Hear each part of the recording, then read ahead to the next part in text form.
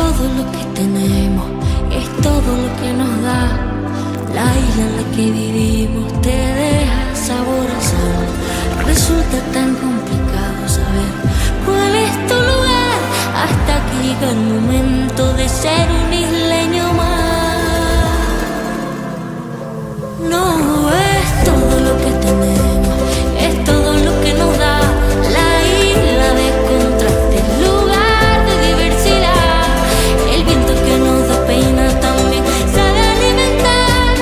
No es todo lo que tenemos, es más bien lo que nos da. La herencia de un pueblo de nobleza y fuego, la fuerza del mar, la tierra y el cielo, diversa belleza humana y salvaje, su mágica esencia, su gente y paisaje, fuente de energía limpia y soberana, tanta riqueza que nutre y que sana, en nuestras manos nuestra libertad, isla de fortuna que tanto nos da. La isla de buena gente, tierra sagrada, sol que me ampara, la isla que a mí me cuida, el mar que sirve de puente y no es la frontera. Hay mil maneras de ver la isla de mi vida.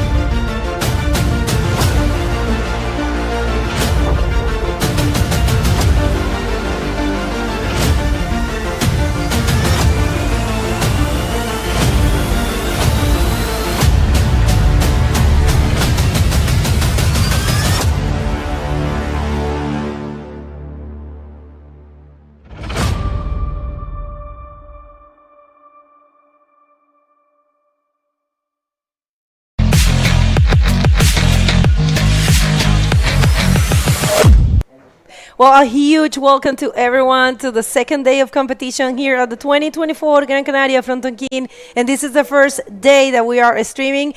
And next to me, I have the pleasure and the honor of having one of the biggest names of the sport here in Gran Canaria, Nelson Mora. Welcome. Thank you so much. It's a pleasure for me to be part of this event. Thank you to trust me, and I will try to do as good as possible. No, I mean, it's a pleasure for everyone, for sure, and it's going to be amazing to hear from him. He knows perfectly this wave. Actually, one of the riders that had the best picture here. But we don't want to take any longer, any time from whatever it's happening in the water. We have the first heat, so let's hit the water. And we're gonna tell you who is there surfing right now.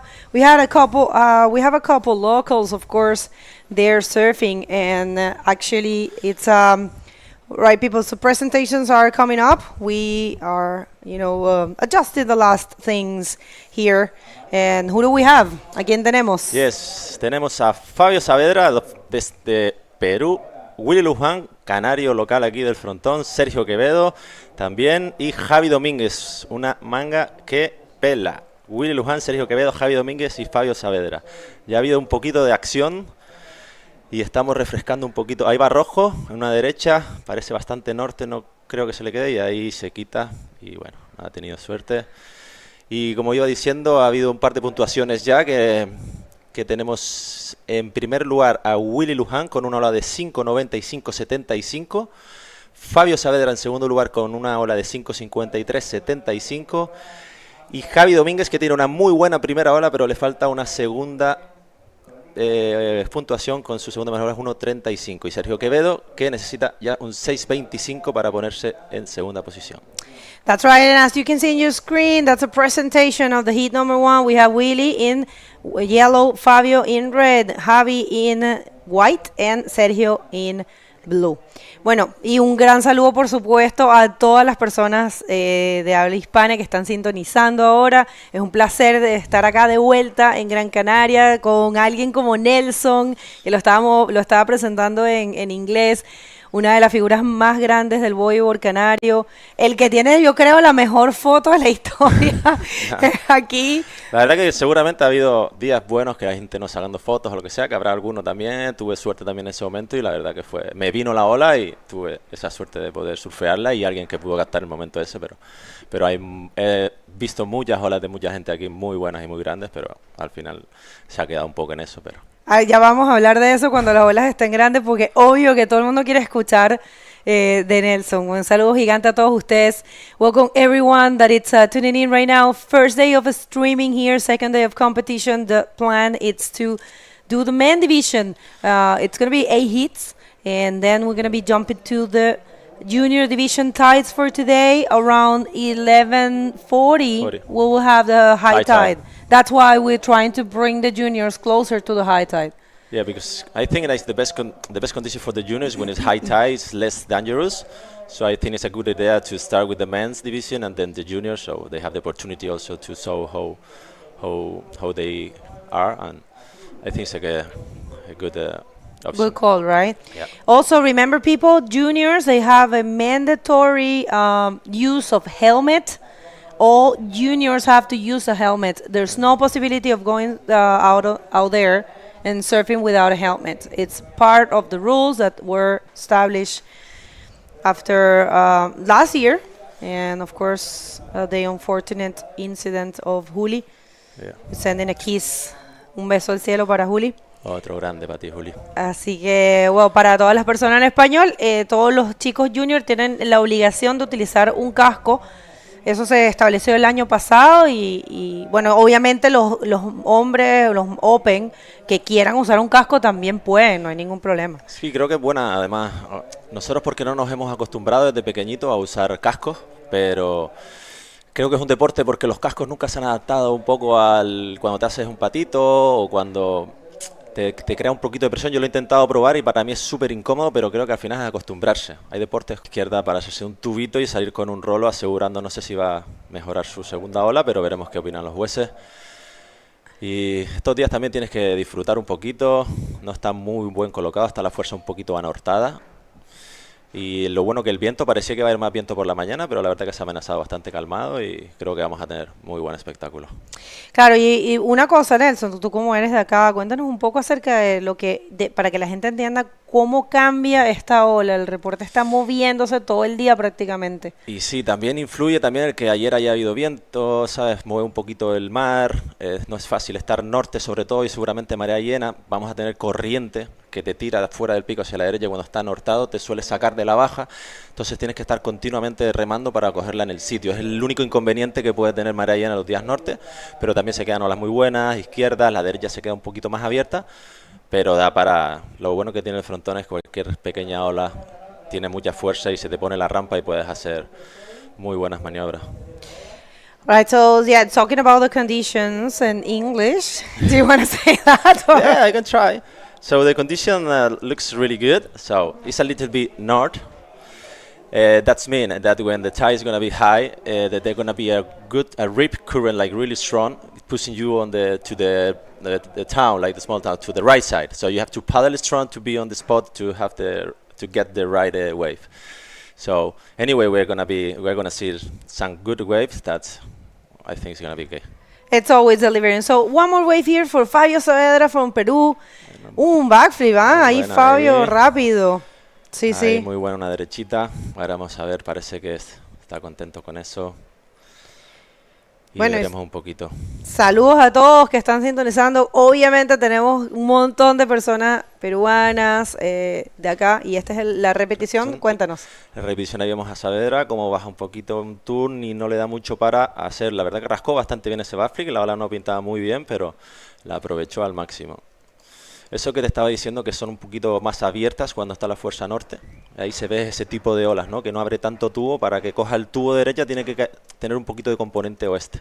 Si no, como que se queda media abierta y no es fácil surfar. Ahí tenemos a Javi ahora. Javi Domínguez, muy buena. Ahí en el tubo. Veremos si lo saca. No consigue salir de esa. No consigue salir de esa. Bueno, Javi, que te acuerdas hace un par de años que se puso unos tubos gigantes aquí en esa derecha, consiguió, yo creo que ya tiene un par de días aquí en el Fronton King. Yo recuerdo uno clarísimo y él es bueno y aquí vamos a ver esta repetición. Last wave of Javi. Oh, actually it was the end of the wave, that one, but yeah, but he was tried. a bar that didn't go out. So Yeah, but we were saying in Spanish that we remember from Javi. That's the one. Yeah, look, and we have now the ride of Javi, and he tried to go on the barrel. And sorry. Yeah, and yeah, that's that. Yeah, I remember that we were saying in Spanish, and we were saying that Javi had a 10 already in this place, I think a couple times, and he impressed the whole world with a huge barrel to the right. He loves his rights, though. Yeah. Actually, it was the first time that I saw him like in a big wave. Like, oh, right. Because he didn't used to come. He ride also like a big wave there on the Confital on the right side. There is another spot that the big ride that he used to surf, and I saw a couple of clips from them, and it's big and heavy. But this was the first time that I saw him. I was really impressive. Like his control, he has a different way to do the buttons, but he has a lot of control, and I was so impressive with him. So I really like him. Well, that's good to know. I know he is from La Isleta, right? He's from there, from Confital, which is a very good wave as well. But it's got different conditions. I would say it's fairly easier. Yes, I would say it's easier to surf because the bottom is not so hard. Then it's okay. It's like really shallow, and you can really hit hard. Yeah. And it's dangerous, but it's like it's not so heavy that like a Fronton. All right, so we're listening, and this is the last chance here for Javi, and it looks like he might get what he needed. Javi was holding the third position and needing a 3.5, so we might have a change of situation because Fabio used to take the second position. All right, so people, we're going to hit a quick commercial break. The results are not there yet, but we're going to tell you right after this how the heat ended. We're waiting for that, but yeah, just go to commercials and you're going to come back super soon right after that.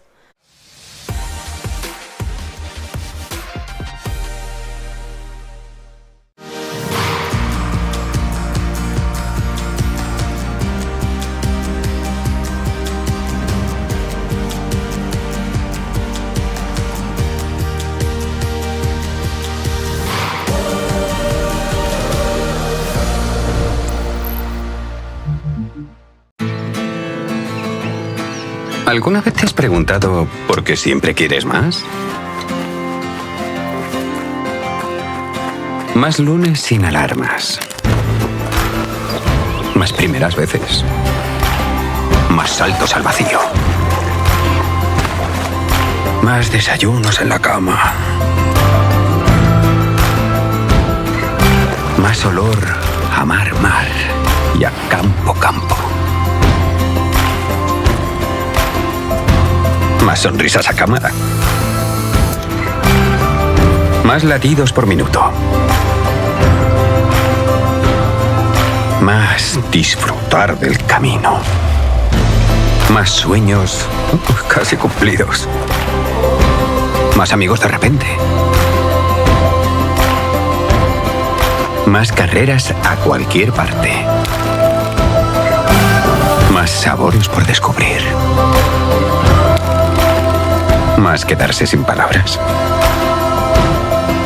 Más tiempo. Tiempo para perderse y volver a encontrarse. En definitiva, más momentos como este. Y este. Y este. ¿Y si la respuesta nunca ha estado en el qué, sino en el dónde? Gran Canaria, mucho por vivir.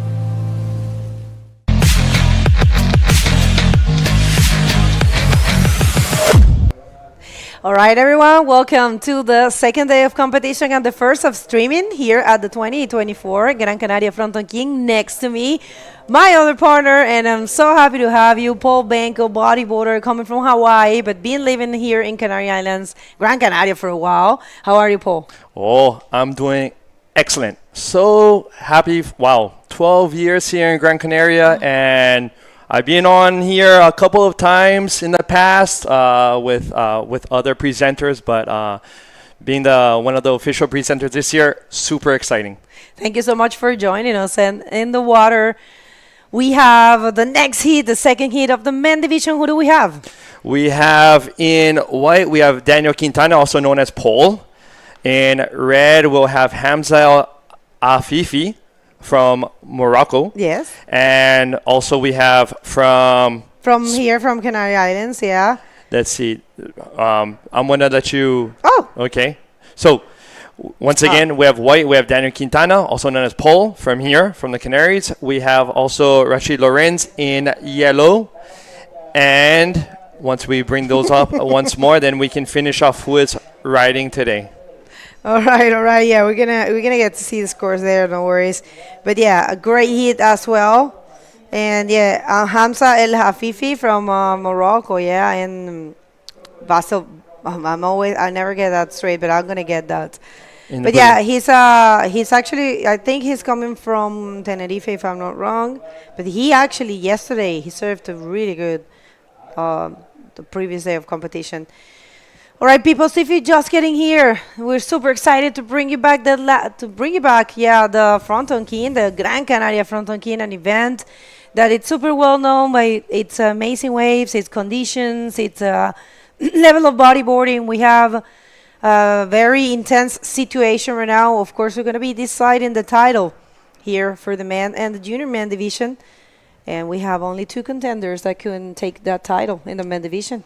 Yes, just two. We have Armine from here. And if everything goes his way, then he will be the first Canarian world champion in bodyboarding history. History here in the bodyboarding, many years, dating back from the 80s, 90s. And so at finally least three generations. Totally, and finally having a possible world champion crown during this event is quite emotional, I think, for everyone involved in bodyboarding, knowing that Gran Canaria is really the capital, in my opinion, of bodyboarding. For sure. I mean, it's definitely one of the biggest places in the world for this the practice of these sports, and for some athletes, it's the best way for bodyboarding. Of course, we do have many others around the world. But yeah, we would like to take this opportunity to thank all of our sponsors. Vamos a saludar y agradecer a todos nuestros patrocinadores, recordando que este evento es traído para ustedes por el Instituto Insular de Deportes con el proyecto Isla Europea del Deporte, el Cabildo de Gran Canaria con el proyecto Isla de mi Vida, Turismo de Gran Canaria, el Ayuntamiento de Gáldar y Cerveza Corona. Vamos a ver si viene una ola para Dani. All right, so Daniel that just got it right, got a little in and out, and hit a roll. Came out clean. So got another right under his belt. His first score was a 4.75, and let's see how the judges see his last right-hander. Yeah, that was cool. He has been fast. You know, it's important to try to get that second wave. And this is a replay. You know, we kind of thought at the beginning that it was actually a throwaway, this wave, but actually right there he found the section and went for the roll. So nice job there for Danny, being fast in taking that second wave. He's back up scoring. Just carry on with the sponsors, and yeah, we do. También tenemos como patrocinadores, estamos agradeciendo obviamente a los patrocinadores. Mercedes-Benz este año, gracias por apoyarnos. Océano y Red Bull y Munchitos, que es una marca de snacks. All right, we have a quick replay of Red, who also went for a right, but because of the north angle slightly of this swell, it ran out to sea. So couldn't really get too much out of that wave. Conditions are, we have a set coming in, yellow looking at it, but with this north slight angle, the riders have to be very, very picky with their lefts and their rights, and with the tide as well playing a factor. All right. Yeah, no, definitely. I agree with you. So, all right. So we do have the results from the last heat that you guys didn't see. It was Javi Dominguez advancing. He got the score he needed, and he took the second spot. And Fabio, he was doing a great job. Bueno, para los que están sintonizando, que no subieron los scores, que no los han visto, recuerden que está todo en la página de la IBC World Tour. Si se van a IBC World Tour, a una sección que dice live, que es en vivo, van a poder ver los resultados y ahí en su pantalla lo pueden ver. Javi necesitaba un 350 y de verdad en el último segundo tomó una ola, hizo un rolo y le dieron 375. Igual enviar una gran felicitación a Fabio porque estuvo clasificando hasta el final, pero bueno, así es este deporte, ¿no?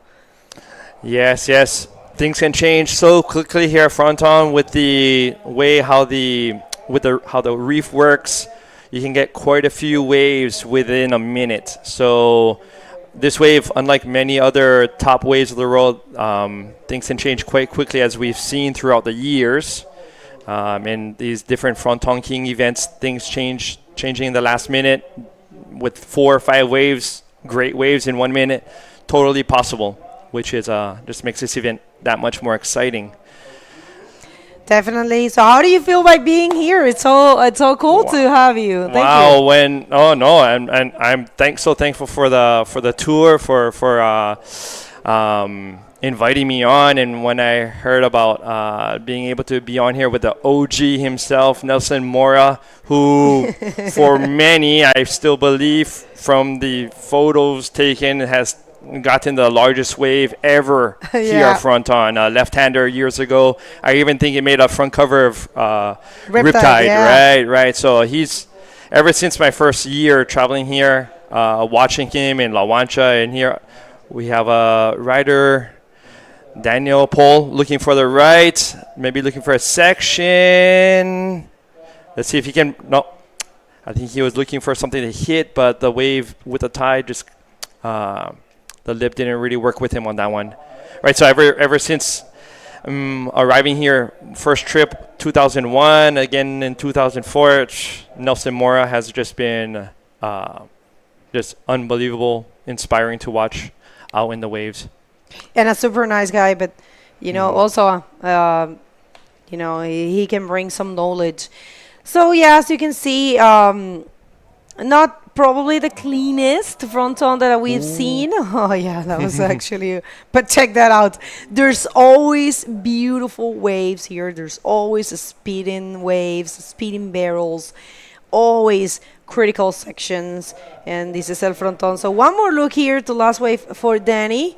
Una más para Dani aquí, que ha estado súper activo, pero nada conseguía con esa derecha. Dani, que se ha dedicado a las derechas. Oh, here we have red on the left.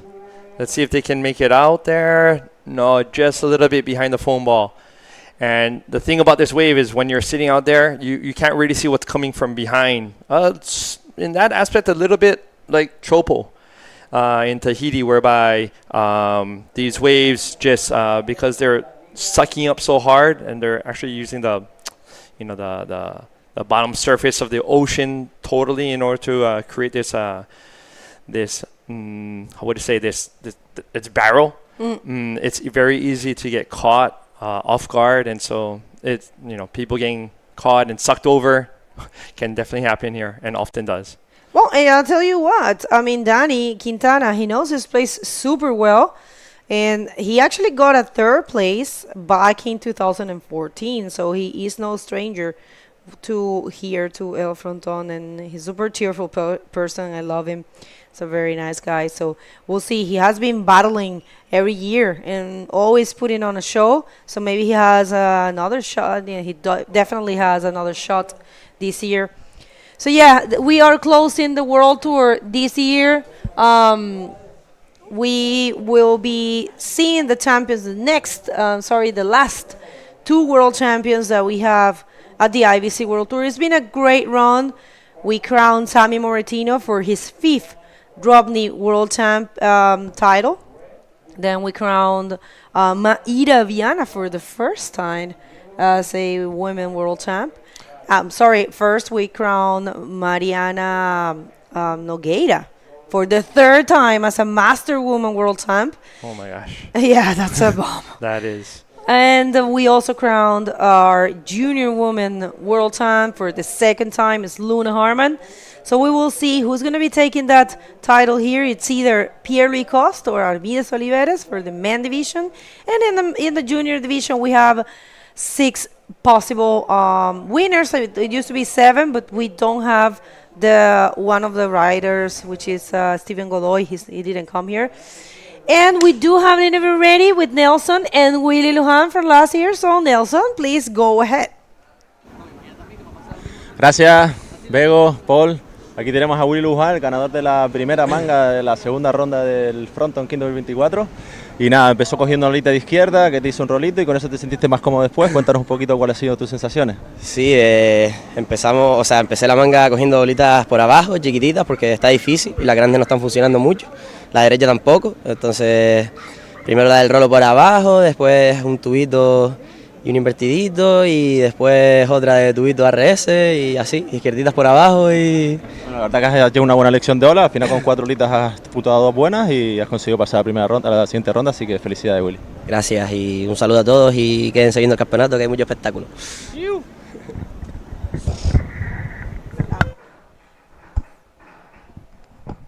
All right, thank you so much, and of course, welcome to Willy Luján. You know, he took the win here in 2017. Here we have blue, on the left, looking for a possible section, but no. It's all right, it's all right. Live action always takes preference. But yeah, no, nothing there. I was just saying that Willy, he took the win here in 2017. He was the Fronton Prince, I will say, because he was winning the juniors. So yeah, now advancing here. He has been close to the podium in the men division, but never had the chance to be in the podium, so we'll see how that goes. But so far is Daniel Quintana and Rashid Lawrence who are advancing. Remember, people, only first and second will be advancing in this stage of competition. Third and fourth will be leaving competition, and it's important, you know, I mean, we have to use what we get right now. We have yellow looking for a right, taking that drop, maybe waiting for a section to come up. Let's see. Oh, enters the barrel, but just, it seems, and it clipped, but he made it out. So that'll be putting more points on the board for him. And, well, I thought maybe he might be looking for that end section. But, yes, things can change. And speaking of the winner of the last heat, Willy, I remember Willy, small Willy, out at Fronton. Una vez más, vamos a ver esta última ola. Pero fue una ola que, si bien él logra salir como por la puertita de atrás, no creo que vaya a ser una ola tal vez de tanto valor. Pero bueno, haciendo bien el trabajo ahí. Right, Willy has been just on it ever since he was young, and very promising ever since. Starting to the left, getting more comfortable with the rights, and now seems a very complete rider, which is showing in his results over these years. So, looking at our scores for now, we have Daniel in the lead. Oh, red was looking for this one. We have Hamza in fourth, looking to improve his score, so he'll be looking for a 6.8. He has to get under that. In order to get into second, we have Yves Volod needing a 5.5 to jump into second. And we have Rashid Lawrence in yellow looking for a 7.85 currently in order to get into first. That's right, that's right. Bueno, si están llegando recién, bueno, un día que promete igual, no es la condición, digamos, ideal, no es el frontón pintado, pero siempre ofreciendo buenas secciones, ofreciendo tubos, ofreciendo rampas. Esta es una ola que realmente no defrauda hasta con viento. Ayer vinimos a hacer unas entrevistas para el año. Okay, so one more here, sorry. Let's see who... Yeah, that was... Red. Hamza. Red seems like he got a in-between barrel and seems like there was a little bit more west. And we have blue on the left. Came out of the barrel looking for a roll section, but landed back into the foam ball. So, but got a barrel out of it at least. So let's see what kind of scores both red and blue are putting up. Let's see if that can improve their situation. So we have Daniel and Rashid, I imagine, still at the peak. Still have just over 3 minutes left to see if they can improve their scores. Let's see what their scores are now. As the tide is coming up, usually with this angle, that could mean the lefts could become a little, how would you say, safer for the ramps, whereas the rights, as you could see maybe on Daniel's poles wave just a couple minutes ago, kind of clipped. That could be occurring a little bit more with the tide coming up. We have a set coming in, and Hamza again got to get under that. Oh, I hope he seems like he made it under. You don't want to be there. No, but at least he made it under with some speed, and so it was just one or two waves. Sometimes Fronton, when you have those 4, 5, 6 set waves in a set, you can get destroyed. And many of us have that experience. Well, actually, some of us actually have our Gran Canarian tattoos. While our tattoos may not be of the island, I, for instance, probably along with Nelson and others in this event, we definitely have some scars from this wave. Even my first one, trying to get out of the water. I was going to say that. You took it from my mind. I was saying I have some getting out scars. It is crazy. I think one of our wild card international rider, Guillermo Tamega, also was cut up just the other day and getting out of the water. I'm not very sure, but he's been surfing Fronton hard since I think the early 90s or even late 80s, his first trip here, and he's still getting banged up. Oh, I mean, it's a common thing. Oh my gosh! I mean, you can't get too comfortable when there's a lot of barnacles and a lot of like sharp rocks in there. So of course, never get too comfortable. All right, one more wave here for Rashid. Vamos a ver Rashid Lawrence, a ver si consigue una sección, va por un rolo, pero esta ola no va a valer porque obviamente cayó en la parte de atrás de esa ola. Recuerden, esto es el efecto engañoso que tiene la izquierda del frontón, que te muestra como esta rampa que sí le puedes pegar y sí, incluso él cayó atrás. Right here on the replay, we can see Yellow seeing probably a possible ramp, trying to get there, and by the time he gets there, it dies out. So it's a very tricky wave. Sometimes you have to go for ones that have a lot of wall, and sometimes ones with less wall, depending on the tide, winds, everything. So, scarring here is, I guess some people say, when you arrive to Hawaii, you have a lay. When you arrive to Fronton, you get scarred. That's just the welcome committee here in Gáldar. Me encanta. Paul está diciendo en inglés que, todos tenemos nuestros tatuajes del frontón. Vamos a ver, one more wave. It's a split someone peak. On the right. It's a split peak situation there. And that's a horn, and it looks like it's going to be Danny Quintana. I didn't see what happened to the right, but yeah, unfortunately, it looks like this is what it is. It's only 2 riders advancing. So unofficial results, because we didn't see what happened to the right. Unofficial results is Daniel Quintana and Rashid Lawrence advancing. Don't go anywhere. We're going to a quick commercial break, and we're going to be back right after that. Okay.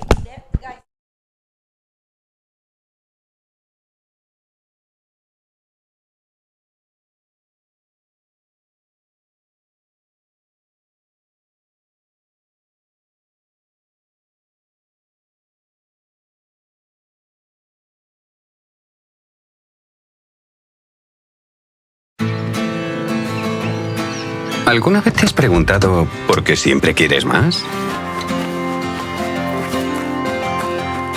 Más lunes sin alarmas. Más primeras veces. Más saltos al vacío. Más desayunos en la cama. Más olor a mar, mar y a campo, campo. Más sonrisas a cámara. Más latidos por minuto. Más disfrutar del camino. Más sueños casi cumplidos. Más amigos de repente. Más carreras a cualquier parte. Más sabores por descubrir. Más quedarse sin palabras. Más tiempo. Tiempo para perderse y volver a encontrarse. En definitiva, más momentos como este. Y este. Y este. ¿Y si la respuesta nunca ha estado en el qué, sino en el dónde? Gran Canaria, mucho por vivir.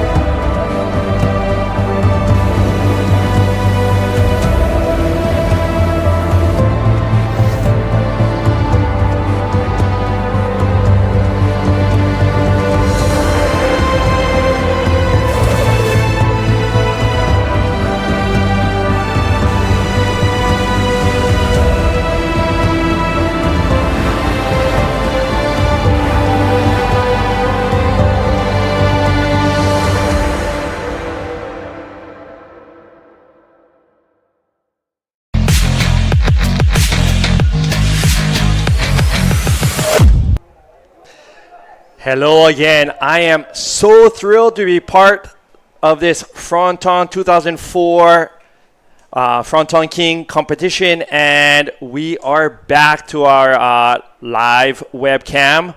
And in the water from our last heat, we had Daniel Pol, also known as Pol from Gran Canaria, who took out the heat in white. In this heat, we have Stefano Corellis from Portugal, Gabriel en rojo, perdón, Gabriel Martel en amarillo, Bernardo Jerónimo en licra azul y Santiago Martínez directamente de Argentina en licra blanca. All right, so let's see how this heat goes. We have some action already with a set coming in. No waves yet, but how do you see these conditions? Las condiciones hoy, bueno, están un poquito, es verdad que la fuerza está un poquito anortado, el viento está limpio, así que bueno, creo que está dando un par de buenas izquierdas y a medida que llene un poquito alguna derechita se va a quedar también. Y como le estaba comentando antes a Bego, ahora cuando llene la marea va a haber un poquito de corriente que te va a ser difícil estar en el pico, pero yo creo que ahora, una horita por ahí es cuando mejores condiciones va a haber. All right, so a little bit of a wind factor, but also a little bit of a north swell, and when the tide comes up, a little bit more current. Yeah, exactly. Yeah. Y antes te escuché que estabas hablando con Bego, ¿no? Que al final el frontón siempre te deja una hermosa cicatriz, ¿no? Siempre como... Oh my gosh, yes, the scars, cicatrices, right? The Canarian tattoos. I mean, just wondering, Nelson, have you hurt yourself? Cicatrices aquí? Sí, algunas, a couple of them. I remember also you were a charger also, when you start to come here at Canary Island, I don't know, 15 years, 20 years, how long have you been here? Oh my gosh, first time was around 24 years ago. I cannot believe it. I can't believe how fast time flies. El tiempo vuela. Sí, hace 24 años, primera vez. Y sí, y recuerda además que eras uno de los, siempre estaba ahí los días grandes y demostrando, y hemos compartido unas muy buenas sesiones. Y la verdad que se te echa de menos en el agua, así que si algún día quieres volver, sabes que eres muy bienvenido. Muchas gracias, muchas gracias. Thank you to return. Y bueno, mientras, claro, el nivel aquí es desde el primer viaje aquí, el nivel, no puedo encontrar niveles de riders aquí como en otro lado del mundo. The riders here are just, and every year they're just improving and improving, and it's such a high level. So in order to really, gain respect here in the Canaries, one has to really put everything on the line every day. So that is. Ahí vemos a Ligra Roja remando en esta izquierda, se frena a ver si cae un poquito en el tubo y busca la sección para volar, pero no se le queda. Ahí rema para que no sea casado. El problema es que cuando está a norte y sales, normalmente tienes que salir rápido de la zona de impacto porque si no te puede casar la siguiente y ya te puede mandar. Los días grandes norte es uno de los mayores problemas, que te case la de atrás y la corriente te empieza a llevar hacia una cueva que hay en el lado izquierdo. Y sí, hay situaciones un poquito peligrosas cuando está norte. Cuando está más grande, hoy tampoco está tan gigante. Yeah, with that north influence there, staying deep, but also being able to come out cleanly is quite difficult at times. So we'll see if the winds and tide can help that out a little bit. You got to cover up, but not so deep. But it was something to get warmed up with. Sí, sí. Ahí vemos ya como está entrando alguna serie, pero como vemos está un poquito anortado y ves cómo se abre, si lo puedes ver en pantalla, ves como la ola le falta ese codito de izquierda para que se quede en unas condiciones óptimas, pero te digo, esperaba que fuera a estar mucho peor y la verdad que las condiciones van a dar mucho espectáculo como estamos viendo. All right, so first wave of Stefanos in red was a 2. First of Gadio was a 1.5 and Santiago a 1. So everyone kind of easing into things, getting used to the conditions because they are changing. Sorry, ahí va Azul remando ola, esa derecha, bastante anortadita, coge velocidad, se frena. Bernardo Jerónimo, gran conocedor de esta ola, que lleva también unos años afincados aquí en la isla de Portugal. Muy buena gente, siempre está al pie del cañón y demostrando su calidad. Recordar también los patrocinadores de este evento, que tenemos al Instituto Insular de Deportes con el proyecto de Isla Europea del Deporte, el Cabildo de Gran Canaria con el proyecto Isla de mi Vida, el Turismo de Gran Canaria, Ayuntamiento de Gáldar y Cerveza Corona. Y como colaboradores tenemos a Mercedes-Benz, Océano, que es una marca basada en Lanzarote, Red Bull y Munchitos. Right, so Bernardo, he's been, I think, surfing Fronton quite a bit for a while now. Yeah. So he rolled the dice, tried for that right-hander, was hoping for a little bit of west hook at the end, but didn't have any luck there. Sí, como bien dijiste, ahí Jerónimo está buscando una derecha que le saliera un poquito el codo. Pero sí es verdad que estos días es difícil leer la ola, o sea, tienes que intuir un poquito el codo, pero cuando está norte se ve un codo largo, pero si no coge la baja no termina de abrirse. Entonces hay un momento ahí que no sabes bien si se va a quedar o no y es correr el riesgo y decidirte por una ola de esas. Y también Bernardo Jerónimo, bueno, creo que no había cogido ninguna ola, fue su primera ola y posiblemente querría asegurar ahí una primera ola para puntuar. Esta manga está siendo bastante parada, no están entrando muchas olas, pero bueno, todavía quedan 13 minutos y veremos cómo va evolucionando. Right. So, as you can see, wave after wave after wave. It's very easy. I mean, as long as you're not getting drilled on the inside, it's very easy to return back to the peak and to catch another wave. So, whereas in other waves around the world, Pipeline, for example, and other ones, it takes a while to get back to the peak. In Fronton, if if you're near the channel, you can get back to the peak quite quickly to catch another wave within the minute. So this is great for competition. Exacto, como bien dices, a esta ola es fácil porque es un canal tanto de izquierda o derecha y no tardas mucho tiempo en volver a coger la ola, ¿no? No sitios como Pipeline o Sintra o demás beach break, que al final pierdes un montón de tiempo entrando al agua volviendo a entrar al pico. Y eso obviamente influye en la calidad del campeonato y demás, porque al final aquí puedes coger más olas, te da más chance y no es tan física esta ola. Entonces yo creo que es un punto a favor para tener poder tener más opciones para puntuar alguna ola. Right, so we have Red looking on this left, taking that drop. Let's see if we can stay behind the peak and, all right, little clean exit, looking for end roll and connecting. Ahora vamos a blanco al lado atrás, muy buen tubito, largo, sale. Y ahí ya se tiene que quitar, no creo que se le quede. Y estamos hablando antes que no lo sabemos si el de atrás le van a puntuar ese rol. Fue muy limpio, la verdad que Stefano Kokorelis yo no lo seguía mucho y el año pasado me hablaron de él y la verdad que tiene un surfing brutal, tiene un muy buen estilo. Así que vamos a ver seguramente muy buen espectáculo aquí en esta manga. Right, a couple of nice looking lefts there and selected by the riders. It's very interesting how the inside of Fronton works. I know some of you out there watching this have surfed Fronton, and some of you haven't. For those of you who haven't, it seems like, oh, just hold on to the board and you can come out through the whitewater. It's not so simple. Arnold Schwarzenegger could be holding that bodyboard, and there's no way he would stay on the bodyboard because on the inside, when the waves connect again, due to its circular formation, the power is just on another level. So the Rolo, I mean, in many textbooks they would see as complete because no human can really hold on to that bodyboard with all that power coming from above. Exacto, la verdad que como dice Paul aquí, bueno, vimos el replay de Stefano Kokorelis, ahí vemos cómo se mete uno en el tubo, que es justo lo que estaba hablando Paul, y ahí el rolo que finaliza, pero justo lo que está diciendo que al final ahí terminar, y bueno, izquierda también aquí vemos el rolito que es la repetición que consigue salir.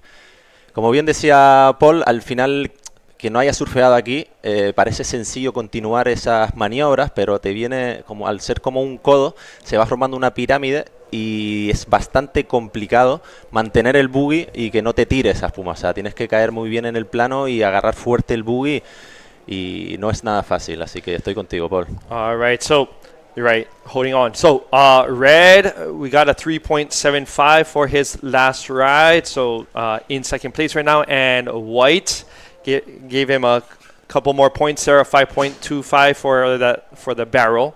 That he came out clean. So Gadiel and Bernardo looking for a couple waves to get more so into second and first place contention. Sí, la verdad que bueno, está la manga muy abierta, son puntuaciones muy bajas las que necesitan cada uno de ellos para pasar y en cualquier otra ola igual sería difícil, pero en esta ola cualquier momento puede entrar una bomba y una ola notable la puedes hacer con facilidad, así que está muy abierta esta manga, veremos cómo va continuando y bueno, y al final cuando estás en una posición así que ves que las puntuaciones de tus compañeros no son tan altas, pues también esperas el momento, ¿no? Pues para coger una ola buena que te servirá, ¿no? Te lo planteas distinto, si ya tienes puntuaciones altas, pues ya tienes que decidir un tipo de estrategia, pero eso es por lo que creo que están ellos tranquilos esperando cada uno de ellos su ola.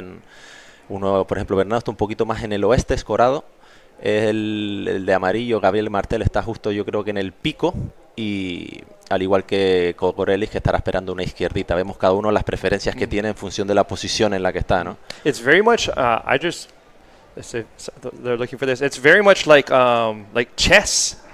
What's chess in Spanish? Ajedrez. Ajedrez, right? Ajedrez. It's very much like chess, where positioning is so important. As you can see, Bernardo, who's surfed this place many, many times, sitting more so on the far left side of the screen, looking for these maybe waves with a little bit more angles. Exactly. Looking for these, I think in like contra olas, like these more like a wedge effect, whereas the guys in the middle, they're looking for like the more stereotypical bowl that how Fronton begins. So it's very interesting how each person is in their own chess game. Exacto, es como que están esperando, bueno, yo creo que Bernardo está haciendo algo positivo, esperando la del oeste, pero sí es verdad que si aparece puede coger esa bomba que necesita y al final es eso, o sea, estos días que está medio mezclado norte, te puede entrar algún oeste y puede ser la ola que marque la diferencia, entonces por eso como dices tú, que esto es un poquito el ajedrez, ¿no? Que la posición en la que estés pues te va a ayudar. Ahí vemos un amarillo que va a decantarse ese bowl que estamos diciendo, ves que venía un poco doblada y ahí va Botón buscando esa olita y un backflip que se rasca y sí, veremos si continúa o no. No ha podido ahí. Just didn't land that one. Just board slipped out. Maybe a little bit more wax next time. But as I mentioned, this wave is brutal. Even these soft ones have quite a bit of power behind them. So Yeah, the good of this wave that you can surf like a big, you can surf small, and you have the same power. Of course, when it's big, it's like more dangerous, but you can see like this wave with 2 feet, and you get a really nice speed. Whoa! Wow, that left got insane and inside out at the same time. So ahí pueden ver lo seco que está ahí a la izquierda, que todavía no ha llenado del todo la marea, y eso realmente hay medio metro de agua. It was interesting. A couple months ago, well, no, longer than a couple months ago, maybe a few months ago. Time flies. I took my sister and my mother here to Fronton to see it. It was a windy day, but there was quite a bit of north swell, and it's one thing to see this wave on webcam or from your car, but going down and next to the wave and really feeling it move the water. That's another experience. Sí, como bien dice, ahí estaba hablando que ha venido con su madre, ¿no? Y con su hija a ver el frontón hace unos meses, y era impresionante la cantidad de agua que movía esta ola, y como es también curioso cuando vienes un día de esos, como el sonido que puede llegar a sacar cuando rompe una ola de estas en la serie, es la verdad que increíble. O sea, se te pone la piel de gallina. Los que surfeamos ahí sobre todo ya nos hacemos una idea de lo que supone, pero incluso trayendo gente que no sabe de buggy ni sabe del mar, se queda impresionado con la fuerza que tiene esta ola. Y ahí parece que viene una serie, ahí se decantan para cogerla. No, van a esperar a la siguiente. No, the interesting thing about Fronton, I feel as well, because when I had come with my mother and my sister, my wife and my son, who've been here before, but it's like almost like a new day. So there are every day, every good day is very different in Fronton. Sí, exacto. O sea, cada día en el frontón, o sea, es una ola muy caprichosa para que esté perfecta, pero siempre te da opciones. O sea, vale, y aquí vamos a dar a conocer al siguiente ganador, que está con Begoña, que vamos a dar lugar a la entrevista. Y bueno, dinos un poquito, cuéntanos, Bego, que estás ahí con el ganador. Thank you so much, guys. Well, Daniel Quintanilla, what a great performance. You actually managed to advance, so how are you feeling?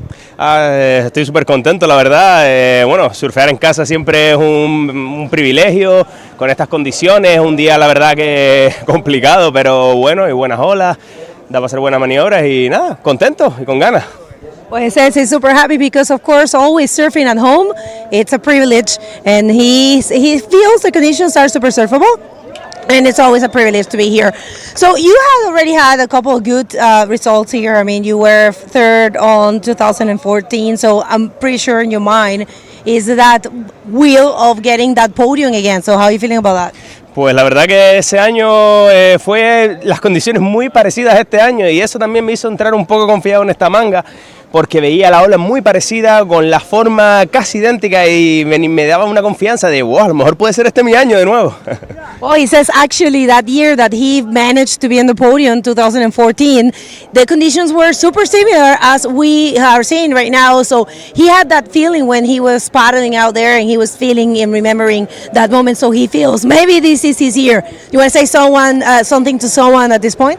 Bueno, al final, no sé, estoy súper agradecido por esta oportunidad, tanto a mis patrocinadores, GT Board, Chacho Wave, Apache Studio, Daniel Meana, Improve Your Skills, mi escuela, y como no, a mi mujer María Sarso, que la amo y me está viendo de ahí. Así que nada, muchas gracias, y todos los que me apoyan, a todos los clubes Improve y a todo el mundo. ¡Yeah! Con todo, Dani, mucha suerte para el resto de la competencia. Saludos, María. Back to you guys.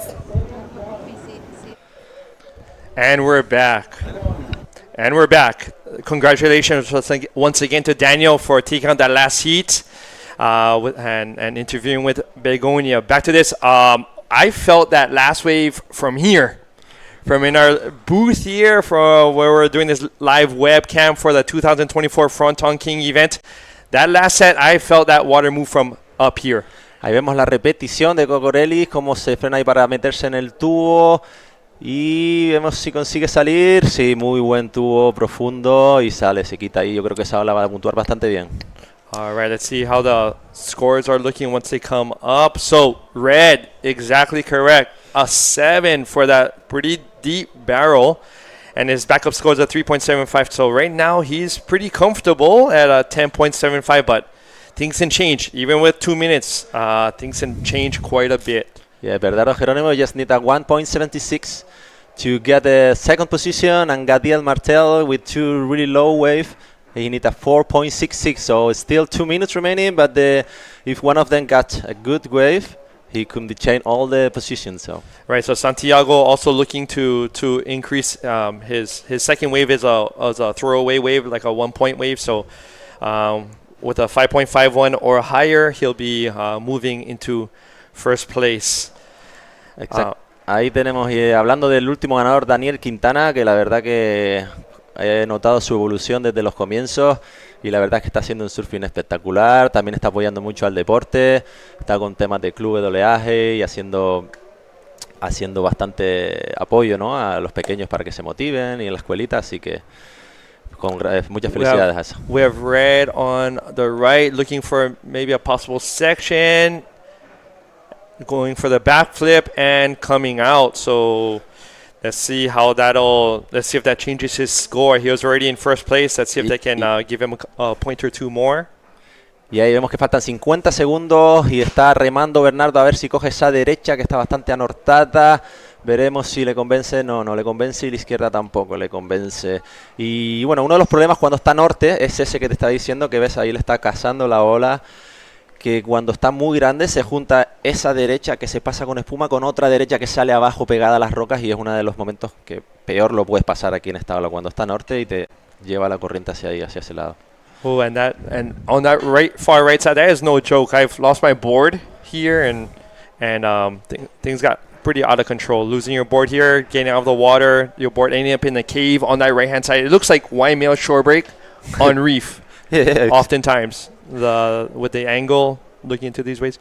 Ahí vemos a Santiago Martínez que entra en la última ola. Veremos si puede capaz de hacer algo. Está dentro y no se le queda, así que, pero bueno, sigue en segunda posición, así que yo creo que se quedan los resultados oficiales, que se queda Stefano Cocorellis en primer lugar con licra roja y Santiago Martínez con licra blanca pasan a la siguiente manga.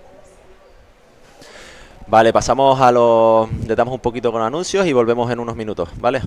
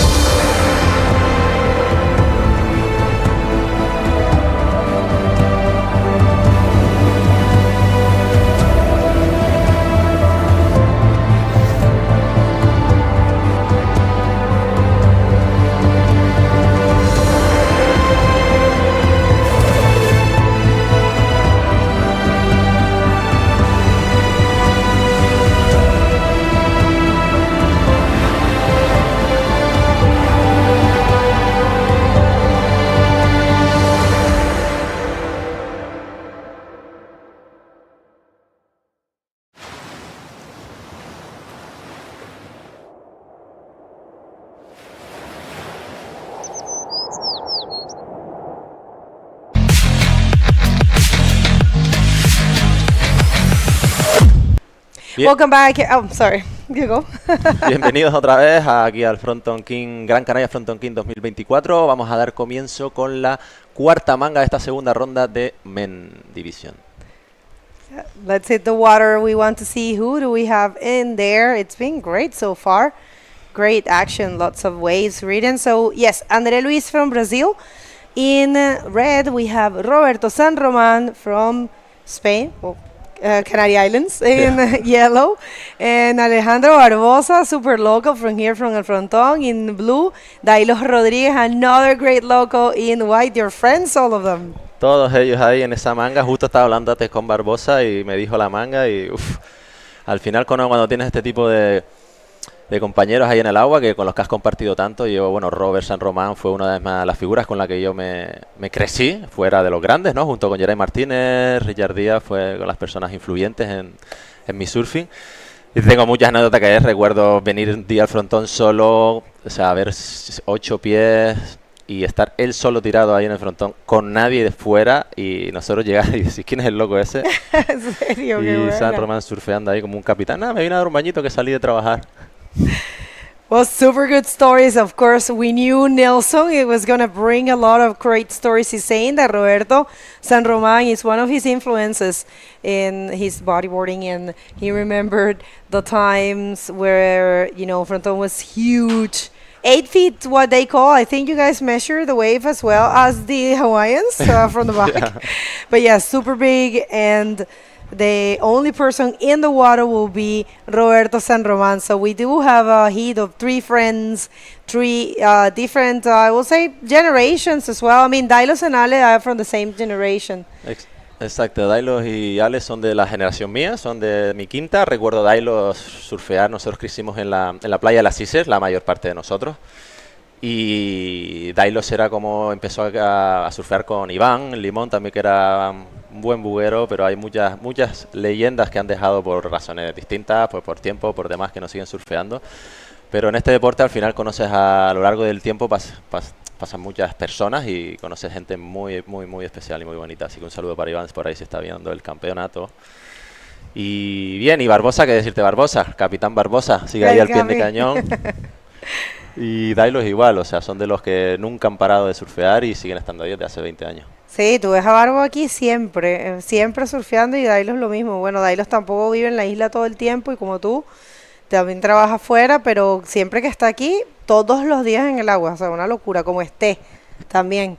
Que eso está muy bien, porque uno como que pierde un poco esas ganas, si no lo ve perfecto. Hay mucha gente de que después de que ya tienes más de 20 años surfeando, como que solo vas a surfear cuando está como perfecto y tal, pero estos no, ellos van a correr como sea. Yeah, I think this kind of guys like Dailos or Barbosa, there is something, even Dailos is more motivated. Like I know, like super motivated. I'm not so motivated. I like a little bit more like a perfectionist, and I only surf when it's really good, or I'm not so motivated on the last years. And Dailos doesn't matter. He always are here, and this is the person that I used to call when I'm in Las Palmas to move to Fronton. I used to call him first and say, "Hey, how is the wave?" Yeah, you know that it's a safe thing. I mean, he will be here for sure. So yeah, 2 great friends and 3 great Canarian riders facing a very good rider from Brazil as well, André Luis. André, he hasn't really taken any waves. So far it's only Roberto with a 2.5. Small score for what Roberto can do, right? Sí, But yeah. So if you're tuning in right now, this is the second day of competition. Remember, we didn't stream the first day, and this is the first day that we are here, and we are super happy, and, you know, with the mixed feelings, because this is the last event of the year. It's been a great year. Thank you everyone that had joined the World Tour, the IBC World Tour. It's been a pleasure. We are going to be crowning our last champions here at El Fronton, Gran Canaria Frontón King, an event, I'm sorry, got stuck there, an event that never disappoints. It's an event that always brings not only an amazing waves, but structure and activities, and, you know, just being here in Canary Islands, the weather, it's been so good this year. Exacto, nada más la verdad que las condiciones que pintan para este campeonato también son bastante buenas. Viene un forecast para la semana que viene que pinta muy bien para el fin de semana, jueves, viernes, sábado, domingo, con un viento bajo y fuerza del oeste, que es lo que necesita. Pero como podemos ver hoy, está la fuerza norte, y bueno, ahí vemos a la primera ola de Dailos Rodríguez, ahí como se frena, se mete en el tubo. Hermosa, Muy buena, buenísima. Dailo conocedor de esta ola, como no, y ahí se asegura una primera puntuación. No fue claramente, o sea, no tenemos olas gigantes el día de hoy, pero hay que reconocer que la ola fue preciosa. Muy bonita, pintadita, como siempre aquí. Y lo loco de acá, gente, lo que siempre decimos, ustedes ven una textura en el agua, pero cuando vean los highlights, olvídate de eso. Ahí va Robert San Román remando la primera ola. Y no, es Andrés. Perdón, es Andrés. Ahí es sí, cierto, Andrés, disculpa. No, disculpa. Se parecía al estilo, no me metí en la licra. Era Andrés Luis, pero de Brasil. Exacto. Sí, eso me ha llamado aquí la atención, porque algunas veces hemos tenido campeonatos con un poco de viento y después ves los highlights y es como una ola perfecta glass, así, un tubazo super deep. Vamos a ver la primera de Ale Barbosa, que es un tubero el clásico tubero para la derecha que le encanta. Qué bien, Barbosa ahí, conocedores, ahorita le va a dar un poquito de confianza, porque yo creo que es importante también cuando estás compitiendo coger una primera ola que te haga sentirte un poco cómodo, ¿no? Cambia un poquito la situación de tu surfing durante la manga, ¿no? Que si te coges una ola buena y ya te da la seguridad, te quedas como más tranquilo, si no ya te empiezas a poner nervioso y si no sabes controlar esa incertidumbre, pues puedes llegar a un poco a no llegar a terminar la manga como te gustaría, ¿no? Completamente de acuerdo. De hecho, es como para sacudirse un poco todos los nervios. Es tu primer hit. Las condiciones tal vez no son las que tú, bueno, aunque estábamos hablando que Ale va a surfear cualquier cosa, pero es normal, ¿ah? Tú puedes ser el más local y tú puedes entrar a un hit es complicado. Y esta es la repetición, the last wave of Dylos, super nice, and I believe it was fairly deep barrel came out speed. And esa izquierda es del André André, Luis. la que estábamos comentando antes, que me equivoqué que dijera Robert, no, es André Luis. Y esperando por las puntuaciones de esta primera, que buena Barbosa también esa derecha que termina de cubrirle, así que bueno, los jueces están deliberando ahí cuál, y ahí vemos una izquierda que acaba de salir, Robert saliendo un tubito, no lo vimos entera la ola, a ver si pueden poner la repetición y vemos. Así que nada, esperando por las puntuaciones, a ver qué han pensado los jueces de esas primeras olas que han cogido. Y aquí viene el replay, last wave of Roberto San Román. I think you can tell he was trying to go for the barrel, but he didn't have probably the momentum, but just went for a nice reverse spin there. So there's a moment at Nelson that definitely you have to put some score on the board. You know, it doesn't matter if it's a single or a simple spin, you have to do something so you don't, be left without, scores.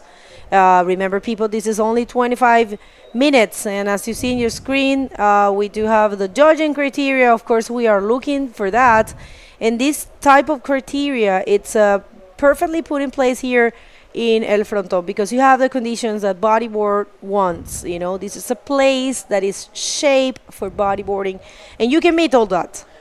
Y como puedo ver ahora, como estás hablando, estoy viendo que también el estilo está dentro de... Sí, pero esa del estilo, a mí me gusta siempre explicarlo, porque Claro. no es que es un estilo en particular, es como el estilo con el que tú ejecutaste la maniobra, pero no es que porque tú cruces las piernas o no las cruces, no es que vas a tener más puntos.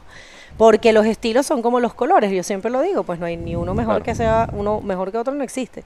Pero yo creo que lo que se refieren los jueces con eso es un poco a que sea en el estilo que debe ejecutarse la maniobra de bodyboard, o sea, fluido, Claro. ¿me entiendes? Como la limpieza, ¿no? La limpieza de la Exactamente. maniobra, que haga bien el botón. Y que como con la línea, ¿no? La línea más que el estilo. Vale, ya me más que clave. sorprendía. Sí, y en verdad yo creo, bueno, vamos a volver a eso después de esto. Ahí a la derechita de la segunda de André Luis, ahí con un buen ARS que termina a finalizar, no es una ola de las más grandes, pero la verdad que ha ejecutado la maniobra con bastante limpieza y veremos lo que piensan los jueces. Yo ese tema del estilo sí ha traído un poquito de confusión en la gente, es normal, ¿no? Porque todos pensamos así como, porque obviamente hay tendencias en el bodyboard, ¿no? Hay como gente que le gusta un tipo de estilo, hay una cantidad de estilos dentro del bodyboard. Vamos a ver una ola más aquí para Ale. Ahí ven Barbosa cómo se frena para ahí, para ese tubo, intenta parar el rolo, pero no se le queda. Esta ola también, uno de los problemas que tienes es que tienes que frenarte lo justo para que, en este caso no, pero cuando te pones muy profundo, si te pones muy profundo, o sea, el fumble es bastante fuerte y como vayas, estés 30 centímetros, 20 centímetros más adentro, ya no sales porque te chupa la ola y explosiona, ¿no? Así que hay que tener cuidado con eso un poquito a la hora de frenarte y demás, no frenarte en exceso. Y hay una repetición de la última ola, es una RS para André Luis, volado, ¿no? Y la última de Ale Barbosa, que también intentó este tubo y se veía que buscaba un rolo ahí, ¿cierto? Correcto, un rolito ahí que le sumara un poquito de puntos porque se sintió como obviamente no había estado dentro del tubo, así que bueno, veremos esta última de André Luis, la puntúa 5.75 la RS, así que se pone en primer lugar con licra roja, le sigue Ale Barbosa con licra azul y muy cerquita Dylos Rodríguez que tiene una ola de 5 puntos a la espera de su segunda ola para con un 1.65 colocarse al segundo lugar. Y Robert San Román en licra amarilla que necesitará un 4.15 para colocarse en segundo lugar también. Dailos, la verdad que siempre me ha encantado la forma que tiene de competir. Es una persona que elige muy bien la ola en sus baños libres igual, espera su momento. No es una persona que esté siempre del tingo al tango, para arriba, para abajo, que bueno, yo la verdad que me puedo considerar un poquito así. Que me gusta estar activo, no me gusta esperar mucho las olas. Pero Dailos la verdad que sí selecciona bastante bien las olas y en campeonato lo suele hacer muy bien. La ola que coge suele ser una buena ola y suele ser puntuaciones altas. Ya vemos. Roberto, vamos a ver, Roberto aquí va a conseguir, sí, una sección, un rolo. Ese rolo es completamente completado, completamente válido para buscar una puntuación. Solo necesita un 4.15. Este es un momento clave en donde ningún rider tiene una necesidad tan alta y todos tienen capacidad de conseguir esos scores. Entonces, a todos se les recomienda como actuar rápido. Y miren esto, están poniendo a funcionar la cámara en vivo del agua. Esto es en vivo, está siendo grabado para el streaming. Esto es algo que solo pasa en el Frontón este año y el año pasado también, porque no todas las olas permiten esto, ¿sabes? Una cámara pesada, es un housing bastante pesado y además necesita un operador experimentado. Tenemos a Cristian Antunes, que vive acá, que es argentino. Él está operando esa cámara y vamos a estar trayendo esas imágenes que están buenísimas. Christian is an Argentinian guy that he was here like 4 or 5 years ago, maybe more, I don't know. But he's there filming every day. And when, he used to film for 2 hours, then he go home, he change, he go to surf. He's a really motivated guy, and they are all the day there filming. And, it's now one of the guys that is all the time there. Like, if you want to come here, like it's a big season, big session, he will be there to film in, and sometimes motivate to you because you already are like 20 years here surfing, and sometimes you need to see how you are surfing, and for me it's like a kind of motivation when there is some people like this filming in the water. Okay, André Luis, super smart, getting that ARS and that first position, a 5.75 and a 2.50. And Ale Barbosa also, he has been active, but both of them, they have to be careful because, Roberto only needs a 2.90 after that last rolo. He got a 3.75, and Dailos right now only looking for a 1.65, which, is basically nothing for Dailos. Dailos has a number of podiums here, and check this guy here. He was second place last year, and he actually spoiled the dream from Pierre to become a world champ last year. He eliminated Pierre, and it was interesting because yesterday we were doing an interview. Let me see if someone's taking this one. We will be showing you a pretty cool interview that we did yesterday with Armide and Pierre, and we asked the audience to send some questions, and well, let's see. Ahí this vemos one. Barbosa en esa derechita, a ver si consigue quedársele ahí. Hace un buen rol ahí Barbosa, muy bien, qué buen rol ahí Barbosa para asegurarse, para mejorar su segunda, incluso su primera ola, Vamos a ver qué piensan los jueces, pero esa le puede mejorar bastante la puntuación. Como estabas diciendo, le estaban haciendo una entrevista ayer a Armides y a Pierre, ¿no? Y preguntándole un poco a la audiencia qué es lo que pensaba. Claro, le preguntamos a la audiencia, les pedimos que nos dieran preguntas para ellos. Ah, vale. Y entonces entre esas preguntas hubo una muy buena que le decían a Pierre, y era solo para él. Bueno, vamos a ver este replay, la última de Ale, que trata entonces de mejorar sus scores y un bonito rolo, redondito, siempre estiloso Ale, ¿no? Así que yo creo que con eso va a conseguir mejorar su sumatoria. Y nada, la pregunta que le hicieron a Pierre es, ¿te gustaría evitar a Robin o quieres conseguirlo para tener como venganza? Exacto. Tengo como 5 cosas pero para tener venganza del año pasado. Y él como respondió, bueno, ya van a ver lo que respondió, pero está muy muy bueno. Igual difícil, ¿sabes? Para Pierre, porque 2 años seguidos en la misma posición. Él tiene que ganar este evento para ser campeón mundial. El año pasado lo mismo. Entonces es súper estresante, yo creo. Y es bastante estresante porque, como recordemos, Armide, en caso, o sea, Pierre tiene que ganar el campeonato sí o sí para poder ser campeón mundial, no le vale otra cosa. Y en caso de que Armide quede segundo, tampoco, ya ahí fue. Si Armide llega a las semifinales y pasa a las finales, es decir, va a quedar segundo por lo menos, ya fue ya. ya no le alcanzan los puntos a Pierre ni ganando. Entonces está heavy el panorama porque además Armide tiene un componente bien especial. Bueno, vamos a hablar después de eso. No se vio ahí que bajó, pero creo que no se le quedó muy buena esa derecha a André Luis. Y como me estabas diciendo... Que Armide tiene un componente muy especial. Él es muy tranquilo. Él no sufre como de estrés, de nervios, ¿sabes? Y eso yo creo para mí en el bodyboard, porque obviamente el nivel de bodyboard para todos los atletas que están compitiendo en el Tour Mundial es alto, y sobre todo si estás acá, y sobre todo si eres, de Canarias, que hay un montón de gente, que hay una tradición. Para mí el juego mental es el más importante en la competencia, y él tiene eso muy dominado. Entonces, ayer también había una de las preguntas que le hacían que decía que si pensaba que jugar en casa iba en favor o en contra de él, porque hay gente que de verdad se pone muy nerviosa. Y es completamente normal, tienes a tu familia, a tus amigos, todo el mundo viéndote, ¿sabes? Y él dijo que a él no, a él le motivaba. Entonces, ahí hay un tema, pero también por el otro lado Pierre viene increíble, o sea, acaba de ganar en Sintra de una manera increíble. Entonces... Sin duda estamos ante dos situaciones, ¿no? Armide también tiene esa, no presión, sino liberación también de que está en casa, jugando en casa, que dicen que bueno, que eso al final ayuda, pero por un lado ayuda y por otro lado te puedas sentir hacer más presión, ¿no? Todo depende un poco de ti, porque dice, no, juega en casa, entonces sí, pero bueno, juegas en casa, entonces tú quieres dar lo mejor de ti y demostrarle al público realmente lo máximo de ti, ¿no? Entonces, pero claro, también Pierre, plantearte en un campeonato que tienes que quedar primero sí o sí, o sea, la manera de planteártelo es voy a por todas y no puedo cometer ni un error. Y acuérdate que Pierre aquí, bueno, no solo a este lugar le ha dado sus 2 títulos, sino que aquí él igual ha tenido varias lesiones. Alright, so tenemos la entrevista lista. We have the interview ready with Paul, so please, Paul, take it away. Y ahí vemos una serie. Hi, I'm here with last heat winner. In red was Stefanos Kokorales and Stefanos. Tell us a little bit about your last heat. It went well. It's as you can see, it's a bit hard to be in the water. It's hard to choose the waves because the tide is still a bit low. So if you go on like the heaviest ones, it will be hard to complete the maneuvers and the barrels and everything. So I just try to get medium waves and try to do not like really risky maneuvers, just to make sure I will complete it. And it went well. I'm happy with my hit.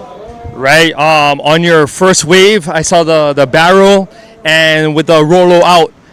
The rollo, of course, that section is very difficult. But your next wave with a 7, if I'm not mistaken, nice barrel, deep barrel, came out clean. Strategy now for knowing what happened this heat. What would be your strategy now if you surf again today? It will depend on the conditions, of course, and the tides, because if the tide is a bit more high or a bit low, like it changes a lot on which waves to get in Fronton, in my opinion.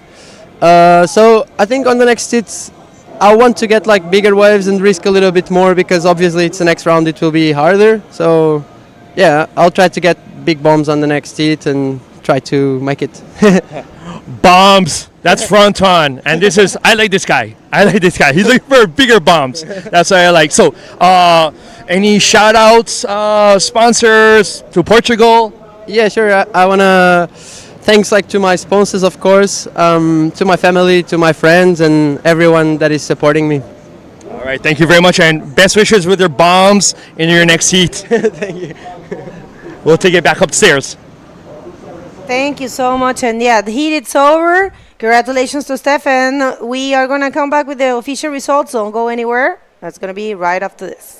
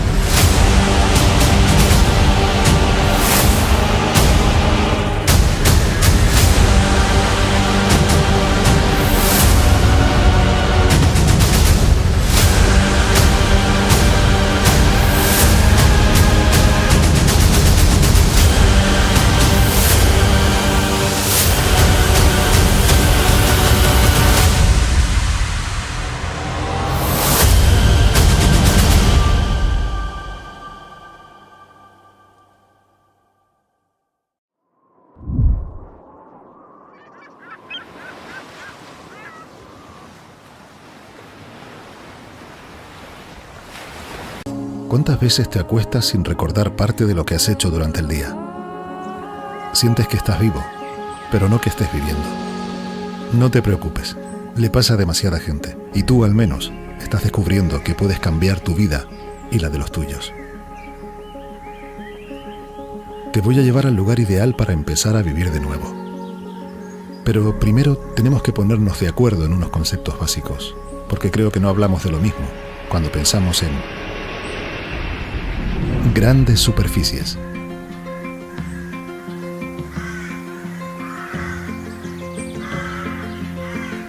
Ruido.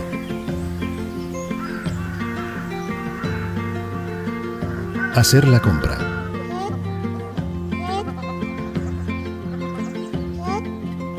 Envejecimiento activo.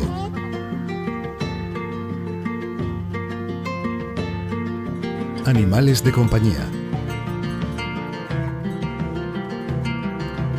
Habitación con vistas.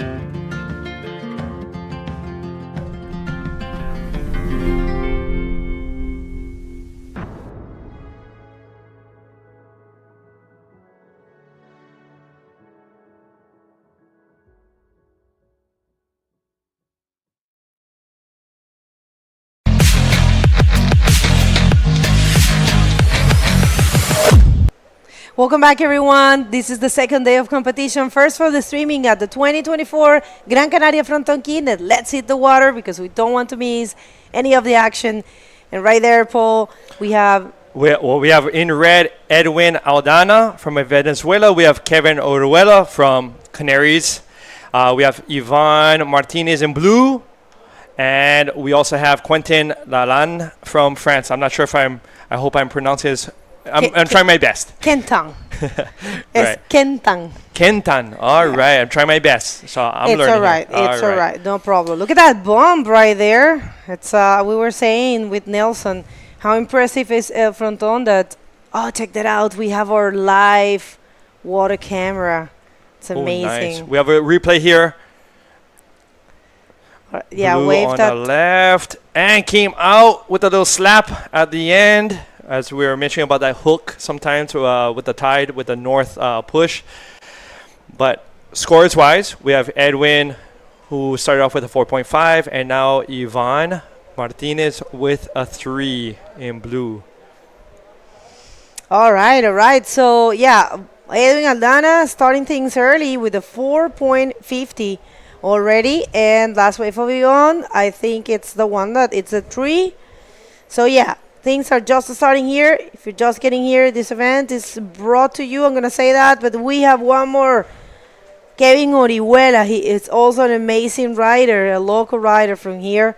So he's been in business, I'm telling you. He has been doing a great job also in El Fronton, coming also from El Confital. But he serves here a lot. And we would like to thank all of our sponsors. Remember, this event is brought to you by Instituto Insular de Deportes con el proyecto Isla Europea del Deporte, el Cabildo de Gran Canaria con el proyecto Isla de mi Vida, Turismo de Gran Canaria, el Ayuntamiento de Gáldar, Cerveza Corona, y también, por supuesto, como colaboradores tenemos a Mercedes-Benz, a Océano, a Red Bull y a Munchitos. Gracias por su apoyo, una vez más, un año más. Y un evento increíble, ¿no? Oh, yes. Starting off the webcam day in a great way. We have some bombs coming in. As mentioned in the past interview, that these riders know that with the tide coming up, sometimes that also influences the wave size. We have Jonathan Vega, another local here from Canary Islands, preparing for battle. And we have a white rider in white, Cantan, who just came out of that foam ball on that left. See if we can get some scores on the board. Paddling right back out the peak. As we had mentioned before, it's days like this is with the lack of a lot of current, it can get out to the peak quickly. Una vez más, esta última ola de blanco. Kentan, que decide surfear con... Oh, miren qué bueno el replay de la cámara del agua, gracias. Tenemos cámara del agua, que es algo que no tenemos en el Tour Mundial durante el año y nos encanta poder traérselas, así que hay cámara en vivo del agua. Eso Es un housing que es parte de la IBC, solamente que no tenemos operadores en todas las partes a las que vamos y además no todas las olas permiten poder traer esa visual, esa vista, porque es difícil mantenerse, si es un beach break en verdad es súper difícil poder transmitir y no, realmente creo que en los beach breaks no es posible. El próximo hit va a estar on fire, tenemos Jonathan Vega en rojo, David Valladares y bueno, me lo quitaron de ahí pero después lo vemos. Yeah. All right, we have yellow looking for a right, maybe looking for a section. Nice, another rollo there for yellow, like is on his last wave and completed. So, getting some numbers on the board there, staying busy, staying active, and oftentimes when Fronton is quite, it's kind of in between swells, between a north and a west combination, staying busy, moving around is quite often a great tactic in order to find the best ones. That's right, getting ready there. David Valladares, who currently, just got the title in Drobny as a European champion. One more wave here for, oh no, hectic. Oh. Kentan, I hope you're doing great. I'm so happy that you're wearing that helmet. Wow, that is the washing machine right there. How many spin cycles was that? Was that on like level 800 or 1200? Oh, yeah. Oh, okay. All right, there he is in. Oh, that left is nuts. All right, yeah, we can have another look. Right. Going up for the roll, bailing with the parachute. And but yeah, just getting demolished after that.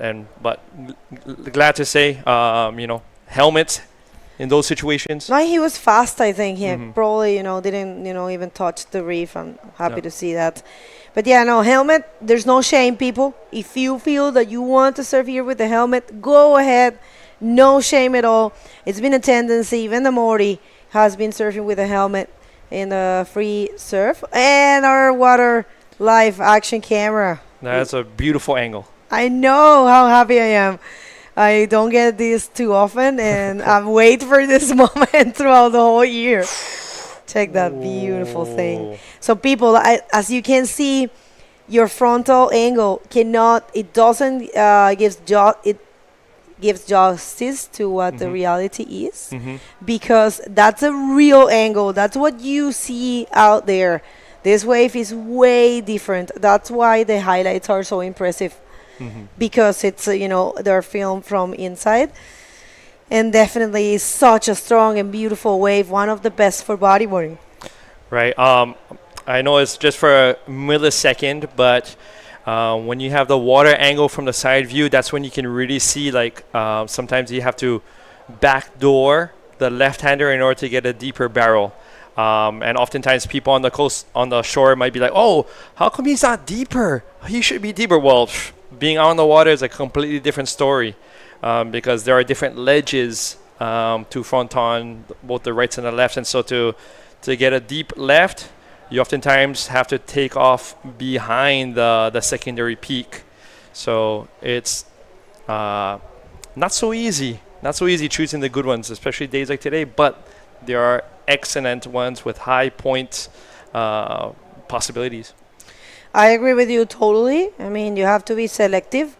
And right there, we have the priority rules, which is important also for them to know, since this is a point break, priority plays a very important part. Because, in beach breaks, you can probably get away from the other riders. But, in here, there's only a point. So you have to play well your priority and play well your cards and be super careful with that. You don't want to commit an interference. It's one of the worst things that can happen to a competitor. We have blue going for this one. On the left, waiting for the lip, completing the roll. Excellent. And right, so with the tide, with the tide on that specific wave, it didn't really bend anymore. So the rollo was in the more so the critical part of the wave. So well done. All right, so one more look here from the live water camera. A very round and well projected roll there. A very functional maneuver, as we have seen and said throughout the whole year. You know, no shame of doing lots of rolos. Rolo is one of the mother maneuvers that, you know, it gives you all the basis for the rest of the maneuvers, and it's one of the most functional for competition. So it's very smart there, Yvonne, with that last wave, but it's Kevin so far holding the first position. And remember, people, second day right here. This is the 12th edition of the Gran Canaria Frontón King. It's an edition that's been made with a lot of work, a lot of effort from the organizers, and we're going to be crowning our last champions. 12 years, Fronton King. I still remember pretty much arriving the same year as the first year of the Fronton King event. Well, actually, the first Fronton event was in 2010. You know, we did have, you know, the pandemic and didn't happen. And we did have, I think, a couple years. But yeah, it's been 14 years since the very start of the event here, but it's been 12 editions. And so, so much emotion during these events. And you know, I've seen people, you know, riders from around the world, like their careers based on this event. Others doing well so that they can advance further in the rankings. So many things taking place at this wave, which for me really is the capital of bodyboarding. Ever since when with waves along entire coastline. Oh no! I tell you what, I'm gonna stand corrected. Wait a minute, we're gonna get this wave is looking super good, but super dangerous for Quintan. You know, he's not holding back. He's not holding back. I have to give you that. I have to give him that. Good job, Ned. I mean, he didn't get too much out of that wave, but that's the attitude you need here.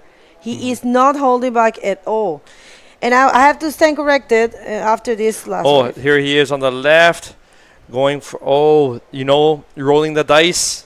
Next one may open up for him. So this is the risk and opportunity that these riders take. I agree with you. All right, so stand corrected myself. Fronton King itself, the name of Fronton King, that event has been happening since 2013. But we did have two events before. So, yes, this event hasn't even stopped any year since 2010. We did have two versions, and we are going to get back to that idea after this interview because we have Nelson ready to bring the interview. So, go ahead, Nelson. Gracias, chicos. Aquí tenemos a Tyler Rodríguez, el campeón de la última manga, que ha necesitado con 2 olitas que ha cogido, ha pasado a la siguiente ronda y bueno, vamos a preguntarle un poquito cómo se ha sentido durante esta primera manga del día para ti. Muy bien, estaban las condiciones bastante difíciles, el mar un poco movido, pero intentaba buscar una derecha esas de las metidas del oeste, pero nada, al final con 2 izquierdas en el último minuto, como es habitual, pues ha servido para pasar la manga. Bueno, pero al final hay que tener esa calma también y saber esperar la ola, como eres buen paciente y al final has obtenido tu recompensa, así que muchas felicidades, Dailo, y mucha suerte para el siguiente manga. Chao, chicos, gracias. Congratulations to Dylas, and of course you can tell Nelson was holding there the emotions because he's a good friend, and of course people, you know, Nelson and Paul is their first time, and I believe you guys are doing great. So yes, you guys are getting used to the dynamics. The whole dynamic. Well, thank you for and all your tips and you know, Nelson and Dailos. I think they could speak for like the next 2 hours. Right there, those are both OGs from Gáldar, and they've been on it ever since. You know, Dailos, for example. From outside of the water, I've mixed him up with other riders in the world. He has just control in barrels, looking for lips, and that is one consistent guy throughout the Fronton King. You know, speaking about the different years of Fronton King, he has been super consistent.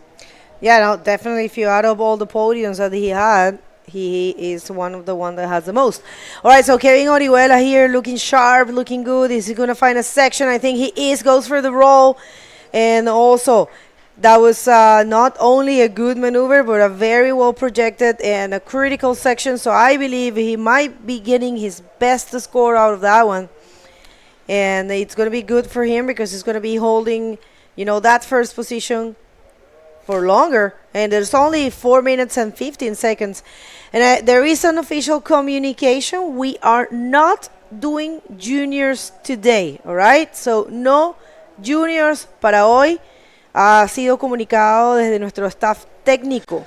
Here we have a replay of Kevin on the right, gaining his speed, keeping that top trim, coming down, hitting that roll. I know he loves his backflips, but he knows he's in the lead. Probably did the roll just to make sure. And also the landing was kind of hectic, so make sure he gets those points on, especially with the heat ending within the next 3-4 minutes. So very wise choice. Definitely, you need to do that, and you need to just secure that spot. 6.75. Very well done. Super clever. And right now, the rest of the riders are very far away from that first position, and probably the fight starts now for the second position. And that beautiful thing is Tofi. It's one of the dogs from our directors, Marta and Jimmy. They are doing a great job there. Thank you, guys. Getting, of course, set up. It's always hard the first day, but doing a great job. And all the team from Wave Streamers, thank you. Thank you for your amazing production. So we have, I know some of you may be using your mobile phones, your cell phones at this time, so maybe sometimes it may be a little hard to see the scores, but just to let you know, Kevin is in first, yellow, Ivan in second, blue. Ivan needs a 7.45 in order to take out Kevin for number 1 place. We have Edwin in red. He's looking for a 2.8 or better in order to get to second place. And finally, Quentin, who's been going for some thick lefts during this heat, looking for a 4.95 or higher in order to jump into second. Una actualización en español para todos los canarios o las personas que hablan español. Pues lo que decía, ay, mira, este es el perrito este es Kite, el perrito de Dailos. Edwin Aldana, el venezolano, viene en esta ola. Él solo necesita un 2.80, consigue un rolo que no lo logra concretar. Un 2.80 hubiese sido práctico. Yo creo que si hubiese caído ese rolo bien, hubiese conseguido esa nota. Here's the replay. Looking for that right. As you can see, the rights with this angle kind of goes back out to sea. So you have to play around with that, looking for the end section. And there just wasn't enough push to get him back out. So we'll have to see his score from there. 1.55, sí, no. Okay, so it wasn't enough yet to push him into second. But still a minute and a half left. Many things can happen here in Fronton. As we had mentioned before, you can have many waves in one set within 1 minute. So things can change completely very quickly here. We have Jonathan Vega heading out in red, getting ready for his next heat. Also another consistent rider during these years. During the contest, outside of the contest, in the contest, this guy doesn't stop. He's all over the island surfing all the time.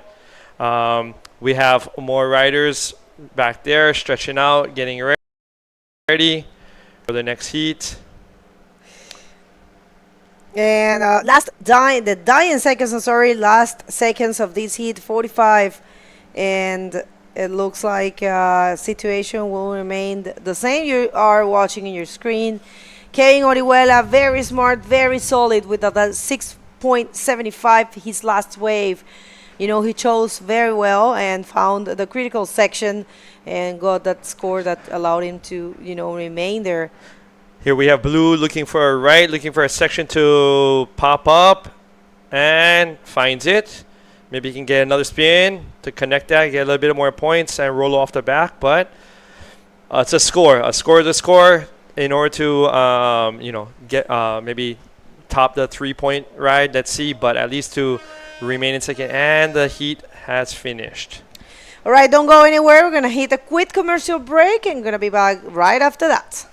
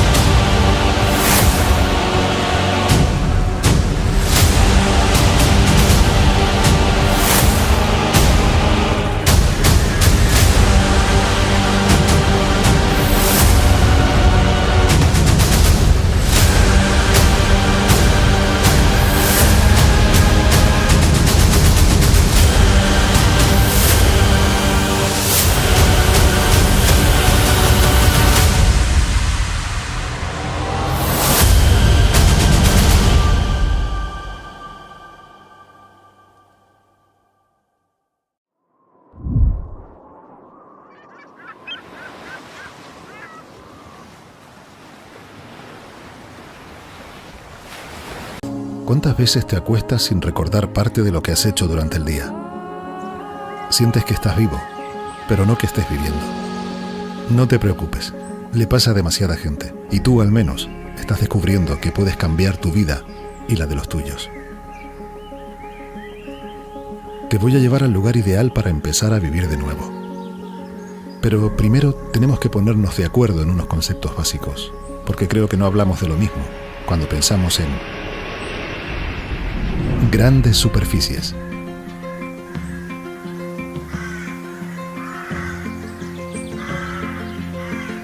Ruido.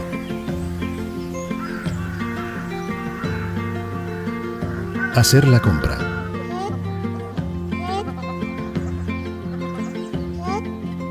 Envejecimiento activo.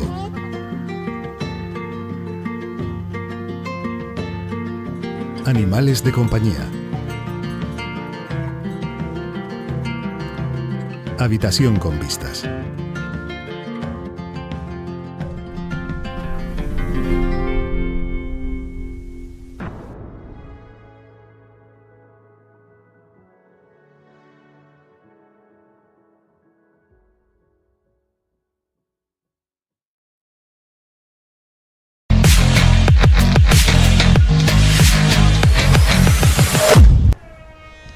And welcome back, everyone, to the 2024 Gran Canaria Frontón King contest. And isn't Gran Canaria beautiful?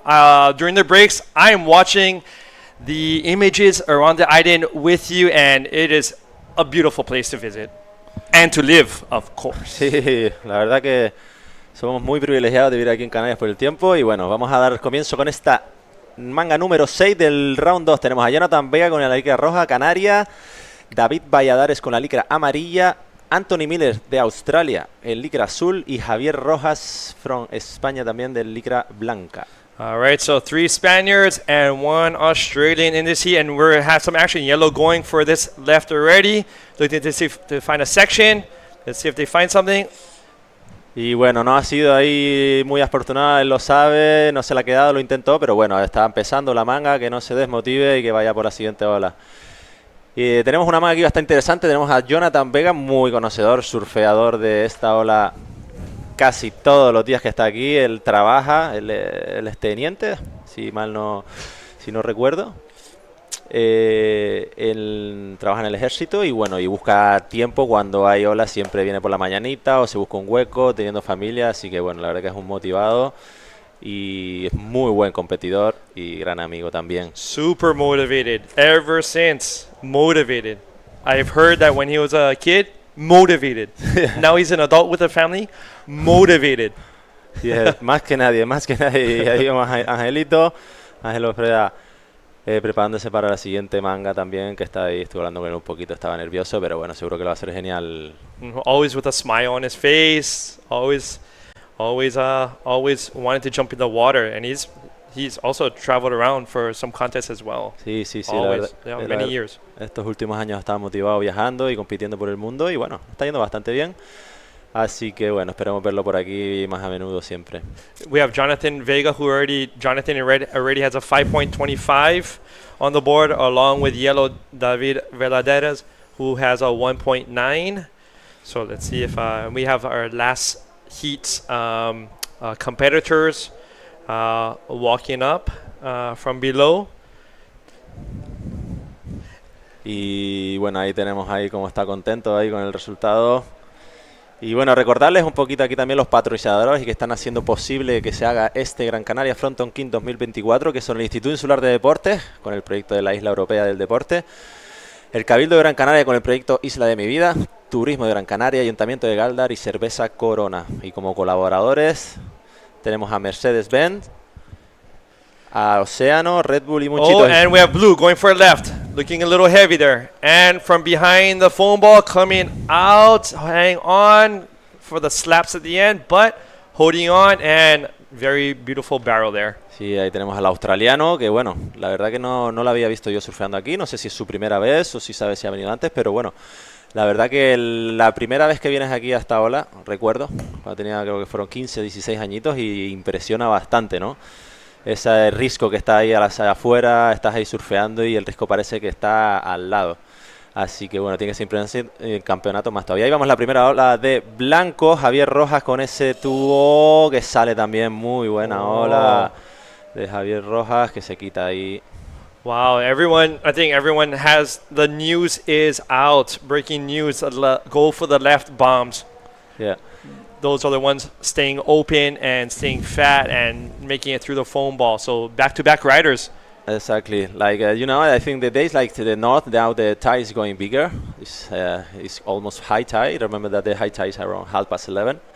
So now the left-hander is going to be better than the right, because the right, like I said before, when it's not. Here's the replay of the white taking that turn, coming from deep, thick pit and coming out. So definitely some points going to be put on the board now. Exacto. Como le estaba diciendo, al final cuando está marea llena, las izquierdas se suelen quedar mejor, te da un poquito más de chance y las derechas se quedan como un poquito más escachadas, ¿no? Así que por eso se están decantando un poco por la izquierda. Right, so we have some points up on the board. We have White, who we just saw the replay, got a 6.5 for that barrel. We have Anthony from Australia, who got a 5.35. We have Jonathan in red, still with the 5.25, and David still in fourth, now in fourth with his 1.9. Let's see. Y ahí vemos remando. No se aprecia muy bien las imágenes, pero bueno, es rojo Jonathan Vega y esa derechita. Veremos si se le queda. Y buen Inver ahí que aguantó hasta el final. Y bueno, no sé si está muy contento, pero bueno, ha sido un buen Inver ahí, ha salvado su segunda ola y veremos qué puntuación le dan por esa. Second wave is a second wave. Never know what can happen out here. So at least he has a couple waves on the board there, and Jonathan's inverts, very, very, defining maneuver for him. So instead of many others might just do a Rolo, we're going to be going downstairs for our interview for last heat's winner with Kevin Oruela and Begonia in just in a moment.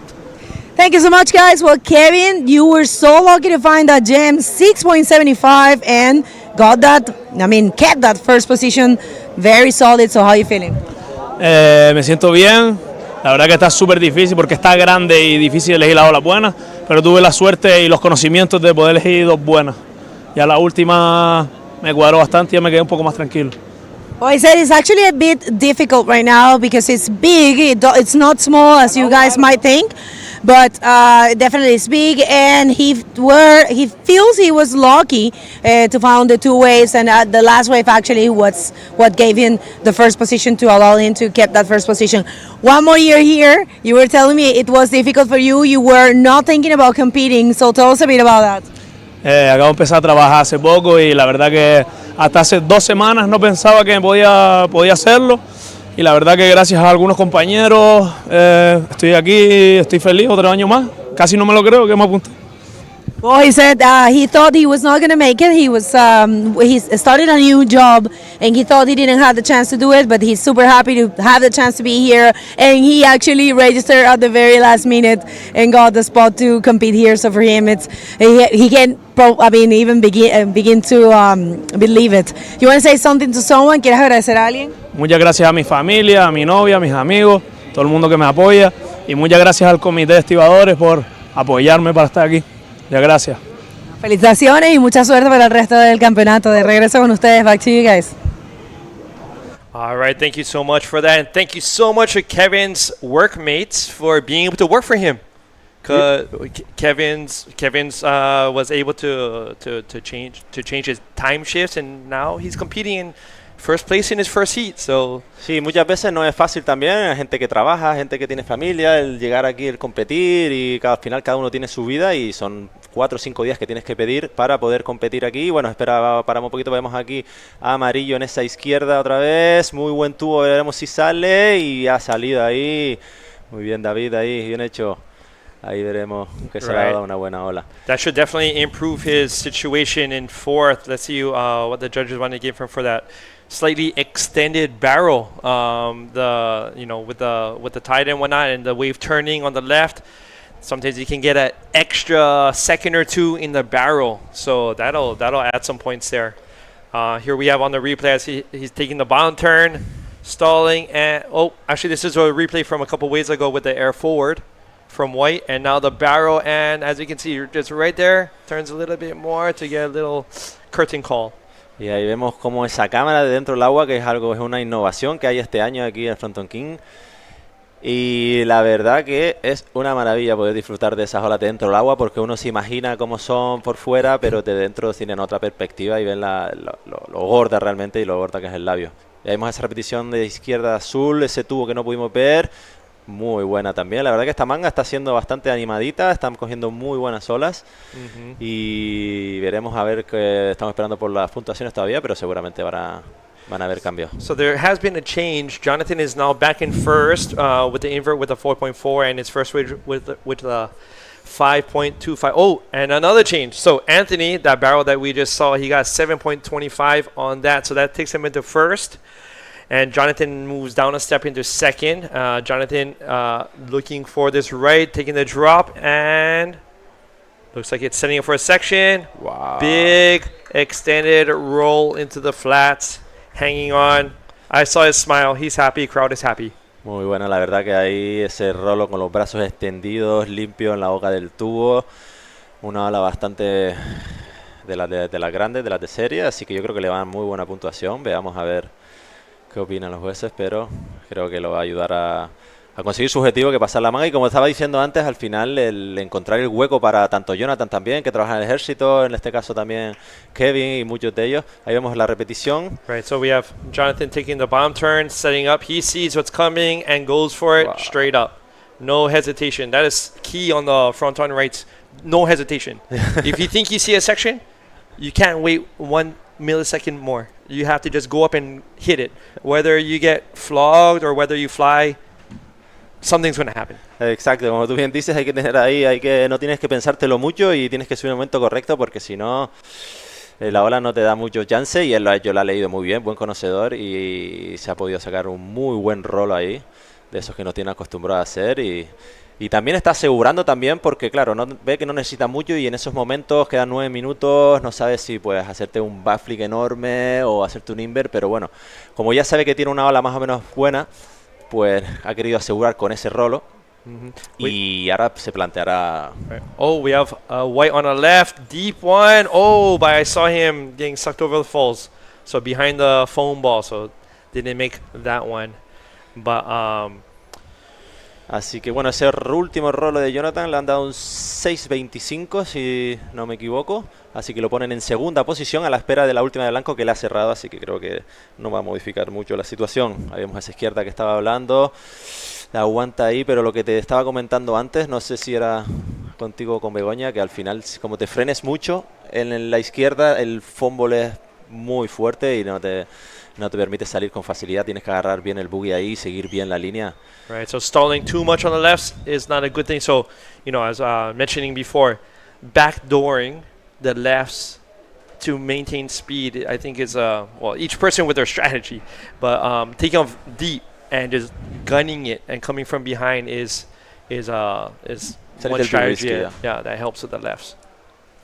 Y ahí vemos la serie que está viniendo. La verdad que esta serie en este hit está bastante animadito, están entrando bastantes olas, así que le está dando a la oportunidad a los chicos de mostrar todo lo que saben, ¿no? Oh, I thought Blue was gonna go. I thought Blue was gonna just be like, you know what, I'm going for it again. Yeah, we know that the Australian guys, they are like kind of like really sharp guys. Like they don't mind, they don't think about how big is it. They go hard or go home. Go hard or go home, and a lot of the spots back in their home are, you know, with the reef break, so they're more so accustomed, as well. Yeah, I remember like 10 years ago, 15. I don't remember. Like Brendan Newton was the first time that came here with a couple of them. I think was the starting, like the Canarian bodyboard start to be a little bit more like surf with a hard condition and bigger, because until you don't see somebody surfing there like a category of Brendan Newton, Tamega, or this kind of guy, you think that it's not possible. But you know, I think it was a nice help to Canarian guys to improve all his skills in big wave. It's like globalization in the bodyboarding history of the Canary Islands. Exactly. Seeing what's possible and opening opportunities and doors. Exacto, al final un poco eso, ¿no? Que el que venga gente de fuera y que muestra su surfing aquí en olas que tú surfeas siempre y gente que, bueno, que la verdad que tienen un nivel impresionante y te ayudan a ti a progresar porque te fijas y ves que son capaces de hacerlo, tanto gente de fuera como locales también. Recuerdo también Cito, una eminencia aquí en el Frontón, y Geray Martínez, son muchos los atletas, los bodyboarders que han estado aquí, pues ayudándonos a que progresemos un poquito cada vez más. Sí, here we have a set coming, but you grew up. Let's see if someone's gonna go. Sí. You were. Yep. Oh No, Blue. no! Wow! Be careful. The next one, sucking from the bottom. Blue, hopefully got back on his board and is chugging along in order to dip this one. Wow, and they get by. Your generation, growing up, advancing the sport greatly. Not just doing air maneuvers, but I remember in La Wancha, I have it clearly. Watching you in La Wancha, forward spin into a pit, coming out of the roll. That was like in the matter of, 15 meters or 20 meters. That was just like, wow. I hadn't seen that before in ways of consequence in my life.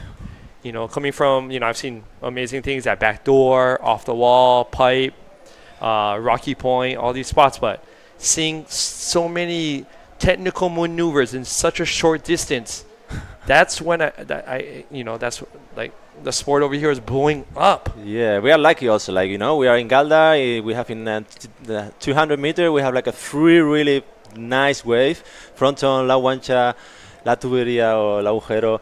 So we are lucky to can practice our sport in this in this place. Right. So this is why it's a capital. And we're only talking about 3 waves. This island, along with the other islands, are loaded with waves. Yeah, and the problem, all of the islands have a really potential wave, but also in Lanzarote we have Quema, Ola Santa, and another one like really close. Then in Tenerife is a little bit like farther, the big wind wave. Fuerteventura is a really potential place also to surf, but the wind also is a little bit stronger than here. But that is the reason that all the Canarian guys, I think the level that they have, because they are lucky to can practice in this kind of condition with this potential wave. Right.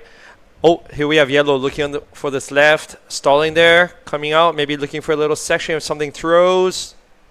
And going to come out with a roll, got to hold on, and completes it.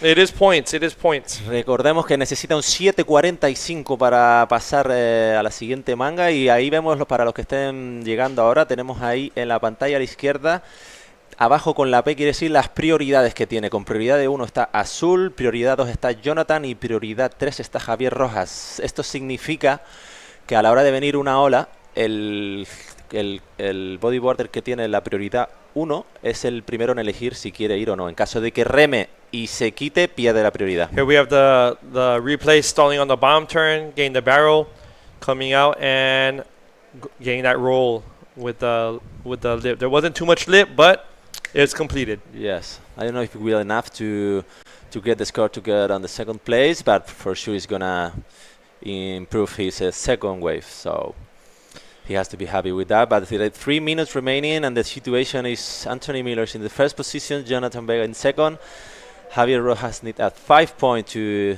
get second, and David Baladares, we are waiting for the score. So the conditions are like getting better, like with the high tide. We can see all this in this heat. We have like a 3-4 set potential set, so that is the reason that we can see the scores.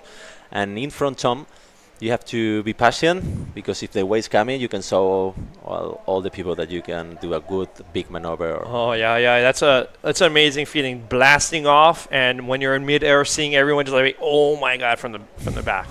It is a great feeling.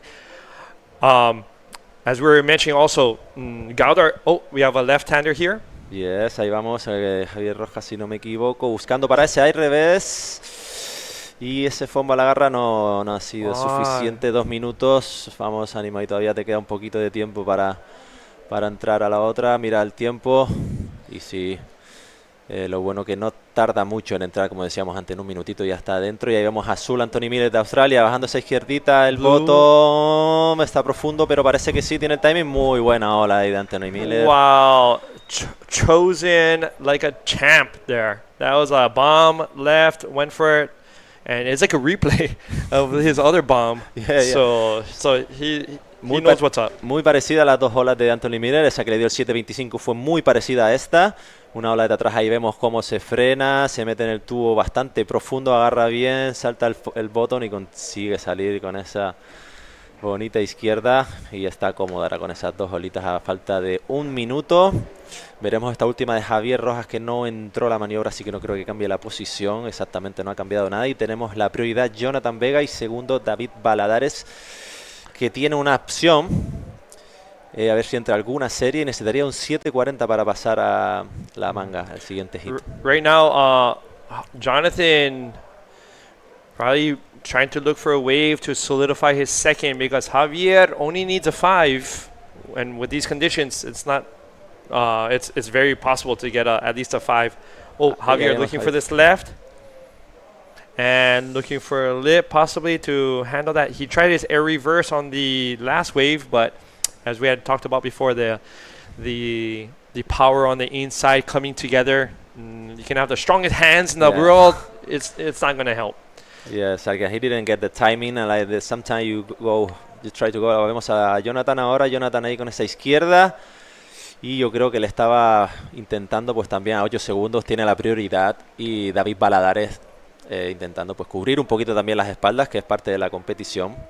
Por lo menos ahora tenemos, bueno, ha terminado la manga y bueno, ahora daremos paso a la publicidad y volveremos pronto en unos 5 minutitos, ¿vale? Muchas gracias. Sigan viéndonos.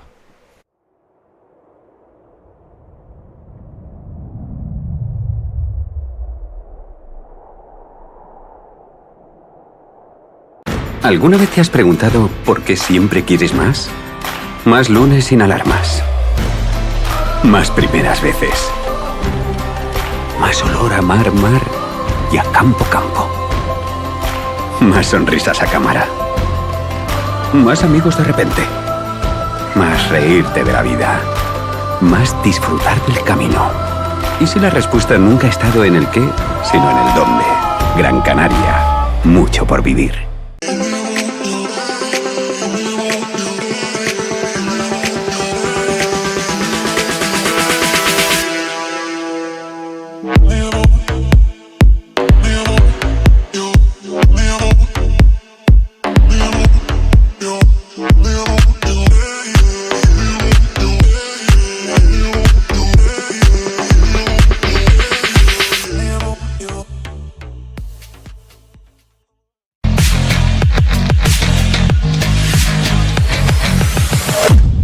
Hello, welcome to this Gran Canaria Frontón King 2024.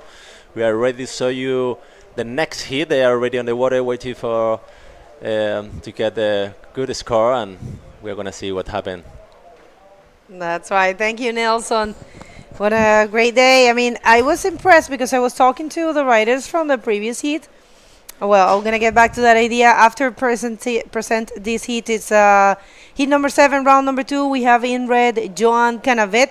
We have in yellow Robin Legros, or Robin Legros from Reunion Island, from France.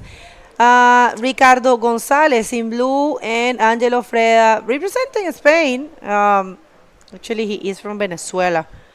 I don't know if he has a nationality, but I think he is Italian in nationality, and he's got, yeah. No estoy seguro, pero bueno, creo que ya lleva bastante tiempo aquí afincado en Canarias y a lo mejor se ha sacado la nacionalidad, no lo sé. Yo creo que él es italiano, pero bien, ¿no? ¿Sabes? Ahí después vamos a ver esas banderas. Pero sí, all right, so first blood, first wave is Ricardo González. Is he going to get out of that? Not really. Para quien no conozca, Ricardo es un local del Quemao, de la ola del Quemao, muy conocedor, muy buena pitín le llaman. Lo ves surfeando ahí, es de lo mejorcito que tiene ahí el Quemao ahora mismo surfeando. Yo lo he visto el invierno pasado, estuve con él, tuve la suerte de poder surfear con él y la verdad que es un buen charger, tiene muy buen estilo, maniobras, un chico muy completo en las izquierdas y en las derechas también. Así que yo creo que ahora con la fuercita norte creo que va a dar espectáculo en esta manga. Bueno, vamos a ver. Also, Ricardo from El Quemado, an amazing wave here in Canary Islands. That it's also presenting a great show. So he's Nelson is saying he's one of the best at this point right now there. So excellent to have him here at the Gran Canaria Frontón King. And yeah, I mean, he only has a 1.35, I'm sorry, which is only starting. So yeah, interesting moments we're living here. Second day of competition. We are not doing juniors. It's been told officially that we are going to be continuing with the men division for the round number 3, which is 8 more heats. So after the upcoming heat, we will continue with the men. And a thing that you have to remember, this round number 2 of the men was 20-minute heats, but round number 3 will be 25 minutes. And I was telling you, Nelson, that it caught my attention. I was talking to Kevin and also to Quentin, which were in the previous second to last heat, I'm sorry. They were saying that actually it looks big out there. Y veremos, claro, está subiendo la marea y han entrado un par de series, hemos visto un par de calzadas ahí en la derecha entrando, que es el problema que decía cuando tiene la fuerza norte, que el canal de la derecha no está tan definido, el de la izquierda sí, pero el de canal de derecha tienes que escapar. Entonces se ve, bueno, perdón, ahí viene Robin Legros, un buen conocedor aquí de esta izquierdita y buscando alguna maniobrita para su primera ola y se saca un buen backflip ahí. Robin Legros, que es muy técnico, surfeando aquí siempre en Gáldar, lleva ya un par de añitos afincado. Y recordemos que se lo puso muy difícil el año pasado ahí a Pierre, tan difícil que fue el que lo eliminó. Que lo eliminó, el pobre. Y pues excelente para él también. Pierre lo comentaba, decía, fue algo súper lindo porque es lo bonito del deporte, ¿no? Ganó David, ¿no? David Miranda. Y Robin quedó segundo. Entonces como que no eran los nombres que tal vez tú esperabas. Y mira, this is a replay of the last wave of Robin.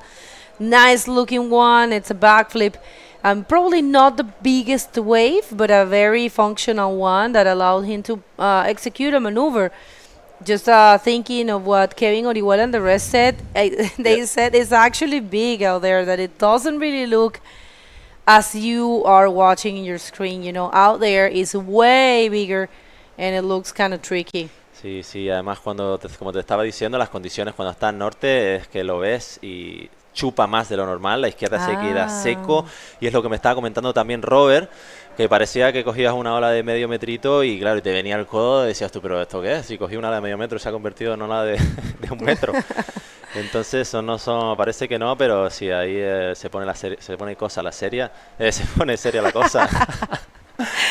y vamos a ver, la verdad que en esta ola al final se disfruta cuando hay condiciones pues un poquito heavy, ¿no? Que la gente sale también, creo que eso te ayuda un poco a mejorar también y a quitarte esos miedos, porque al final el bajar olas grandes y tal es bastante psicológico, porque muchos de nosotros tenemos la técnica y nos bloquea un poco la mente a la hora de yo soy una de esas. A la hora de surfear y claro, yo creo que también es lo que te atrapa y lo que te gusta, salir de tu zona de confort, ¿no? Tanto en la vida personal como en las olas, pues yo creo que el día a día ese de no puedo y decir voy a intentarlo y estás ahí, empezar tirándote al agua, tocando y sintiéndote cómodo en esas situaciones, poquito a poco, sin presiones y creo que eso te ayuda muchísimo a la hora de después surfear olas más pequeñas, mejorar en la técnica. Creo que es un paso que claro, con la edad vas aumentando y hay gente que lo tiene ya desde pequeño, como Willy Luján, por ejemplo. Hay bastantes jóvenes ahí que surfean muy bien, son jóvenes y la parte de la cabeza la tienen más que dominada. Así que bueno, ahí vemos a Azul, looking for this left, pitting, he's going, looking for the section, a good roll also, he's happy with this, he's gonna for sure improve his first wave. And his total, I mean, he only has a 1.35, so definitely it's going to be his best wave. And the first for Roban was a 5.25.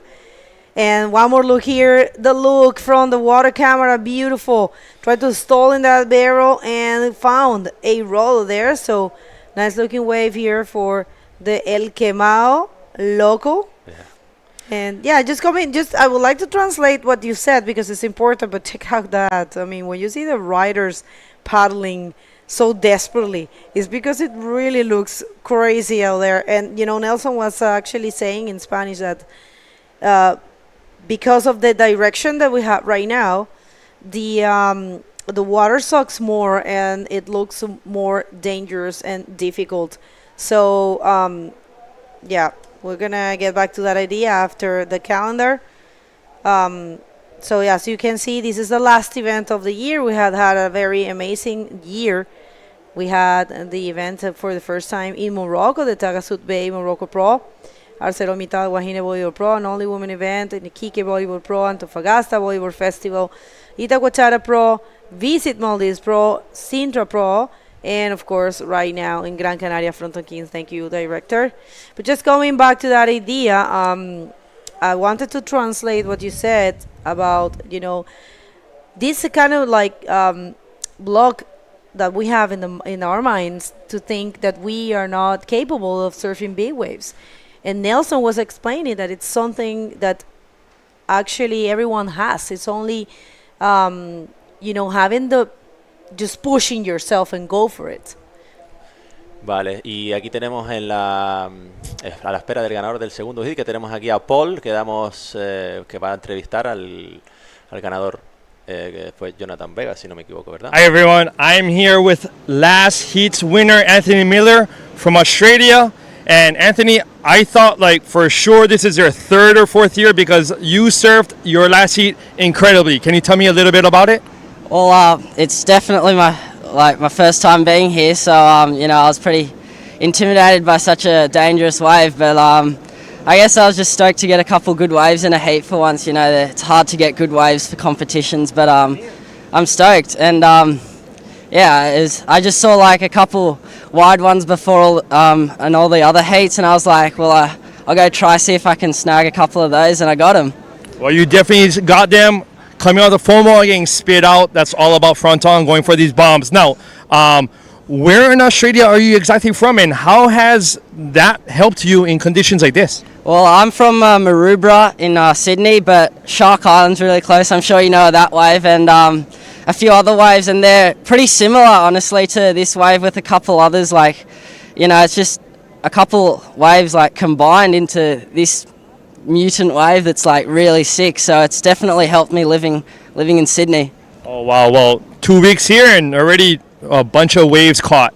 Any shout outs back home? I know a few of the boys from the local waves watching. Uncle Pez, I know you're watching. Michael Perrin, gotta give you one. You've definitely helped me along the way, and just everyone from that area, thank you. All right, Anthony, well, from all of us here, we hope you keep enjoying Gran Canaria 2024 Frontón King and keep getting bombs out there. Amazing. Thank you. Back to you.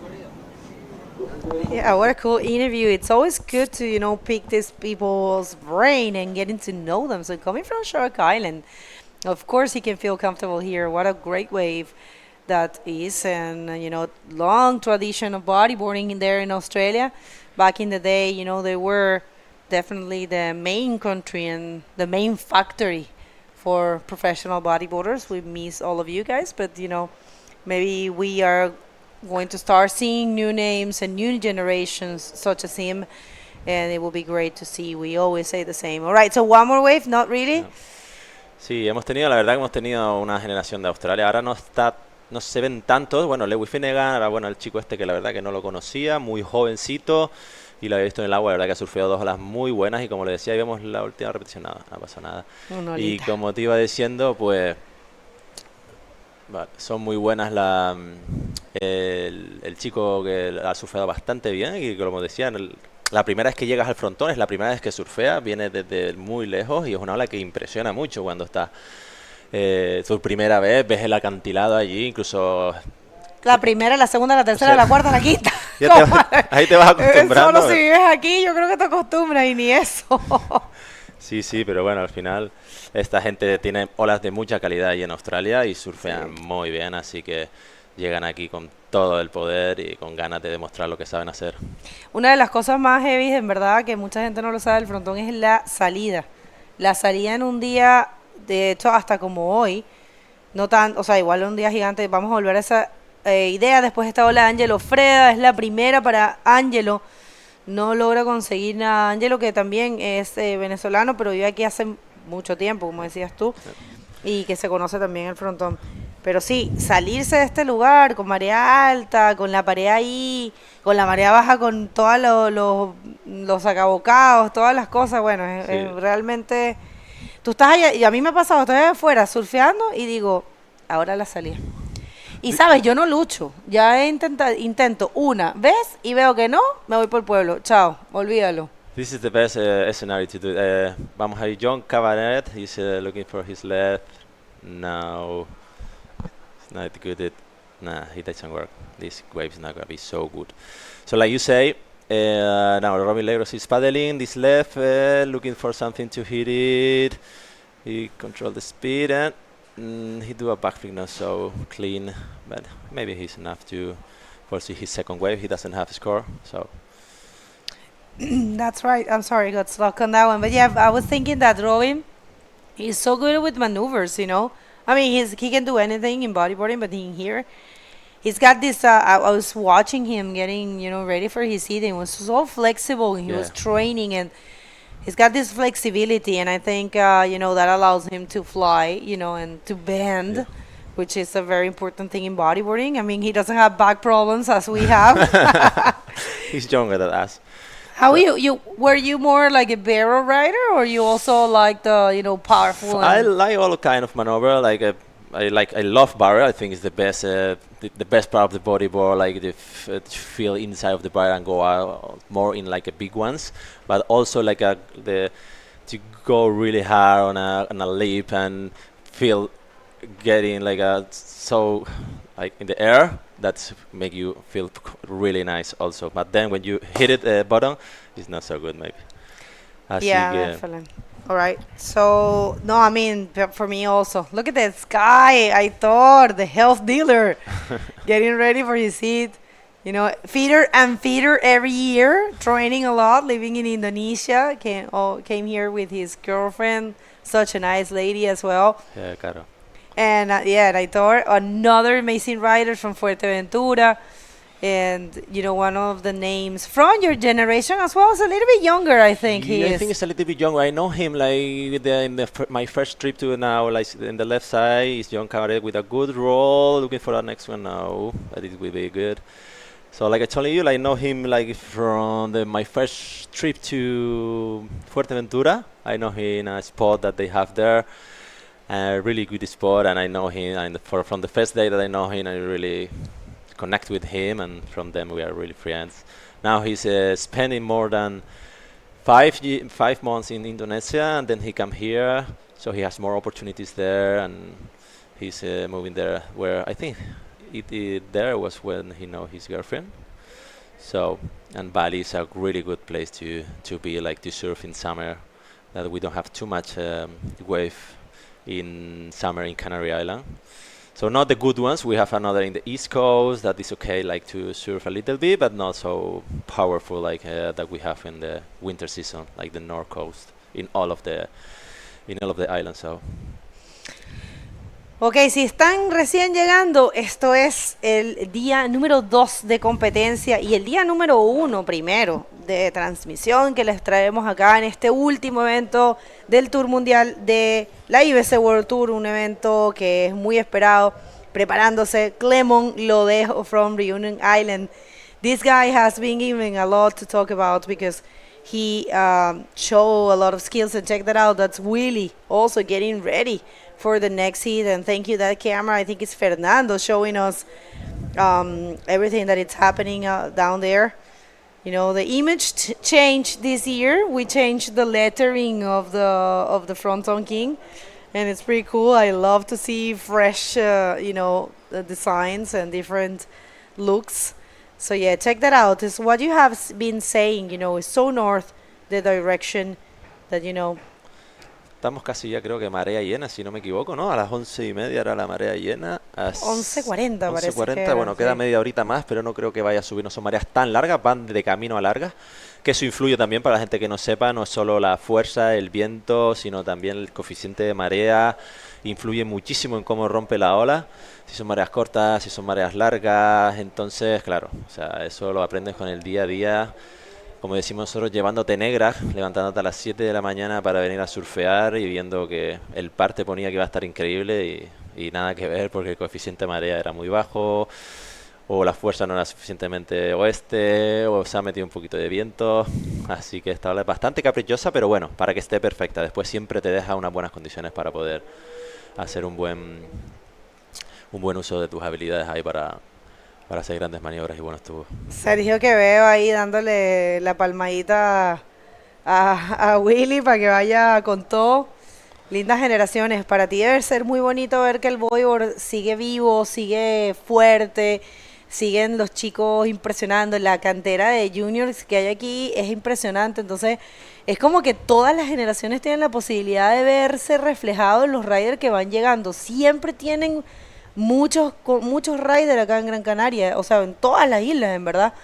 ¿Cómo se siente eso? Totalmente, o sea, al final, y bueno, hubo esta generación es la que realmente hubo un parón generacional, por así decirlo, en el que nosotros estamos un poco como preocupados porque, claro, no veíamos chiquitos, no veíamos pibes surfeando el frontón, éramos los mismos de siempre y como que no veíamos nuevas generaciones. Y fue un poquito después del 2019, después del COVID, que la gente como que se empezó a motivar un poco y no sé qué pasó, que empezó a ver esa cantera que tenemos ahora junior, que he visto que la verdad que están surfeando, que flipas, ¿no? Gabriel Molina, Gabriel, el otro chico también, Gabriel, que no me acuerdo los apellidos. Gabriel Mendoza. Sí, bueno, de ahí salió Jorgito Hernández. Jorgito Hernández también, Imagínate. O sea, tiene una generación Gadiel, fuerte. Sí, Mauro Quesada, bueno, y esos son los nombres que sabemos que han estado como resaltando, pero después cuando vean ustedes los juniors, es impresionante y cada año que nosotros venimos los vemos como su nivel, bueno, explota heavy, o sea, yo creo que acá con estas olas es muy fuerte el avance.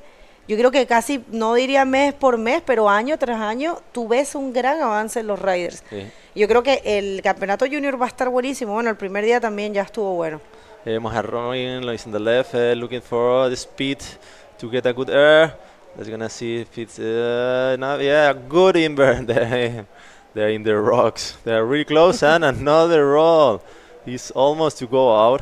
Now you can see there, but yeah, he's almost outside. Son los últimos segundos. So you can see how close is the rocks there, that you can do two maneuvers and you are out of the water, like really close to the rocks. Well, these are the dying seconds, I'm sorry, and it looks like Robin is going to be getting a better score and, definitely keeping that first position, advancing in a great way. So we'll see how that turns out for him. But yeah, good job there for the 2023. Y vemos ahí a Angelo Freda buscando esa derechita que necesita un 6.35. Veamos si se le queda. Y pensó en golpear ahí el labio, pero se le notó, se le notó que no le gustó ahí y pierde esa oportunidad que hubiera tenido. No tenía casi ninguna ola. Le hubiera necesitado un 6.35, pero bueno, no ha podido ejecutar ninguna maniobra, así que creo que se va a quedar ahí a falta de 3 segunditos que termine la manga y no sé si va a entrar esa ola. Y buscando ahí la maniobra y un rolito que no, pero necesita un 6.65, sí. No creo que será suficiente y ni siquiera sabemos si entrará esa ola dentro de si estaba en tiempo o no. Bueno, unofficial results, because of course we're waiting for that last wave of Johan. We're not sure if that's going to be part of the scores, but we're going to go to a quick commercial break, and so far unofficial is Robin and Ricardo advancing. We're going to continue right after this.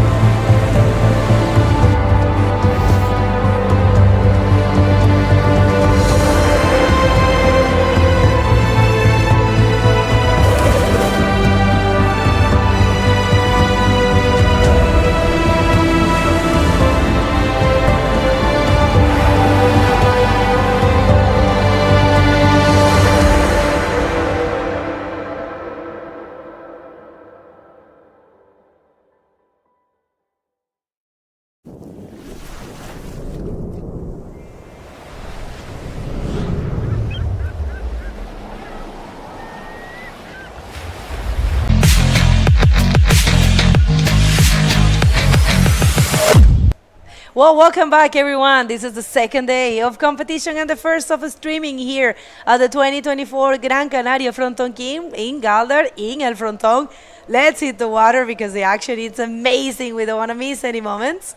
And how was it out there? All right, so we just have someone exiting a heavy left into a roll and getting, oh my, held on, came out. All right, and the straight answer from Choming Lopez. We haven't even had the time to present these heats, but yeah, lots of action at the very beginning of the heat. Remember, this is the heat number 8 of round number 2. 20 minutes is what they have, and they have a top of 10 waves. And in the water, So we have red, Chomin Lopez from France. We have in yellow, Gabriel Mendoza from here. We also have from Tahiti, Tahiri Tehei. And finally, also from here in white, Borja Granados. Borja Granados, who had a birthday, 2 or 3 days ago. And yeah, we'll see. He's a very good rider as well. Very consistent and not a new face here in Fronton King. All right, so replay here for the first of Gabriel Mendoza, Wonder Kid. Just get into that barrel and combine with a round, very good looking roll. And we thought he didn't make it. And we have in red who did a roll, looking for another section, but yeah, and got another roll right at the end. So, some action going on already. Fronton doesn't stop for anyone. Yeah, no, very good action, very good exchange between these two guys. And the first for Tahiti Tehei, nice actually scoop to that barrel. Nice actually way to drop the wave, spreading his legs, It's a technique that allows you to stall and try to get into the barrel, scoop into the barrel. So very nice looking technique and wave for him. It wasn't a very deep barrel, but I enjoyed the technique. I can only imagine, him coming from Tahiti. I am guessing that he's comfortable. He's comfortable with barrels. Barrels of over all types of reef in probably 2 centimeters of water. This could actually be deep for him.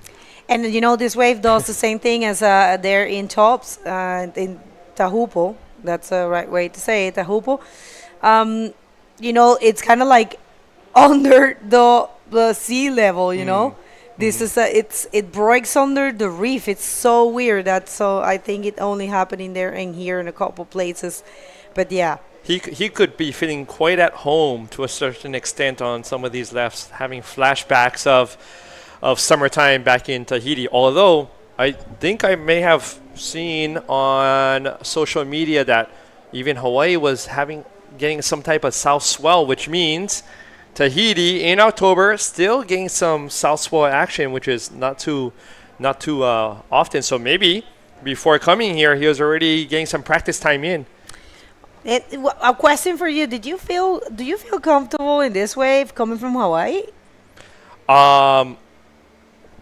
Before I answer that, there's a person who probably feels pretty comfortable in lefts and doing exactly what he probably does at home. Nice invert there. Yeah, just going for the maneuvers, which is smart.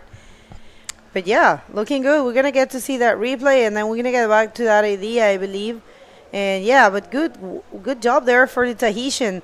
Check that out. He's got a good technique and, found the section, went for the invert. We haven't seen many of those, only a couple, and try to combine there with the roll. So we'll see how much he gets. And we did have one more wave for Chomin. We didn't see it live. We were watching at the replay.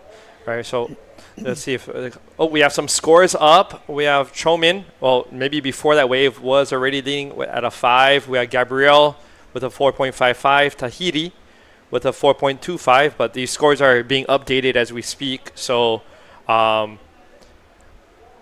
have a replay here of red coming through that pit, exiting with a roll and scooping off. Yeah, good one. And one more here for Gaudi. Oh no, he went over the falls. But Gabriel Mendoza, it's one of these wonder keys. He was a junior till last year. This is his first only men year, and he's no stranger to El Fronton. He is from this area. I mean, he's from Guia, which is the town that is right in front of Gáldar.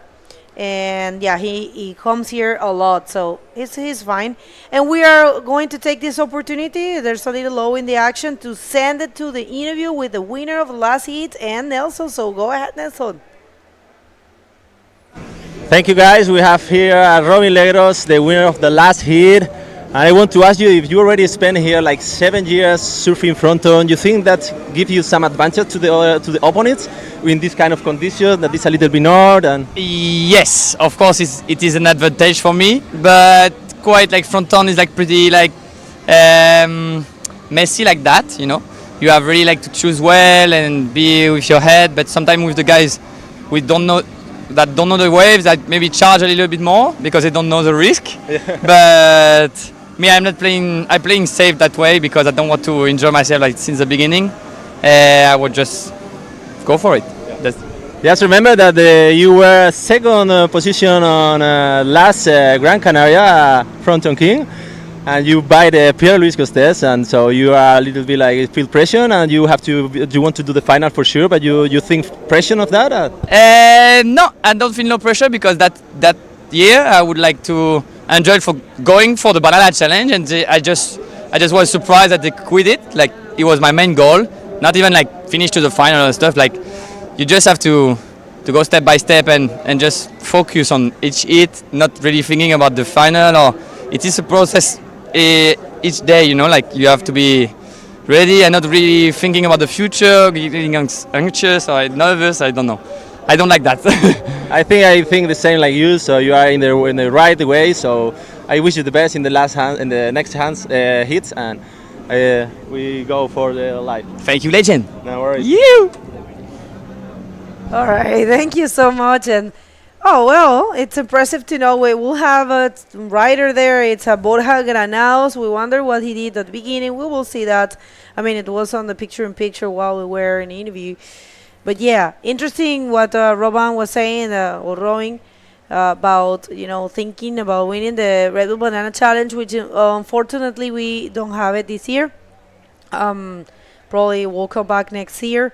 But yeah, he was thinking on getting that $1,000 prize money.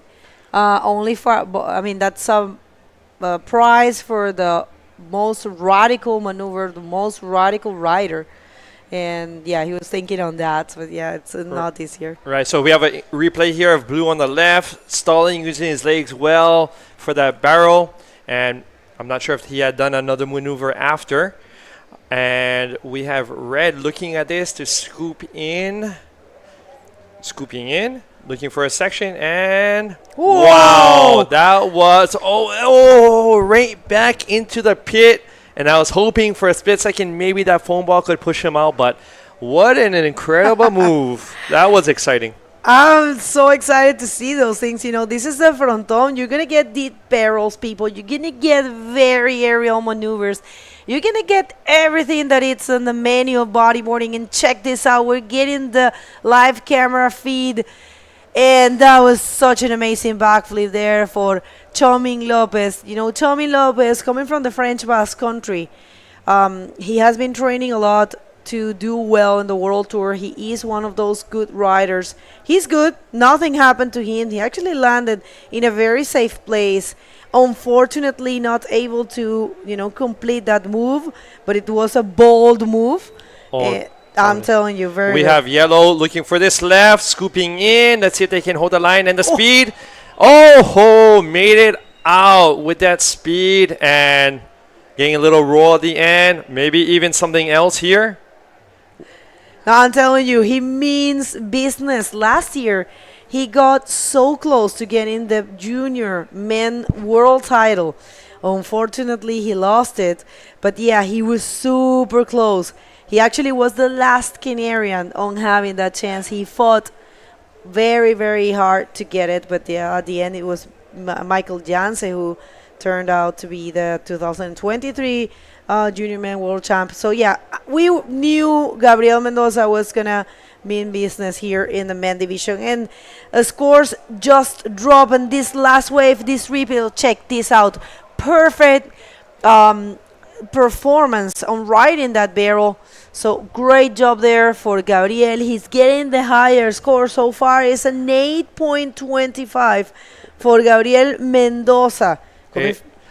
It seems like Blue also just got a wave too. I saw him howling in the channel out of being super stoked. Ooh. So took that drop well in control with the blow kiss to the world as he's coming out. And another one, of course. Straight Tahiti love. Yorana. Oh my God, what a good wave. That was actually a bomb. I have no clue how much is going to be, granted, how much that wave is going to be dim. I'm not sure, but what a great performance of these two riders. And of course, Toming trying to bring the radicality of a very projected maneuver. So, and Here, check this out. One more angle here for... but check this out. From the frontal angle, thank you, director. Because from the frontal angle, he was not too deep in the barrel. So see, people, these kind of things are the things when you don't understand sometimes the scores. But people, it's because the judges, they have the frontal view and they can see perfectly what happened out there. And sometimes the cameras and the angles and the amplified version of reality fools you.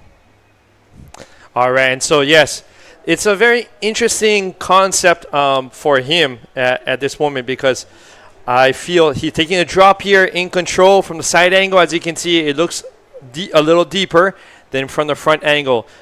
This goes back to the dynamics of Fronton, whereby the foam ball, because of its power and strength, it doesn't allow you to maybe sit as deep as maybe in Chopo. In Chopo, there's more, the lip is a little longer so that there's actually more space in the barrel, whereas in Fronton, the foam ball is right near the exit. So from his perspective, he's, getting barreled. But and from our side angle, from our side, not so. Yeah, from our side angle. So it's a very interesting concept how this wave is turning at the same time, like Chopo. So all these things are taken to are factored in when scoring. So as of right now, we have Gabriel in first with in yellow, who had an 8.25 on his last ride. We have Tahiti in second, who needs a 7.5 in order to take over Gabriel. We have and a wave here for Borja Granado. Borja, que también ha hecho en muchas oportunidades muy buen trabajo acá, pero no lograba salir de esa ola. Y nada, les cuento un poco en español que estábamos hablando, porque la ola del tahitiano, de Tahiti, se veía increíble en el ángulo de lado. Y claro, cuando la vimos de frente, él en verdad no estaba tan profundo en el tubo, pero de lado se vio increíble, se vio como que él estaba en un tubazo gigante. Y esto es lo que algunas veces nosotros les explicamos a las personas, que muchas veces la gente no entiende el tema de los scores, porque nosotros aquí estamos viendo lo mismo que ustedes, es una versión amplificada de la realidad. Además que sí, en olas como estas, que la ola es súper poderosa, bueno, vamos a hablar. We have left yellow, gotta kick out with the closing end part. Claro, volviendo al punto, en olas como estas que son tan huecas y que tienen esas partes tan críticas, las tomas de lado engañan un poco, porque te hacen ver como que estás en el tubazo, tienes el tubo detrás de ti, tú no estás tan dentro del tubo. Y eso fue lo que pasó con esa primera visión que tuvimos de la ola de Tahiti. Él en verdad no estaba dentro del tubo, él no desapareció, que eso es un punto que hay que entender. Los jueces toman en consideración eso. Para que un tubo sea una nota alta, el rider tiene que tener una trayectoria dentro del tubo, desaparecer y claro, salir. We have Chomin looking for this left, pounding hard, scooping in, looking for a section, but opting for the pit, and coming out cleanly before meaning business. the chunks at the end just destroy him.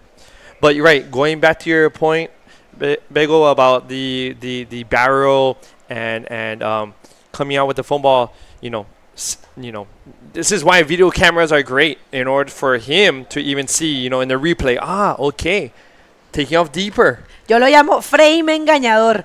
Yo tengo unos frames así que tienes el tubo atrás, pero en verdad no estás en el tubo. This was a very good wave for Choming. He was actually way deeper, believe it or not. Of course, Tahiti's wave was way bigger and critical, but he wasn't too deep, and that's why he didn't get the high score that we were expecting. On the side angle, super critical. On the front angle, we actually got to see the reality of that wave. And it's normal, people. Don't worry. It happens to us and happen to everyone. And check that out. We do have our first position in the World Tour rankings. It's Armides Oliveres. And you know what is interesting about him? Not only the fact that he is battling to get that title here in his hometown, but the fact that he was not even starting the year in the top 16. And he came from not being in the top 16 to being the first world title contender, and he's only 23 years of age. So he is doing something historical for bodyboarding, for the Canarian bodyboarding. And you know what? For me, it's not a surprise, because what we were talking about with Nelson, they here in Canary Islands, they had so many generations that not too many countries can say the same thing, At least, we say this every year, at least 4 very strong and powerful generations of bodyboarders they had. So, it makes a lot of sense that him and, his also partners, so people like Lionel, people like David Miranda, and many other riders that are around the 20s, it makes a lot of sense that they are coming very close to the title. And this year, people, Gran Canaria and Armides Oliveres has a big shot to becoming the world champ, because Pierre Lecoste, he needs to win the event. Right, I noticed when I was looking at the scoreboards from the year, I noticed that as well about Armide and him coming along after the first events and just booking it in order to now be in first place as well. And as you mentioned about this new generation and about OGs like Nelson and all these other riders, Ray Martinez, them setting the path, setting the way for this new generation and pushing them as well. This is all, these are all factors, and it's just destiny. I thought many years ago, next world champion is going to come up from the Canaries. This is a matter of time. For sure. And it's happening probably, we'll see. But Pierre Lecoste is a tough cookie for sure. All right, people, so scores are dropping, and last wave of Choming is a 7.75 and put him on the second position with a very good possibility of getting that first, because he's only looking for a 5.06, which is a doable thing, but he is not holding the priority, and he only have 50 seconds. So, well. Here we have White Borja on the right, looking for a section. Trying to air forward, kind of hit it just a split second too late, but still projected, but not complete. One more for Choming. Choming going for the backflip. Is he going to complete that? Good attempt, actually, with the last seconds and without priority. He was trying to get that 5.06, and very good performance of Gabriel and Choming. It looks like they are going to be the ones that are going to be advancing, because, Borja, he is in a combo situation, and Tahiti, this one's counting. This one is counting for blue. Tahiti going down the line, maybe looking for a section, but just no dice, no luck on that one. So we have in first place, it appears, in yellow, Gabriel Mendoza, and in second, Chomin, coming in second for that heat. That's right. Don't go anywhere. We'll continue right after this commercial break.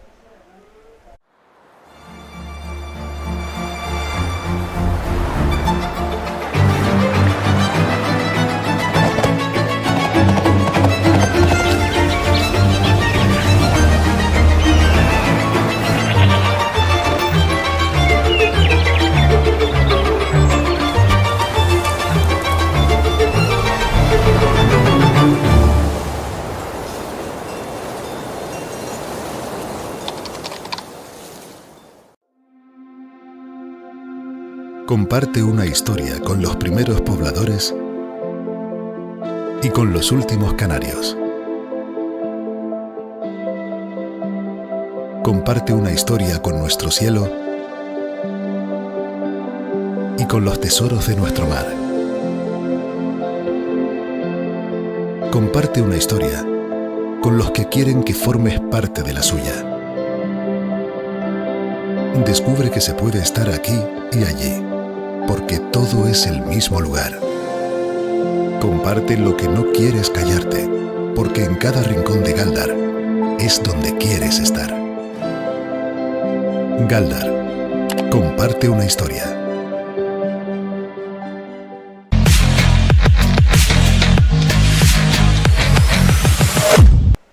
Hey, welcome back everyone to the 2024 Gran Canaria Frontón King competition.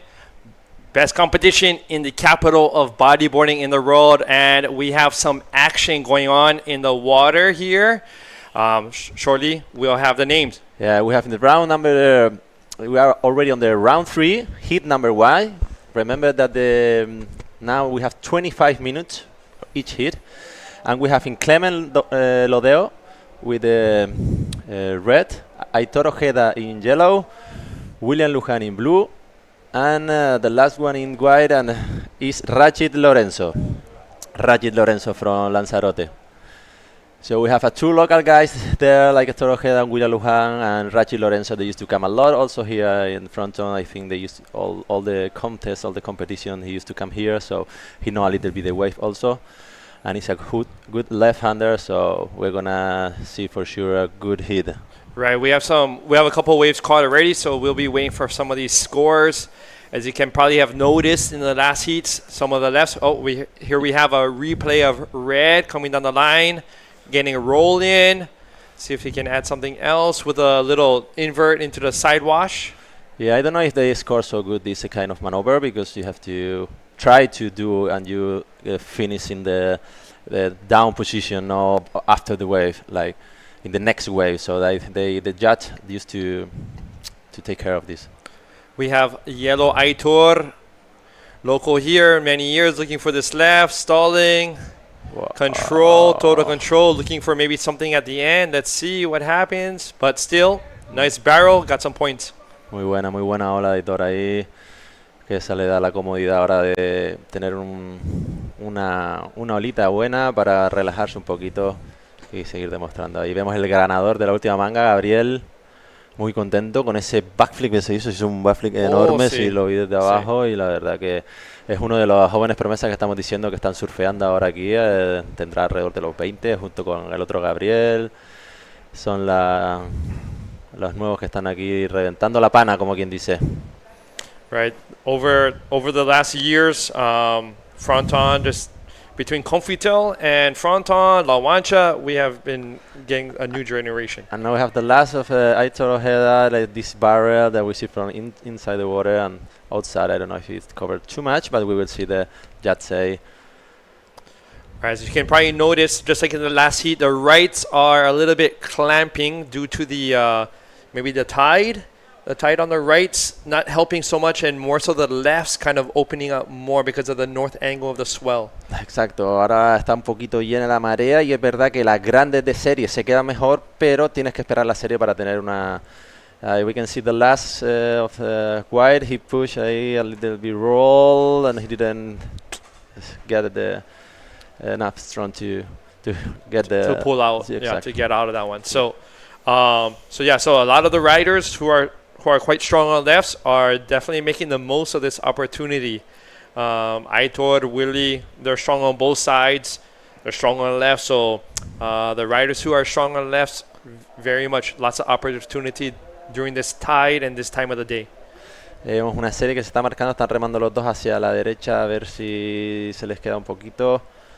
Pero vemos que no le gusta.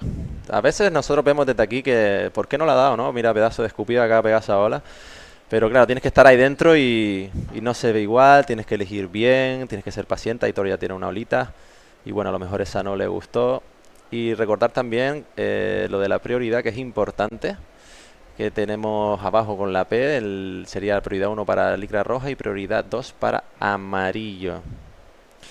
Ahí tenemos a la familia de Willy apoyándolo, la mamá y la novia, y algún que otro amigo de Gáldar también con Kevin Orihuela por ahí atrás en el fondo. Aloha everyone, what's up? So, Begonia asked me before about feeling comfortable. I mean, seriously, paddling out to this wave when it's only like 2 feet small, I'm still uncomfortable. This wave, it is so imposing. But confidence is key in this wave. So, just like if it's like a 3-meter wave in Chopo, 3-meter wave in Pipe, or a 2.5-meter wave here, paddling for this wave, you have to know deeply down in your heart that this wave is yours and you're going to make it. You cannot have one single drop of doubt that you're not going to make the wave, or else that's when things really go bad. Y muchas veces también es eso, ¿no? Que al final los días grandes que empiezas, entras, no estás muy cómodo, empiezas a coger olas, empiezas a surfear, te empiezas a sentir cómodo y después piensas que todavía te queda salir. O sea, salir del agua, que no es una posición difícil, no es una situación fácil. Tienes que decidir si salir por ahí o por el pueblo, con todos los riesgos que conlleva. Yo creo que las cicatrices que tengo, muchas han sido saliendo del agua, no golpeando eso durante el baño, ¿no? Así que muchas veces directamente decido ir por el pueblo y después caminar un poquito más y listo. When I tell friends in Hawaii or others around the world about how you have to like paddle down to a small town, to the pueblo to get out, they're like, what? You have to paddle to a town just to get out of the water? And it's like, it's crazy when you like describe this wave to people and what you need to do in order to enter the water and to get out of the water. That is half the battle. Just getting in and getting out. Yeah, that's Fronton. He's give you a lot, but he take you a lot also. So. Right, you definitely leave skin in this game when it comes to Fronton. And so, right, feeling comfortable, but, taking that drop, it really, no doubt. Exacto. No doubt. Estuvimos presionando un poco también a ver si se podía poner algún tipo de boya en el canal y poner algún tipo de plataforma después de lo que pasó con la tragedia de Julián. Pues poner algún tipo de plataforma que esté en el lado izquierdo, ya que hay un canal con una boya. Y here we have Daniel Quintana in blue, ready for his next heat. I believe he was the last heat's winner. We have also David, and some other riders getting ready, preparing for battle. El set looks like it's coming in. I see all 4 guys scrambling a little bit, trying to get in position for this one. Let's see if there are any takers. But they don't like it. Looks like they don't like something weird at the end, maybe on the left on that set. So like I told you, we are trying to put some platform there on the right side in case somebody hit the reef really hard, so we have a space that we can. And now we are in the left. Clement Lodelo is a good left. He tried to, no, I don't really like this one. This is the problem when it's not also, like it's when the tide is getting like high, then the part of the wave doesn't, you need like a double up. You are waiting for this kind of wave to do a good barrel, but sometimes too, like you don't get the wall too long. Here we have Willie on the left in blue. Behind, that is key. That is key. Instead of stalling, try to take off too deep in some aspect. That is a safest way to get about. Taking off too deep, and so you get that speed and you get through that pit. So that's an experience right there. Sí, muy buena. Y Willy conociendo ahí la ola de atrás con mucha velocidad, saliendo limpio, y se vio que está contento con esa ola. Y vamos a ver qué piensan los jueces, pero posiblemente lo pondrá en una buena posición. Ahí vemos dentro del agua, Willy in the left. He do a little bit of pushing in the bodyboard to get the speed, enough speed to go out, and he did it. Speaking of the platform, after Julian's unfortunate accident, a year and a half ago, year and 3/4, almost 2 years, coming up on 2 years, I think that would be an amazing idea, Yeah, we are thinking about to do something like this, and also like because it's hard, like when it's big, or it's not that big enough. It was like a big day. It was almost like this one, or even smaller. And it's hard to decide, like if you go directly, there is not possibility. The people are conscious. So I think it's a good idea for the next. We're going to be heading downstairs for our next interview from last heat's winner. You can take it away. Thank you so much, guys. Well, Gabriel Mendoza, what a great job, you know, getting an 8.75 on a very difficult heat because everyone was surfing super good. So, how's the feeling? Me siento súper motivado ahora, gracias a que conseguí esas 2 bombas y la verdad que venía con muchas ganas y sigo con ellas.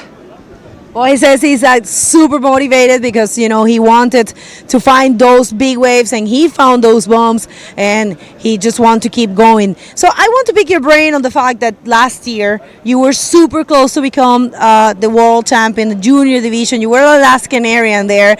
And this year you have no more chances. You already passed the limit. And now you will be only surfing in the med division. So how's the transition, you know, from coming from being the junior in this event, almost being the world champ, and now only surfing in the open?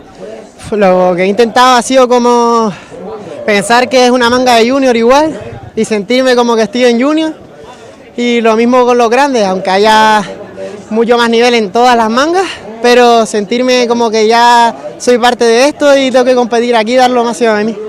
Well, very interesting. He said his technique has been, or his strategy has been, you know, surfing the wave and the heat, thinking that he is surfing against juniors and just believing in himself and knowing that, you know, he is one of the others. He is a great rider and he is capable of keep advancing. Do you want to say something to someone at this point? ¿Quieres saludar a alguien? Pues agradecer a Turbo, que me está patrocinando este año, a toda la gente que me apoya, como Vaya Pase, el SB Team y muchas más que se me olvidarán. Y muchas gracias a mi familia, a mi novia y a todo el mundo que está ahí apoyando. Felicitaciones, Gabri. Mucha suerte para el resto de la competencia. Back to you guys. Right on, Gabrielle. Thank you very much, Begonia. So Gabrielle just moving on up, taking it in stride, changing his frame of mind, imagining that this is just another juniors heat with people who are just a little older, and it seems to be working. Sí, hay un Gabriel que es motivado, uno de los más motivados que está aquí, siempre está surfeando con muchísimas ganas, siempre una sonrisa en la cara, y eso también ayuda mucho. Ahí vemos a Aitor en esa bomba de izquierda. Vamos, cómo explotó eso y sale. Yes. Ahí vemos a Aitor, qué buena. Yeah, that's straight experience and some guts right there. I don't know if it was somebody there, but was someone there? It looked like Waimea short break for a second on reef. Wow. And so we have a replay here. Una izquierda profundo y de nuevo profundo y de nuevo profundo y saliendo. Wow. You can see there how the fumble, you know, he was on the exactly point, like he can come out. If not, if it's a little bit deeper, maybe he didn't come out. 1 centimeter deeper would have been very difficult. Yeah, and he has to hold the bodyboard like strong. If not, he didn't make it. He is fast. Yeah. He is fast. I remember, you know, surfing with him on different days in Fronton, and I'm not sure what size board he uses, but he really uses the angles of Fronton well in order to get that little extra push. And so without dragging any of the rails, and so with less rail digging into the wave, he can maintain speed, and he uses that to his full advantage. Yeah, he has a really good line. He knows how to read the wave, and you know, he's really good bodyboarder. I really love him in like free surfing. You can see we always like beat each other like a little bit, like, you know, to push, you know, a little bit like a joke. Okay, we're gonna do a contest, let's go. And he's always like so nice guy. Yeah, he you know, mellow guy, has his business, has complete, like, I think maybe he's on the social media promoting his business, but when it comes to water, he's also about business in the water. Like he puts all his effort. I don't know him as well as you, but it seems like he puts all his effort into every single thing that he dedicates to. Not just like you know what, bodyboarding, you know, I'm gonna take it easier, I'm getting older. No, he's taking it hard, and then he gets out of the water, goes to his job, you know, or still doing his filming and whatnot, goes at that hard too. So really dedicated to different things at the same time. Exacto, Aitor motivado en las cosas, que en todo lo que hace, como dice Paul, y tanto en su vida personal, que es el dueño de una empresa suya, o sea, él trabaja ahí en redes sociales ofreciendo un producto, y se dedica al 100% en todo lo que hace. Cuando se tira al agua es el más motivado, quiere ganar cada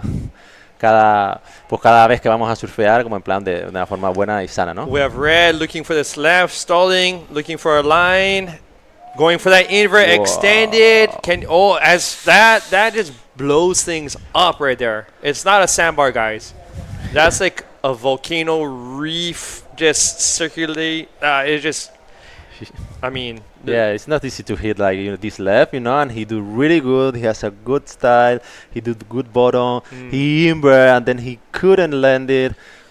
Wow, I don't know. That's sad. That's when you can do a roll, and then you say, okay, now I'm gonna try an invert, and then you did, but you didn't land it. So that's the things of the competition. You have to choose what maneuver you want to do it, and sometimes it's work and sometimes and not. how hard to tweak the invert. The harder you tweak the invert, sometimes the more you land in the detonation spot. Yeah. If you do the invert and you don't tweak it so hard, then you may land more on the softer area. Exactly. So it's Las Vegas. Yeah. It's a gamble. And Willie now is asking for the score. Like he wants to know how is his score. Like to know if maybe he doesn't know that he have a 7, and he's a good situation because he just need a back wave. As of right now, we have Aitor in first with a 4.25 and a 3.9. We have William in second, top score being a 7. And we have Clement in third, who's looking for a 3.01 in order to move into the second. And finally, Rashid Lorenz in white, looking for a 6.36 to jump into second. So that is how the scores are dropping right now. But 8 minutes, a little over 8 minutes, anything can happen. Yeah. So aquí tenemos también a ver a Aitor que está esperando ahí. Veamos las prioridades que está Willy, como dijimos, con un 7, así que esperando por su bola, que tiene la prioridad, así que está muy tranquilo. Aitor Ojeda también primero está en segunda prioridad, así que tienen bastante ventaja sobre los otros porque pueden elegir la ola que venga. Recordemos que si reman un poquito y deciden no cogerla, normalmente se le quita la prioridad dependiendo si realmente ya estaban casi en ola o no. Por ejemplo, Aitor ahí ha mirado, se ha quitado, eso no cuenta como remado. Pero bueno, para los que no estén muy familiarizados con este deporte y la competición, hay que recordarles eso, ¿no? Que las prioridades son muy importantes a la hora de saber la estrategia que vamos a llevar o no. Right, so especially, in the middle of the heat, when things are still pretty even, not so critical, but once you're coming into the last third or last quarter of the heat and scores are getting tighter, this is when priority plays a huge difference. So this is why maybe you may see some people bailing out on a wave early just to get back to the peak before someone else. All this is in play. Y bueno, estuve viendo ahora como decirte también, mira, ahí viene, estuve viendo la controversia al 11, que no la había visto la verdad, y se ve un profile de Willy con Pablo, no sé si la has visto ahí en Huatucarún, y se ve las cosas de que son capaces de hacer esta generación también, ¿no? Que es la generación de Willy, que ya desde los primeros comienzos cuando se le veía ahí en el frontón se veía que tenía madera de ganador y es lo que está luchando también. Sí es verdad que se suele poner, hablando antes de Armides, ¿no? Que tiene muy buena cabeza, muy tranquilo, se tira al agua y disfruta. Willy sí es como se pone como más nerviosito en competición, yo creo que en eso se parece un poquito más a mí también, a mí en competición me ponía bastante nervioso. Y creo que Willy eso, si consigue controlar esa calma y demás, yo creo que le va a ir muy bien. It's interesting how each person, doesn't matter how much experience they have, when it comes to competition, it's another frame of mind, especially when you're reaching this level. Your nerves can play tricks on your mind, and that's when you end up choosing maybe a wrong wave or Sí, exacto. Es como, al final es curioso, ¿no? Cómo funciona la mente y que lo más complicado es controlarla, pero una vez que la controlas, pues tiene mucho beneficio. Now Willy's in the left side. He's looking for his second best score. He's trying to hit at the B now. He didn't. Right. So he was hoping for something maybe off the takeoff, a little pit, didn't happen, and then waiting for that end section to have a little shoulder that turns, but no problem. He'll be at the peak in less than 30 seconds, 20 seconds. Exactly. Anyway, he needed a 1.15 to get first.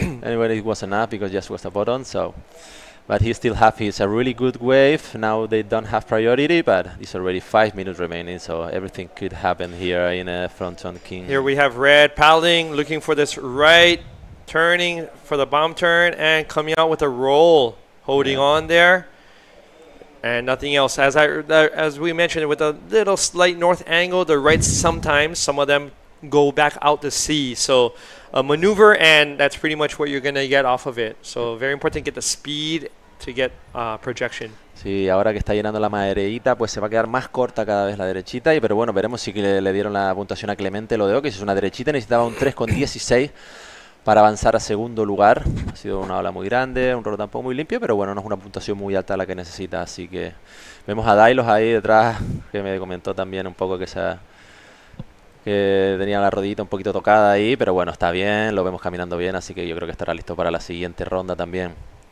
Right, as you can see in the competitors area, there's always a few people stretching, warming up. That is so key, especially even in small waves, big waves or small waves. I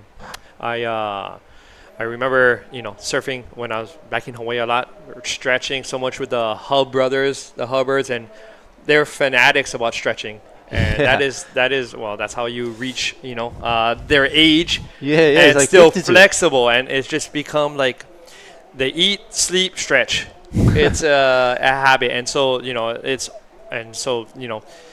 the kids, the new generation, following these habits, the stretching in order to like. Now he's Willy Lujan looking for his maneuver. It's a good roll on the left, and yeah. I think that could be enough to push Willy possibly back into second. Yeah, Let's because see. now the last roll of Clement Lodejo was he put you in the first position. Now Aitor is second, and Willy need a 1.15 to get in second position now. So we are waiting for the score. Yeah, like you say, the Hub brothers. I don't know, but he's like 50 or 50. Almost, I think. Almost 50, and he's still. We can see. Remember the huge backflip that he do in the last Fronton. I don't know what's in the last one. The 2 years old. Here we have Aitor on the left, scooping, bailing out. Oh, he's second now. But probably a good choice if you didn't see too much opportunity to get back out to the peak to try to grab another one. Yeah. So Jeff almost 50, blasting backflips, RSs, inverts, air reverses, and stretching is a for sure you need it if you want to continue like surfing with this age. You have to do you have to take care of your alimentation. You have to feed well. You have to be healthy. You have to train. You have to stretch. It's not we are getting age. We are getting old. We think that we are going to be young all for all the years, but no, we get it all. All those. Let's see. So left turning around, scooping. Let's see if Clement can find a section at the end. Okay, yeah, that was pretty thick, so he opted out as well. And now Rachi Lorenzo, Lanzarote ahí mirando esa izquierdita, vemos cómo se recoge ahí, vemos que es seco y ahí se mete dentro y le chupó y eso está ahí muy sequito. Esperemos que salga ahí, que esté bien, no creo que... Yes, so he definitely, the rinsing, the washing machine drill just, okay, he looks okay, so that's good news. But that last section you just get destroyed. Yeah. Anyway, we have a white watch here. Look at the left. He tried to get enough speed to hit it, but this looks easy to hit it, but now it's so shallow, and then you have to deal with that. La izquierda de Blanco en ello y con muy optimista para salir, pero al final sorpresa. He goes so quick. You take the wave with enough, enough water, but then when you advance in the wave, it's getting more shallow and shallow and totally drier, shallower. Right. So we just have 1 minute left in this heat. We have blue. We have Willy in the lead for now. We have Clement red in second, and we have Aitor in yellow, who needs a 4.21 to advance, and finally Rachid Lorenz in white, who needs a 6.85 to advance. All these scores are very attainable, even with just 40 seconds left. Sí, o sea, las puntuaciones ahí, como bien dice Paul, se puede cambiar en cualquier momento. Y hay Willy, que tenía prioridad, coge esa izquierda, hace el tubo y parecía que iba a salir, pero ahí está aguantando todavía. Uf, esas son las revolcadas que estás tragando agua hasta... Here we have yellow. Aitor en la última oportunidad posiblemente, esa izquierda. Right. It's not gonna be enough to get in second position the last wave of Aitor Ojeda. Doesn't seem like it, and I hope they got, especially Willie, got a good breath before going underwater, because he was under there for a while trying to fight through that barrel. So, and now the heat is finished, and Willie Lujan, we are waiting for the score Aitor Ojeda, but it doesn't work now. Willie is taking out the heat in blue, and second was Clement, no? So now we go for the advertisement and see you in a couple of minutes. Continue.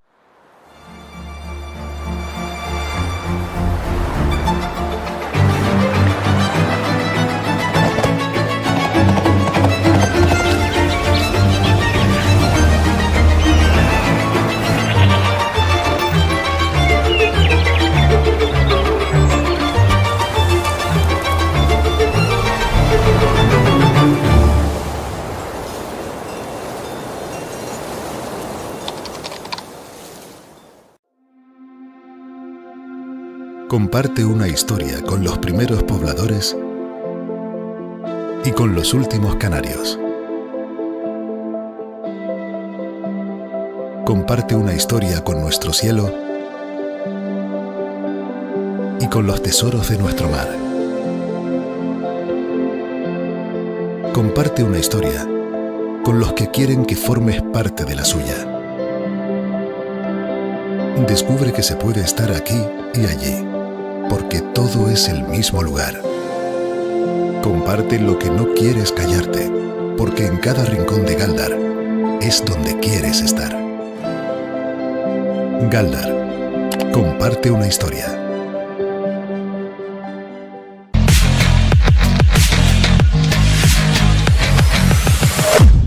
Bueno, bienvenidos una vez más aquí a este Gran Canaria Frontón King 2024. Estamos ya en la ronda 3 que se está incorporando ahora y el hit number 2. A diferencia del round anterior, las mangas son de 25 minutos.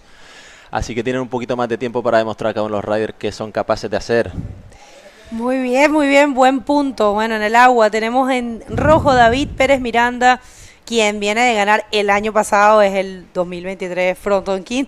Miguel Rodríguez desde Perú, que también ha hecho buenos resultados acá, ya tuvo podium, él en amarillo. Daniel Quintana en azul, también ha tenido resultados. Y Javi Domínguez, bueno, este hit va a estar pero de locos, te lo digo. Bueno, sí, total, tienen ahí a 4 riders que son capaces de... Hay algunos que son muy más de derecha, como Javi Domínguez, pero nos ha demostrado también que él busca cualquier tipo de hora para demostrar su potencial. ¿Ha pasado algo? Que se están llevando al rider, se lo van a llevar por caleta, Aitor, parece. Sí, no, es Aitor. Es Aitor. ¿Estará bien o qué? Espero que esté bien, ¿ah? Bueno, we're watching from the last heat. It looks like Aitor Ojeda. Hopefully he's okay. All right, so first blood, first wave. Javi Domínguez goes for the backflip and goes over the falls. Bold move there for Javi.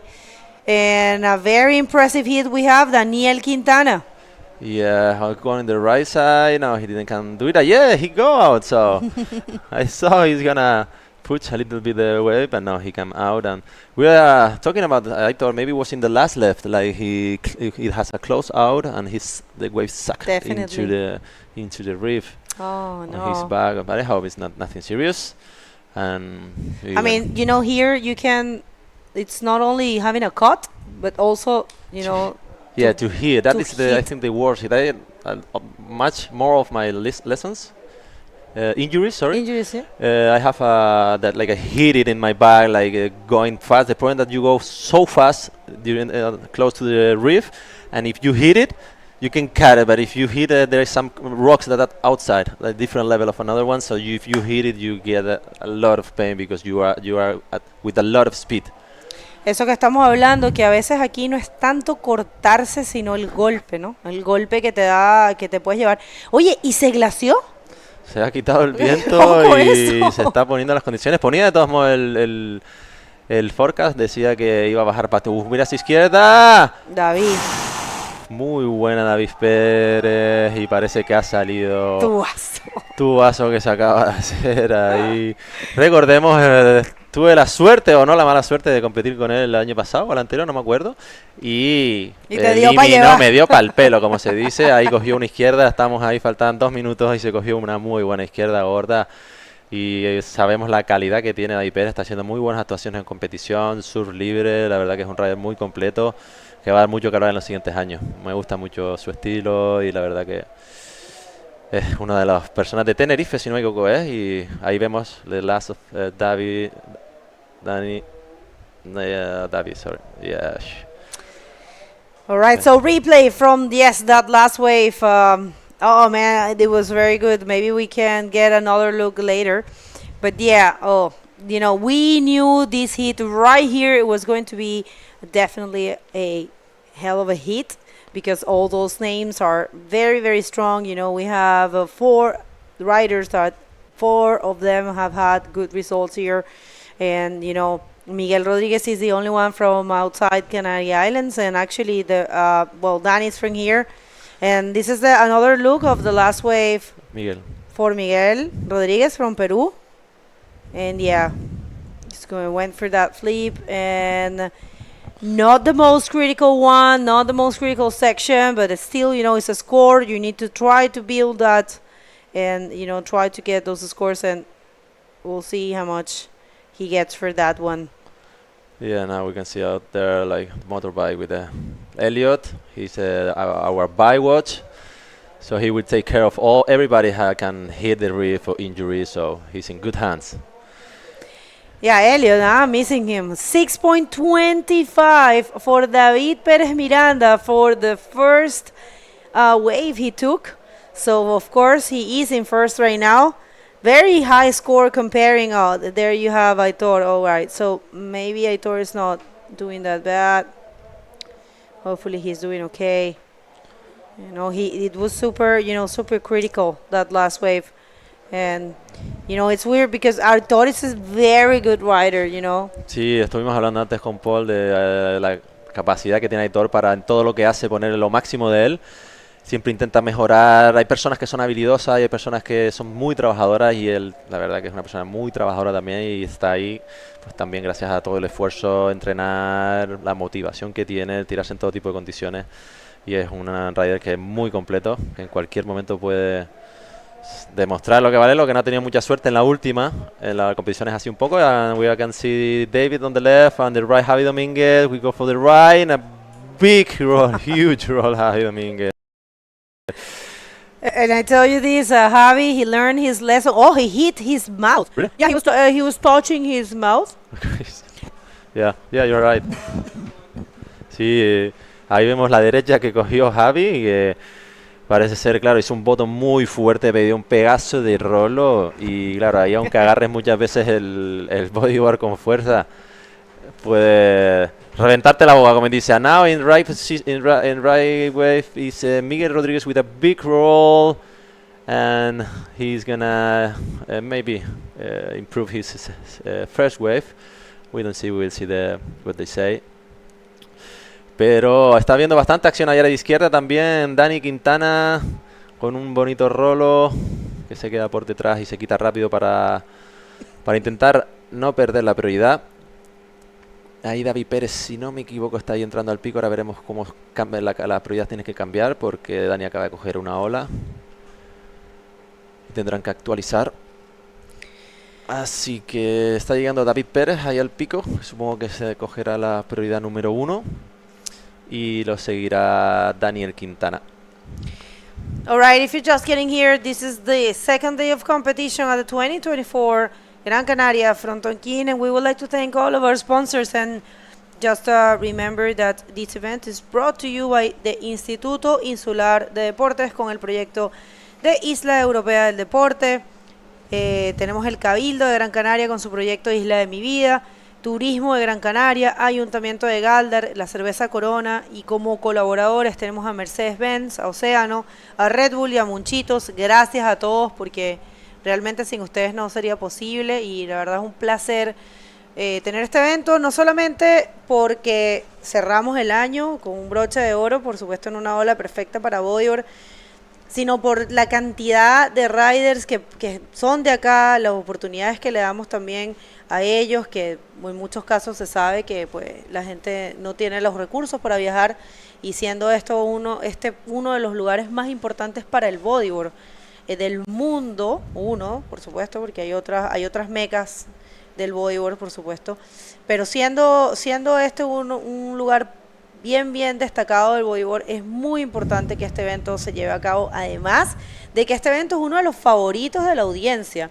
Les cuento que este evento siempre rompe récords en audiencia, todos los años. Sí, la verdad que sí. Al final, la gente que le gusta el boogie, el bodyboard, pues al final le gusta ver el bodyboard en condiciones pues como estas, ¿no? La que te permite el frontón, barrel grandes en situaciones que, como te digo, que puedes estar jugándote la vida, como quien dice, y a la gente le gusta, ¿no? Ese morbo. Ahí vemos Dani Quintana a esa derecha buscando para un buen backflip muy limpio, muy buena Dani Quintana ahí en la derecha, demostrando lo que sabe hacer. Sí, señor. Dani que decía, ahora casado, mandándole saludos a María. María, sé que estás sintonizando. Yo me acuerdo, ¿te acuerdas? Una vez vine en los comienzos, las primeras veces que vine, y ellos eran novios y María estaba empezando a surfear, y surfeamos acá y nos fuimos a los chinos de Gáldar, y muy lindo. Y después verlos casados hoy en día, pues es súper lindo. Así que muy bonito también ver cómo la gente, ¿sabes?, va evolucionando, va creciendo, va haciendo sus vidas, profesionalizándose. Algunos, como dijiste tú, pues ya no en el deporte, pero haciendo otras cosas, y siempre es grato ver que no dejan el bodyboard, que es parte de su vida, y que además siempre van a estar, tal vez no haciendo el tour mundial, pero van a venir a este evento y van a dar mucho de qué hablar, como es el caso de Dani con esa última ola, que me parece que va a recibir igual una buena nota. Sí, obvio. Y lo que te decía también al final, claro, no sabía que Dani se había casado, ¿eh? ¿Cómo hace? Ya tiene como 2 años. ¿Ah, sí? Bueno, pues lo siento. No, hombre, gracias. ¿Verdad? Lo siento, se te acabó la... así que, ¿Tú bueno, nunca te has enhorabuena, casado, enhorabuena. No, yo estoy en camino, espero. Ay, bueno.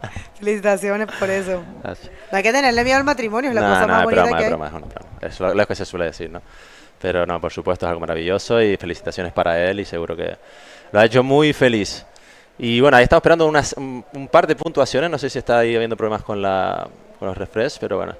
We can see the last wave of Dani Quintana on the right side. A really good backflip, perfectly landing, and he go out. And we are waiting for this score to know how is the situation now. Y como te iba diciendo que, bueno, lo de Dani estamos hablando, y que se me fuera la mente al... Estábamos hablando un poquito del matrimonio, pero bueno, volviendo al agua, qué tubazo se puso David Pérez Miranda, 6.25, una ola, el mejor score, y viene la respuesta de Miguel Rodríguez, un rolo redondito, en realidad muy bien, hay que tratar de hacer un par de maniobras, hay que tratar de escoger las olas con las que tú te sientas cómodo, no hay tampoco que volverse tan loco, ¿sabes? Haz un par de olas. Siempre recordando, para quienes no conocen cómo funciona la competencia, son 25 minutos que los riders tienen. Hay 4 personas en el agua, hay un sistema de prioridad establecido. La prioridad se determina dependiendo de quién llegue primero al punto de partida, que eso es algo que, bueno, se determina previamente con los jueces. Y hay un tope de 12 olas, y dentro de ese tope solamente tus 2 mejores olas son las que van a darte la posibilidad de ganar o de avanzar en competencia. Entonces así funciona, es una estrategia, o sea, son una cantidad de cosas que los competidores tienen que mantener en mente: cómo administrar su tiempo, cómo usar su prioridad, cómo seleccionar las olas, qué tipo de maniobras tienen que hacer, dónde arriesgar, dónde no arriesgar. Entonces finalmente todo se reduce a hacer lo que te haga sentir cómodo y lo que te pueda dar esos puntajes para avanzar. Cierto, mucha gente dice, bueno, pero hay que tratar de surfear lo más radical posible. Sí, pero también quieres avanzar, porque además, en verdad, Nelson, hay una gran diferencia entre los puntos de una ronda a otra. Entonces, finalmente, mientras más avances, mejor. Y mira lo que pasó. Mira lo que ha pasado, ha cambiado totalmente la manga. Javi Domínguez ha conseguido una ala de un 8.75, que creo que no nos las han retransmitido. No sé si pueden poner el replay. Y ahí vemos también otra vez Javi Domínguez de derecha, y de izquierda iba Daniel Quintana. Nos están enfocando a Javi Domínguez con una enorme backflip que se acaba de hacer, y lo ha entrado ahí luchando para entrarlo. Y bueno, no lo sé cómo consideran, casi ahí, pero es enorme el backflip que se hace Javi Domínguez. Y tiene otra ola, y vemos cómo se... And now we can see the left-hander with a really good barrier also. It was really deep. Danny Quintana, and he's happy also with his wave, and Javi Dominguez in the right side. Got a really nice bottom, really nice timing, and huge backflip. He landed, he turned, but can't continue. I don't know if the judge thinking that he made it or not, but anyway, he continued in the first situation. So David Perez is in second, and Danny Quintana are waiting for the last wave that he put in the second position with a 6.15. So the situation is changing, and now David Perez needs a 6.76 to get in second position, and Miguel Rodriguez at 8. So this hit is really interesting, ¿no? Like, estamos viendo que está moviéndose la cosa, están entrando bolitas, y ya a medida que vamos avanzando las rondas estamos viendo cada vez más espectáculo. That's right, we're coming here. This is David Perez Miranda. We know this guy, he's known for the critical sections. But yeah, not this time, David, not this time. But the previous one was super good. And look at that, there is a great battle in the water. Here comes Daniel Quintana, who just got the second position in a great barrel. So I don't know what's going to happen. Miguel is in a tough situation because check this out.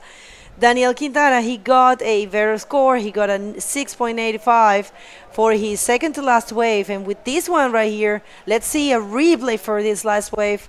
But yeah, that wasn't a make for sure. Yeah, unmakeable. No, he tried. But and Danny. Yeah, Danny is in the good left. He was really deep also. And he continued, he go out. I don't know if he's going to improve his second score. And now we can see all the team that is behind the camera. They are working so hard to showing the secrets. Yeah, to do possible this on live. Now Jimmy, he's the guy to know how to deal with all this kind of cameras, and he's the director of the on live. Como me estaba diciendo antes, también el tema de las prioridades es algo, creo que es un avance muy importante. And now we can see now the red. David Perez again trying in this left. He get the speed enough to go out. He comes out. The people is screaming, and he do a little small roll. You remember that he need that 6.85. So. Oh my God! I want to see that replay. And I love that we had the live camera shot, so check this out. One more deep barrel here for David Perez Miranda, winner of this event last year, and coming out easily with no harm, no crazy effort. You know, he's just so smooth, you know. These are the sons of your sons, I will say. Tus hijos. Los que vieron lo que tú hiciste y lo que todos los demás hicieron, y mira cómo los has motivado. Aunque bueno, David es chicharrero, ¿no? Sí, es chicharrero, pero mira, ahí lo pone en primera posición con un 9.25, lo pone en primera posición, un pedazo de tubo profundo, ola de serie, finaliza con un pequeño rolo, así que él está muy contento, quedan 7 minutos de manga, pero esa ola lo va a hacer pues sentirse un poquito más cómodo. Igual así lo vemos remando con toda la fuerza hacia adentro. Y como te quería comentar antes, mira, we can see now the replay of this 9.25. He go deep, he hold the bodyboard strong, and he get the speed, enough speed to go out. So and completed with a roll. Yeah, really nice, excellent wave. No. I mean, we knew he was gonna put everything and leave everything on the field here. You know, he has been trying the World Tour as well, and for him, you know, he went to Chile and he felt not the same there. You know, it's something that happens sometimes when you leave your country and you're used to a certain type of wave, and then you travel and you're like, oh, this is so different. But still, you know, he still served really good. But this place right here, even though he's not even from here, you know, I mean, I think he comes often, but he doesn't live here. No, actually he's from Tenerife. He used to for a couple of good waves like Alcalá, El Rolo, and this kind of wave. The first time that I saw was here. I was really impressive. Like, what's the name of the wave? It's not Caleta, of course, because Caleta is a different shape of wave. I think the one that is kind of like heavy, kind of like El Fronton. There's one like, oh no? But it's like only a left-hander or a right? I think it's only a left. I think it's Rolo they call. I think they call Rolo. I'm not sure. I don't used to trap. I used to travel more than Fuerteventura, Lanzarote than to Tenerife. I don't really go there. Just I surf Alcalá and a couple of waves, but I really want to go there and surf a couple of right-handed that there is a kind of secret, and but I need you know, when you already said it. Yeah, when the swell is coming, you have to decide where you want to go, and at the end you go at the way that is going to be good, and I know for sure from before, so I prefer to go like sure. I don't want to have too many risks. I understand, the same. Well, 9.25 and a 6.25 for the 2023 Fronton King. And looking so sharp, and well, Javi is looking for a 6.76, and I'm telling you, if Javi has an 8.75 and a 6.10, he can get that score. He definitely can do a 6.76, I believe. But the case of Miguel is a little bit more difficult.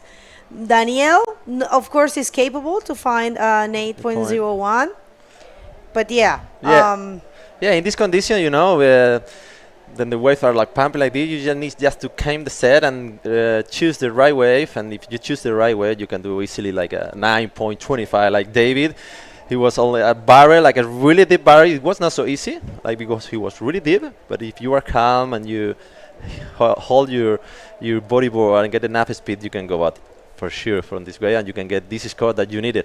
Like you're talking about like the priority, I think this was it was a really good improving like in the contest, like because before when I could start to compete the first time, there is not priority. So now we start in the left, David Perez Miranda taking a good way, a little bit barrel, waiting for the hit the lip and a big backflip.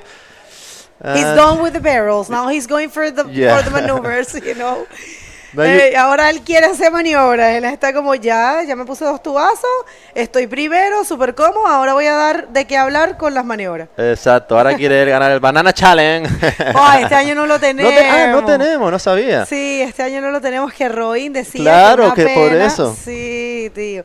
Pero bueno, bien, o sea, igual, ojalá el año que viene vuelva el Red Bull Banana Challenge, ya saben, Red Bull.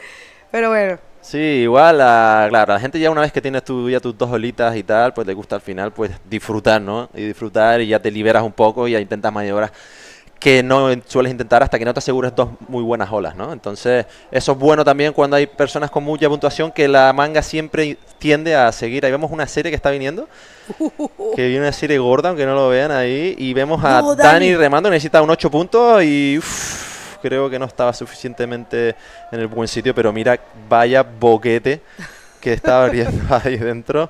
Y está la marea ahora para intentarlo en esas, ¿eh?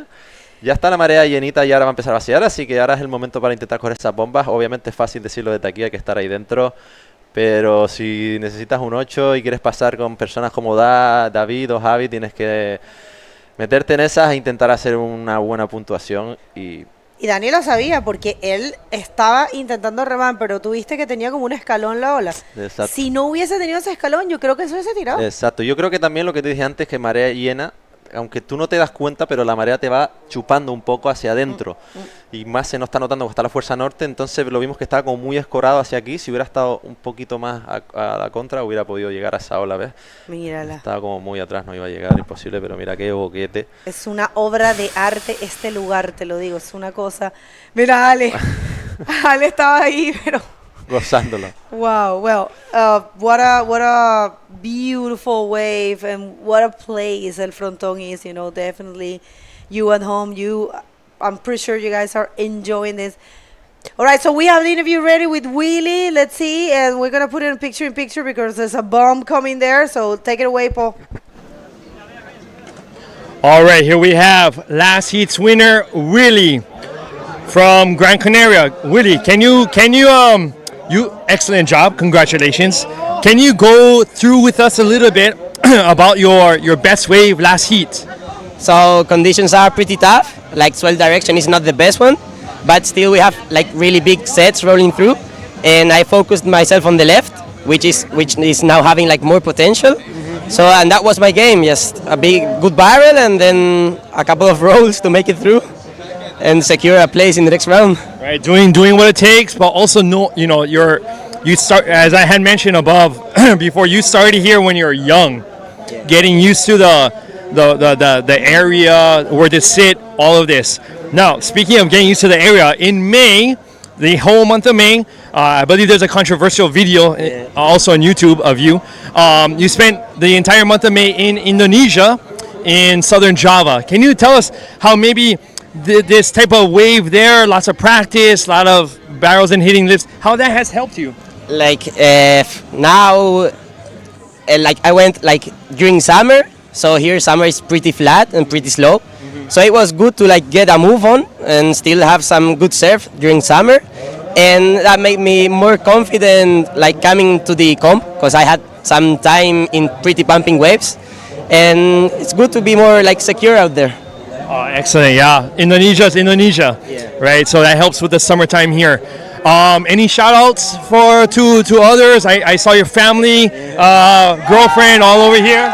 Yeah, so shout out to my family, my girlfriend, my friends, my sponsors, and everyone watching online and coming down to the beach and enjoying the show.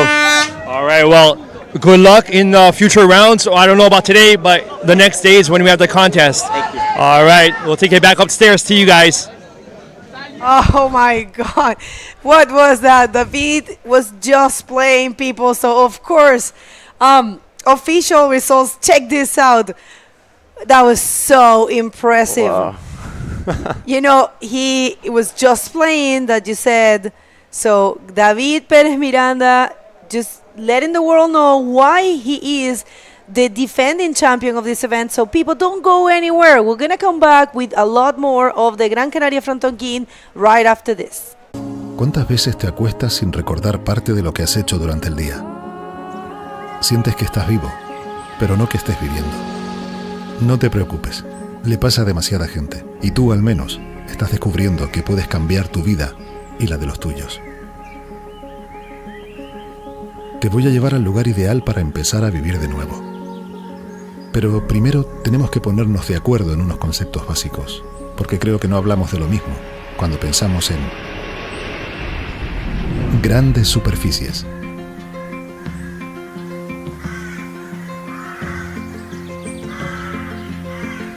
Ruido.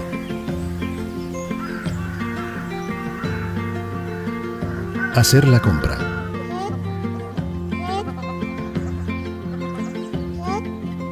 Envejecimiento activo.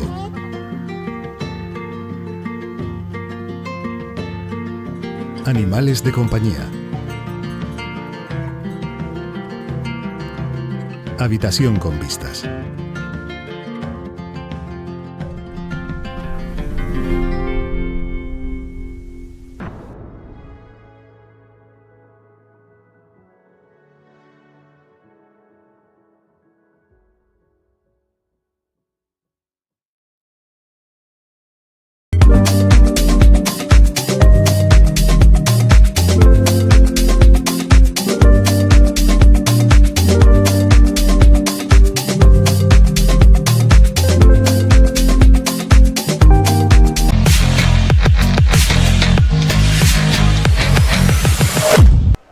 Welcome back, everyone. The second day of competition and the first for the streaming here at the 2024 Gran Canaria Frontón King, and it's a pleasure to be watching this action, and what a hit we just saw.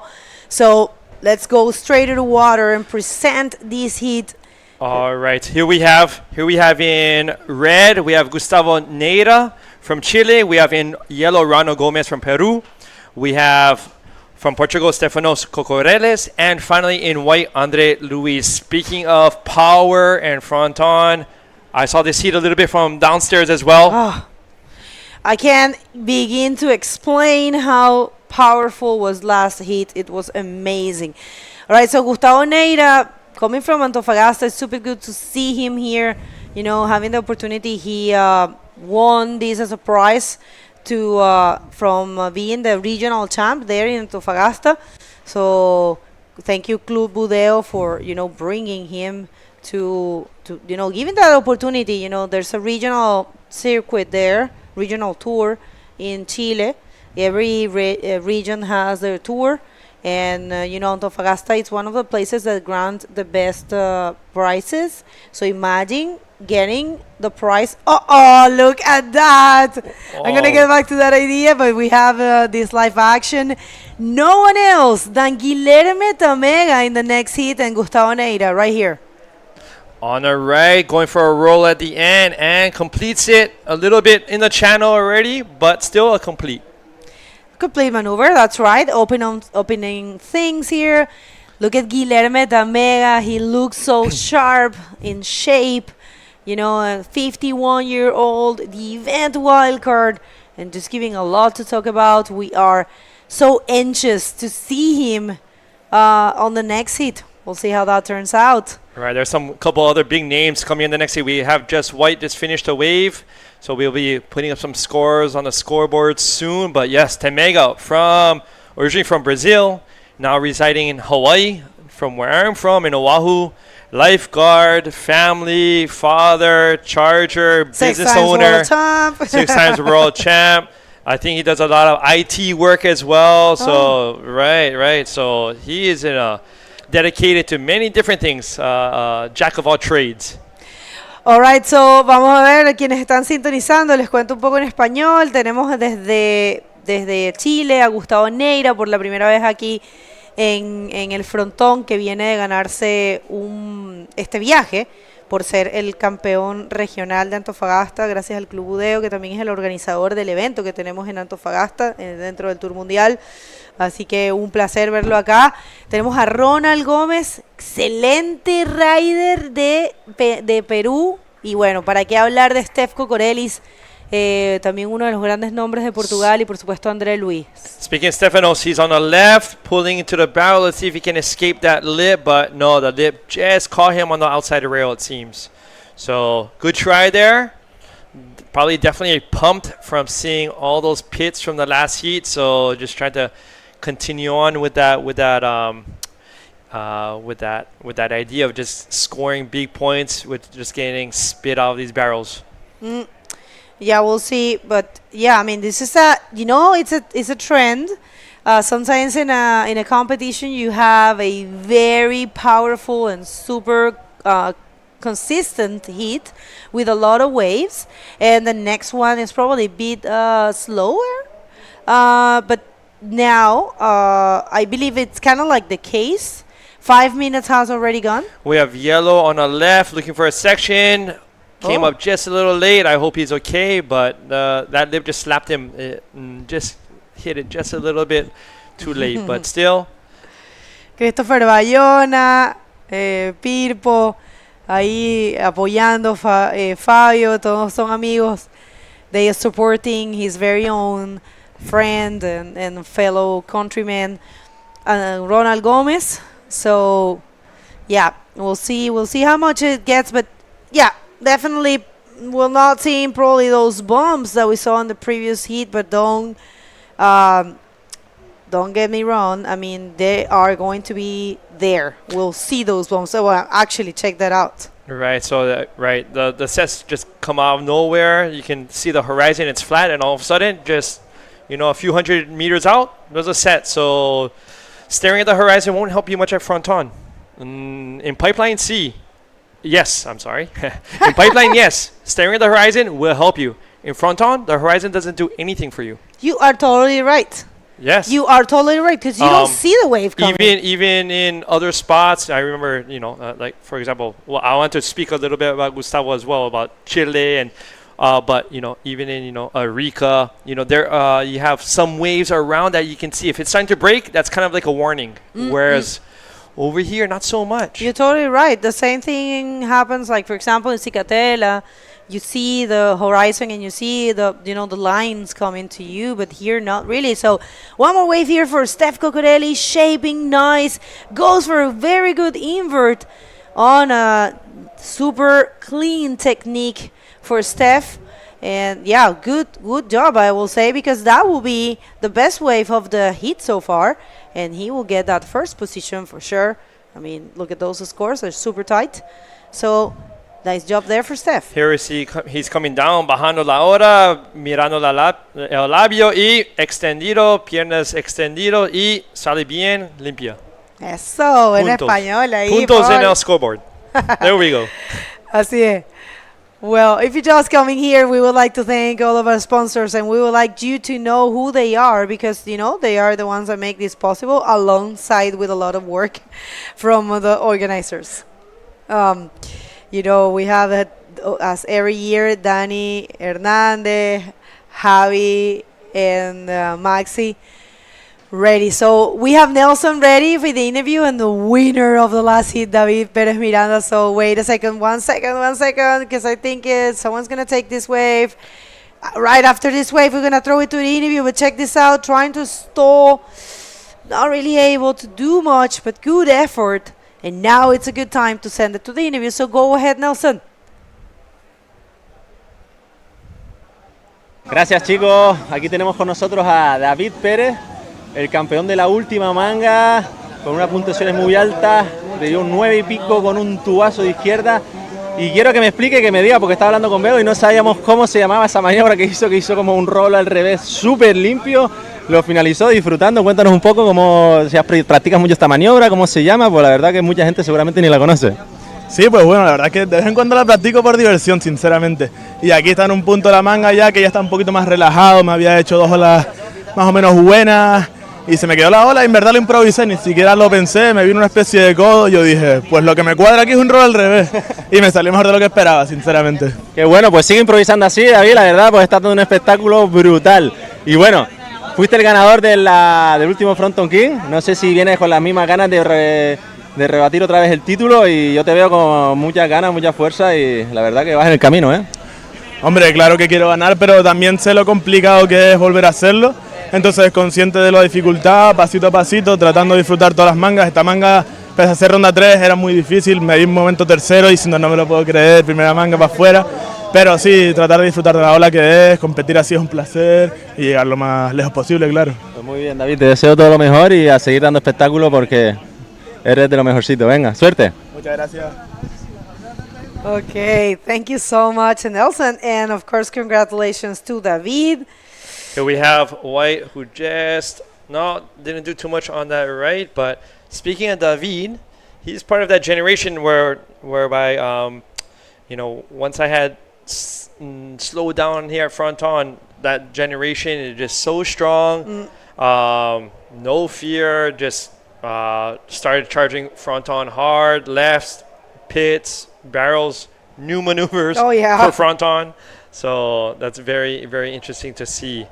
So scores are up. I don't know if you can see, for those of you maybe using your mobile phones, it might be a little hard to see, but blue is in the lead, Stefanos. And second, we have Gustavo Neira from Chile in red. Third, Andre Luis looking for a 2.5. Here we have blue on the left, scooping in, but a little bit too far behind the pit, behind the foam ball. So he's getting his little bath right now, his little washing machine going on there, but he looks all right, heading back towards the channel. So scores, here's an instant little replay. Well, that was actually a nice looking one, but it just closed out on him. But yeah, good effort, of course. So Steph Cocorelli is right now holding the first priority, not comfortable at all, I will say. He needs to get rid of that 1.30 and back up that 5.75, or maybe even get a higher score. But the invert was super nice, and he was just getting the job done, which it's perfectly understandable, and this is what you have to do. Just try to get those points, and you will have another chance to compete in this so famous and so amazing event, the Gran Canaria Frontón King, for the 12th edition of this event. And we were about to say hi and thanks to all of our sponsors. We do have a list of sponsors, main sponsors. Of course, el Instituto Insular de Deportes con el proyecto Isla Europea del Deporte, un proyecto hermoso, realmente una isla que destaca. Jan Salon getting ready there to get out. I mean, get and surf, to his last hit. Tenemos también el Cabildo de Gran Canaria con el proyecto Isla de mi Vida, el Turismo de Gran Canaria, el Ayuntamiento de Gáldar, la Cerveza Corona. Esos son nuestros patrocinadores. Y como colaboradores, ¿a quién más tenemos? We have Mercedes-Benz, Oceano, Red Bull, and Munchitos. Muchas gracias a todos. Es un placer estar aquí y ustedes son los que hacen posible, junto con la organización fuerte y pesada de Maxi, Javi y Dani y todo el equipo que es espectacular, que siempre están acá, y todos los colaboradores, cada persona que trabaja en este evento, que le pone un montón de esfuerzo. Todos son los que traen esto. Y esto que ven en pantalla es un código QR muy sencillo. Ustedes toman su teléfono y escanean eso y se conectan con nosotros. Lo lleva a todas las redes, la página y todo de la IBC World Tour. Así que es súper fácil, ¿sabes? You want to say that in English? Right, great idea with the QR code. You know, you may be at home on YouTube, on your computer or your TV, but you need to go to work or you need to do other things in your life these days for the next couple of weeks. So therefore, scan that and have it on the go on your phone all the time, ready to go, ready when the contest is on. That's right. Right, an event that has $40,000 up for grabs, $10,000 for the juniors, and $30,000 for the men. And it's not only that, but the satisfaction of doing well in one of the best waves of this year tour, and of course of bodyboarding. So a lot of honor and pride. Oh, he was dancing. Yeah. What's happening there with the camera?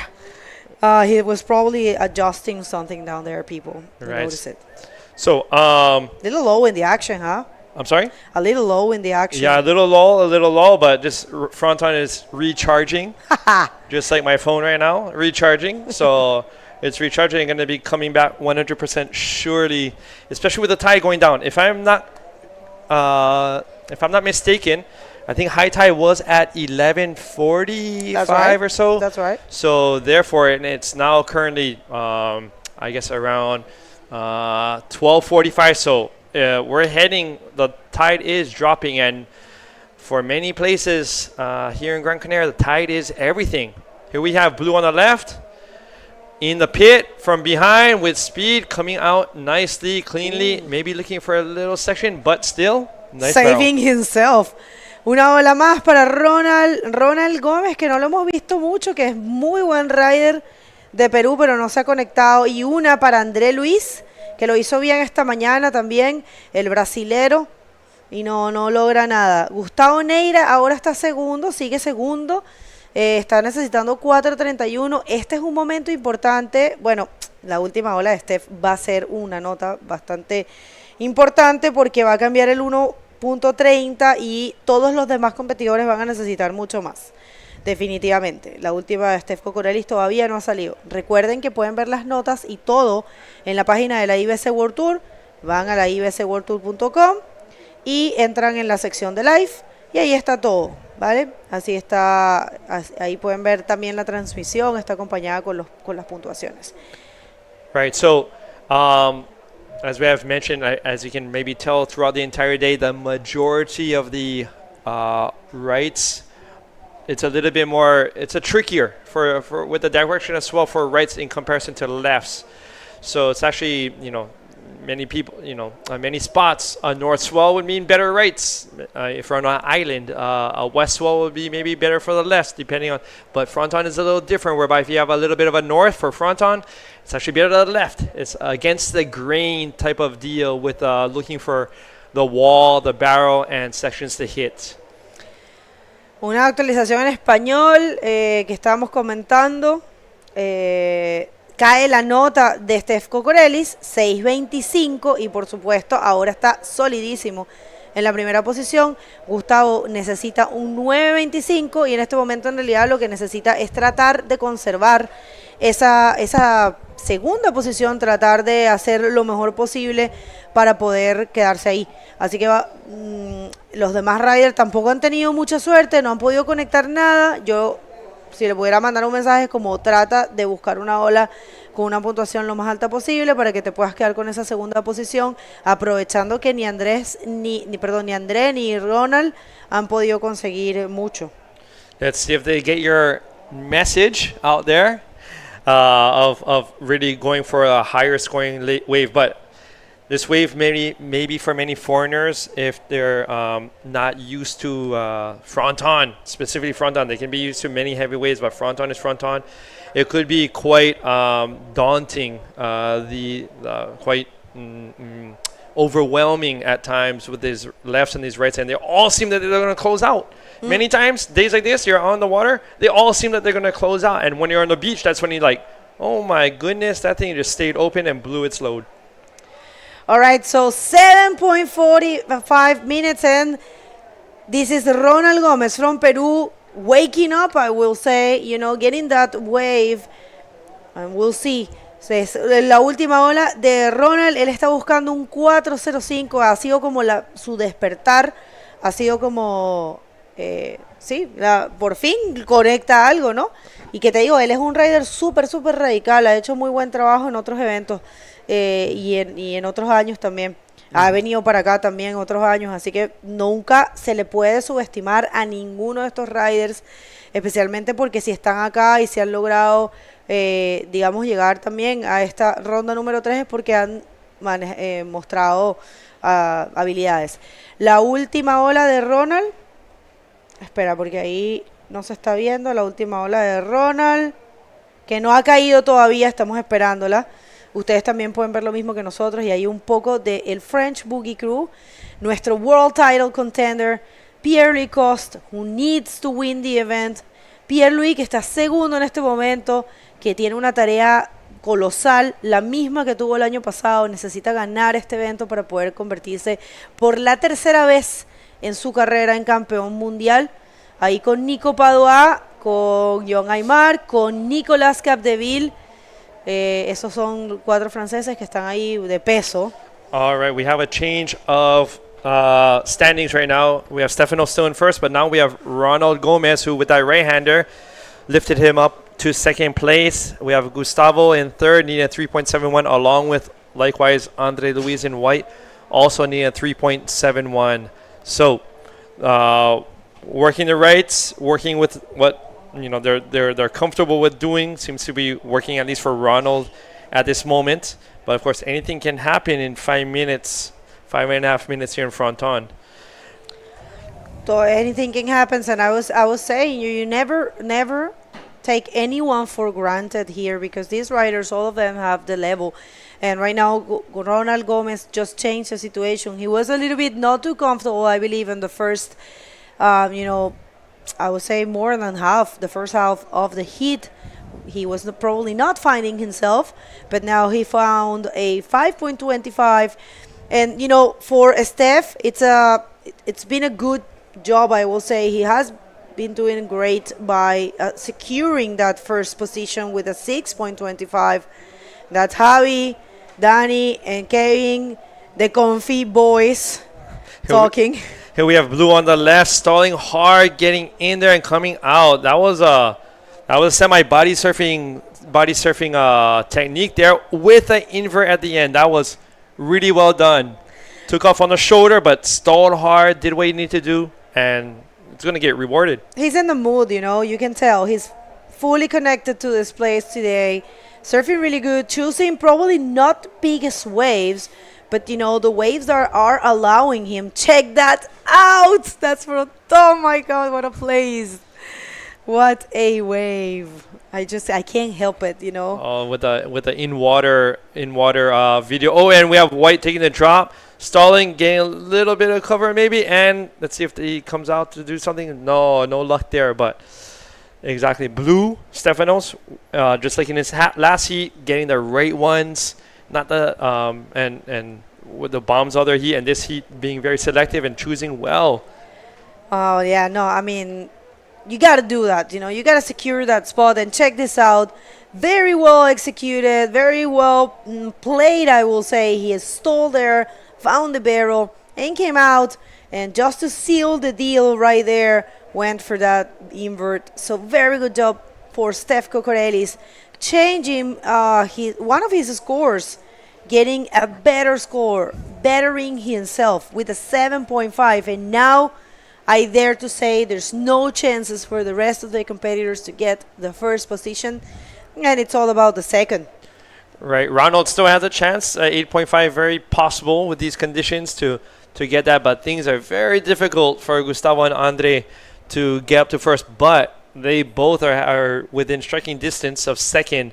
They only need a 4.36 each of them in order to move into second place. So Ronald comfortable, but still needs to be a little worried, I think, about Gustavo and Andre and Surf Smart. Red Bull, of course, supporting this event again.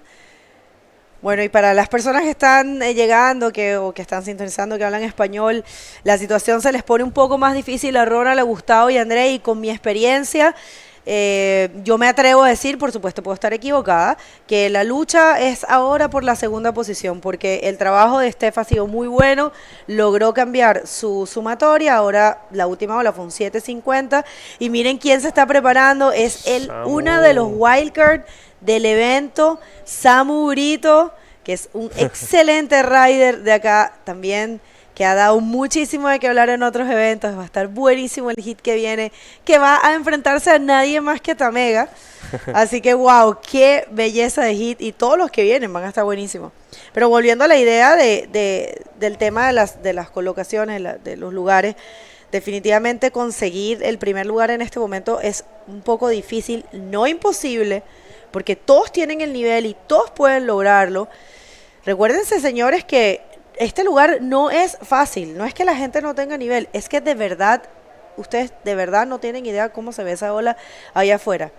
Es otro nivel de bodyboard, en el sentido de que no es que no puedan surfear, es tu cabeza la que te juega, porque tienes que tener esa preparación mental y ese empuje, y también como esa liberación de confiar en ti, decir yo puedo, lo voy a lograr, no es tan peligroso, me tengo que atrever. Y eso la mayoría pues nos cuesta, ¿sabes? Yo me incluyo en ese saco porque es muy difícil, y eso, brindémosle siempre el respeto a los riders, que porque un rider en un hit no haya conseguido grandes puntuaciones no quiere decir que ese rider no sea bueno, y especialmente en lugares como estos.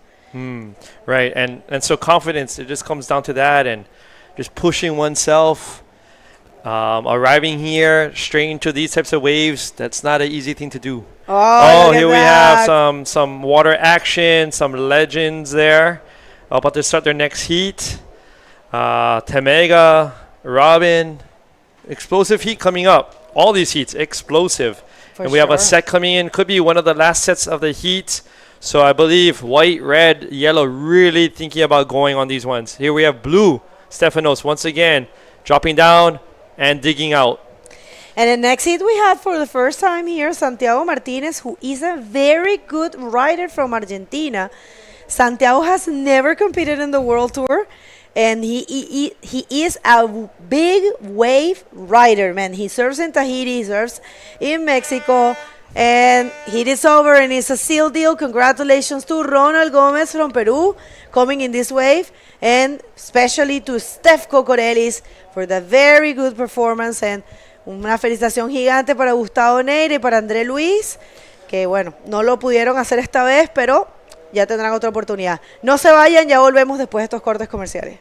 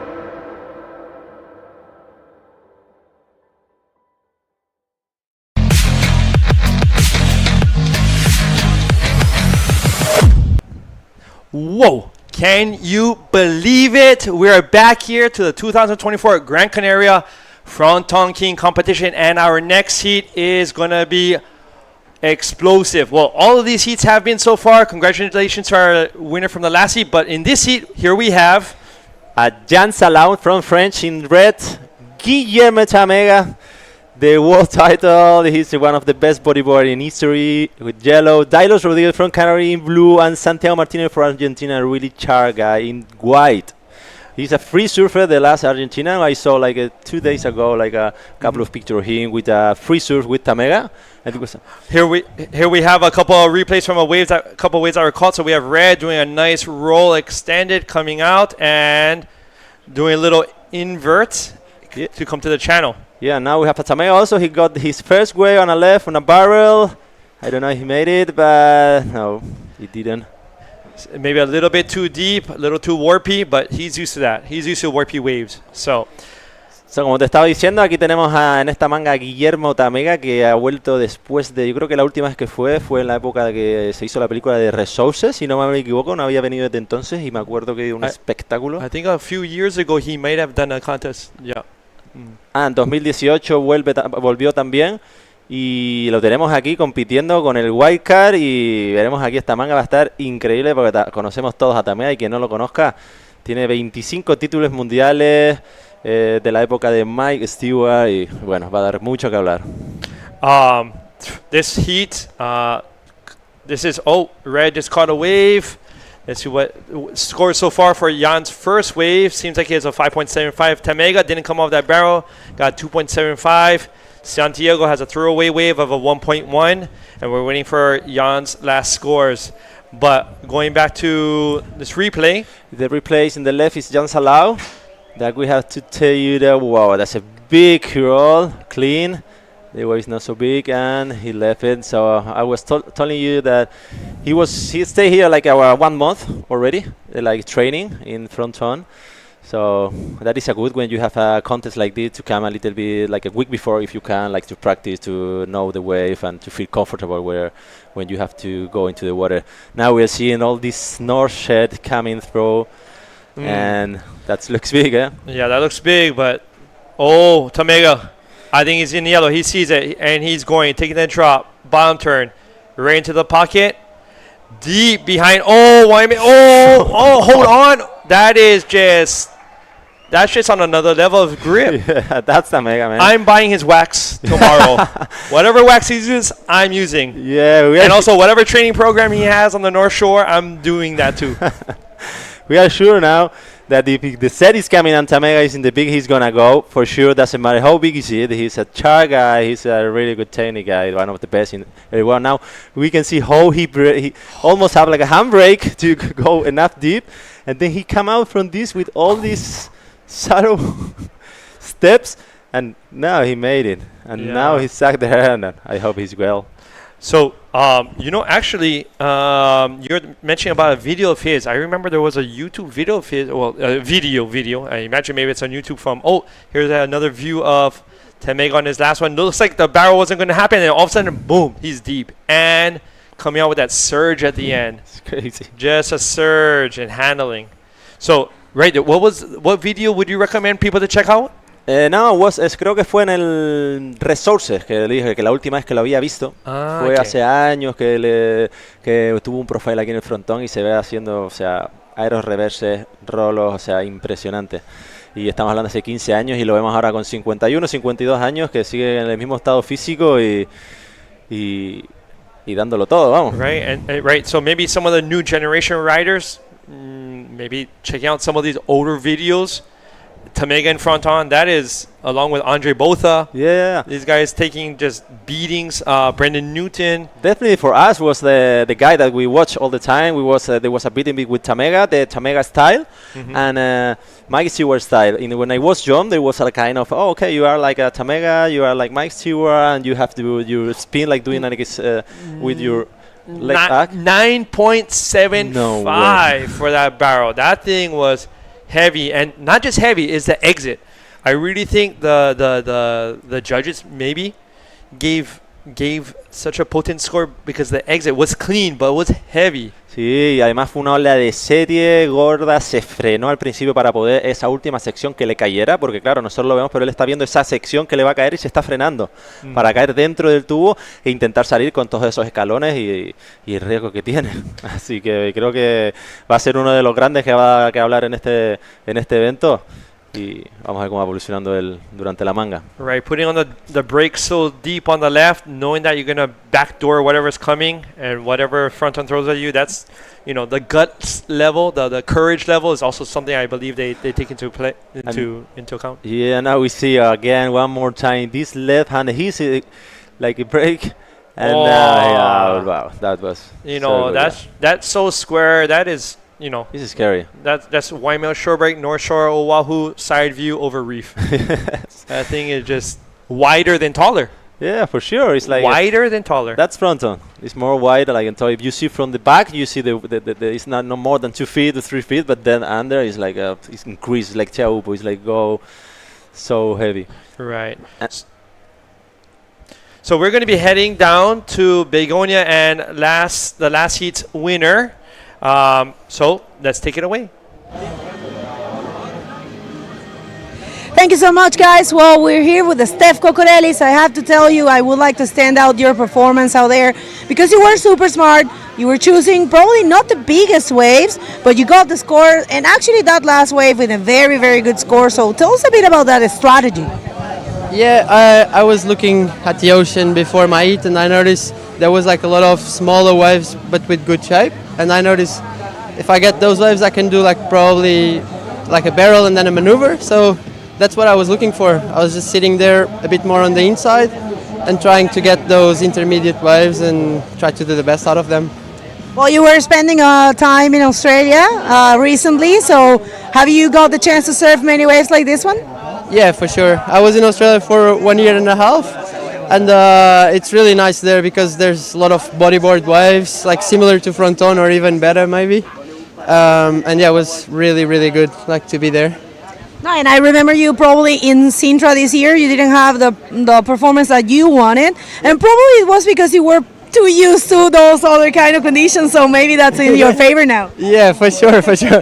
When I was surfing in Sintra, I was lost because I never surfed the beach break like Sintra for the previous months and years, so yeah, I was lost, and was difficult conditions in Sintra too, so, but yeah. Anyways, do you want to say hi to anyone, maybe speak some Portuguese? Sim, quero agradecer a todos os meus amigos, família e aos meus patrocínios, que é Pride, Bodyboard Center, NIF, Vulcan, e a toda a gente que me está a apoiar. Parabéns and best of luck for the rest of the competition. Back to you guys. Nose, congratulations. And Tamego on another left barrel, coming to another barrel. Let's see if he's looking for a little end section, but still 2 barrels. 2 barrels. Él siempre busca ahí el huequito para hacerse un tubito, sale, busca maniobra. La verdad que es una persona muy completa, es uno de los mejores riders de la historia y lo sigue demostrando ya con esa pedazo de ola que se bajó. Aunque te digo una cosa, o sea, Dailos está ahí luchando también. We can see now again the left-hander of Tamega in a small barrel, but really good. It's not so big the wave, but sure he's gonna have a good second score.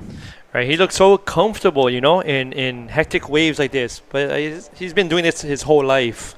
So this is the other riders have their work cut out. Dailos in blue still waiting for his first wave to jump into second. He'll be needing some scores put up there. 9.75 just to get the second. Yeah, he's calm now. He just needs there is 30 minutes remaining. He's waiting for a good wave. I was talking with him before, and he has a little bit of twice his knee during his last hit, so he don't feel so comfortable. So it's another thing that you have to plus in the competition. So if you take the risk to have to surf one wave, then you hit it, and then you do some damage, then you have to be ready for the next one. Right. So he has a little knee. Something happened to his knee, then maybe a twist. Yeah, twisted his knee in his last heat.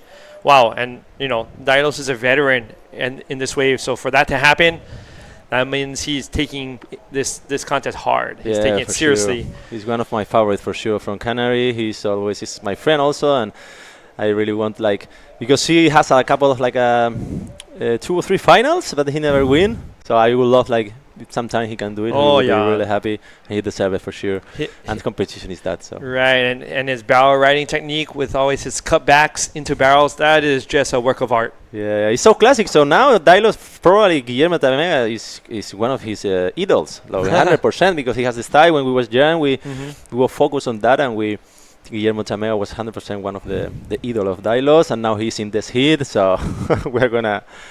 It's fun, no? Like when you grow up watching videos from from some guys, and you are in the same heat like him.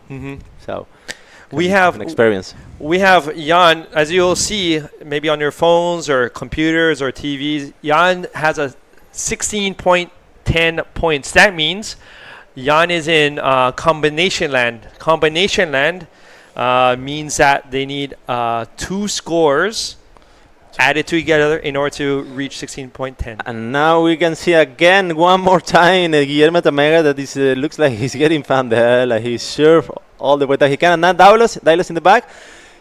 He breaks. He break the B, yes. Cover a little bit. He's looking for some air. Let's see if we can find, no.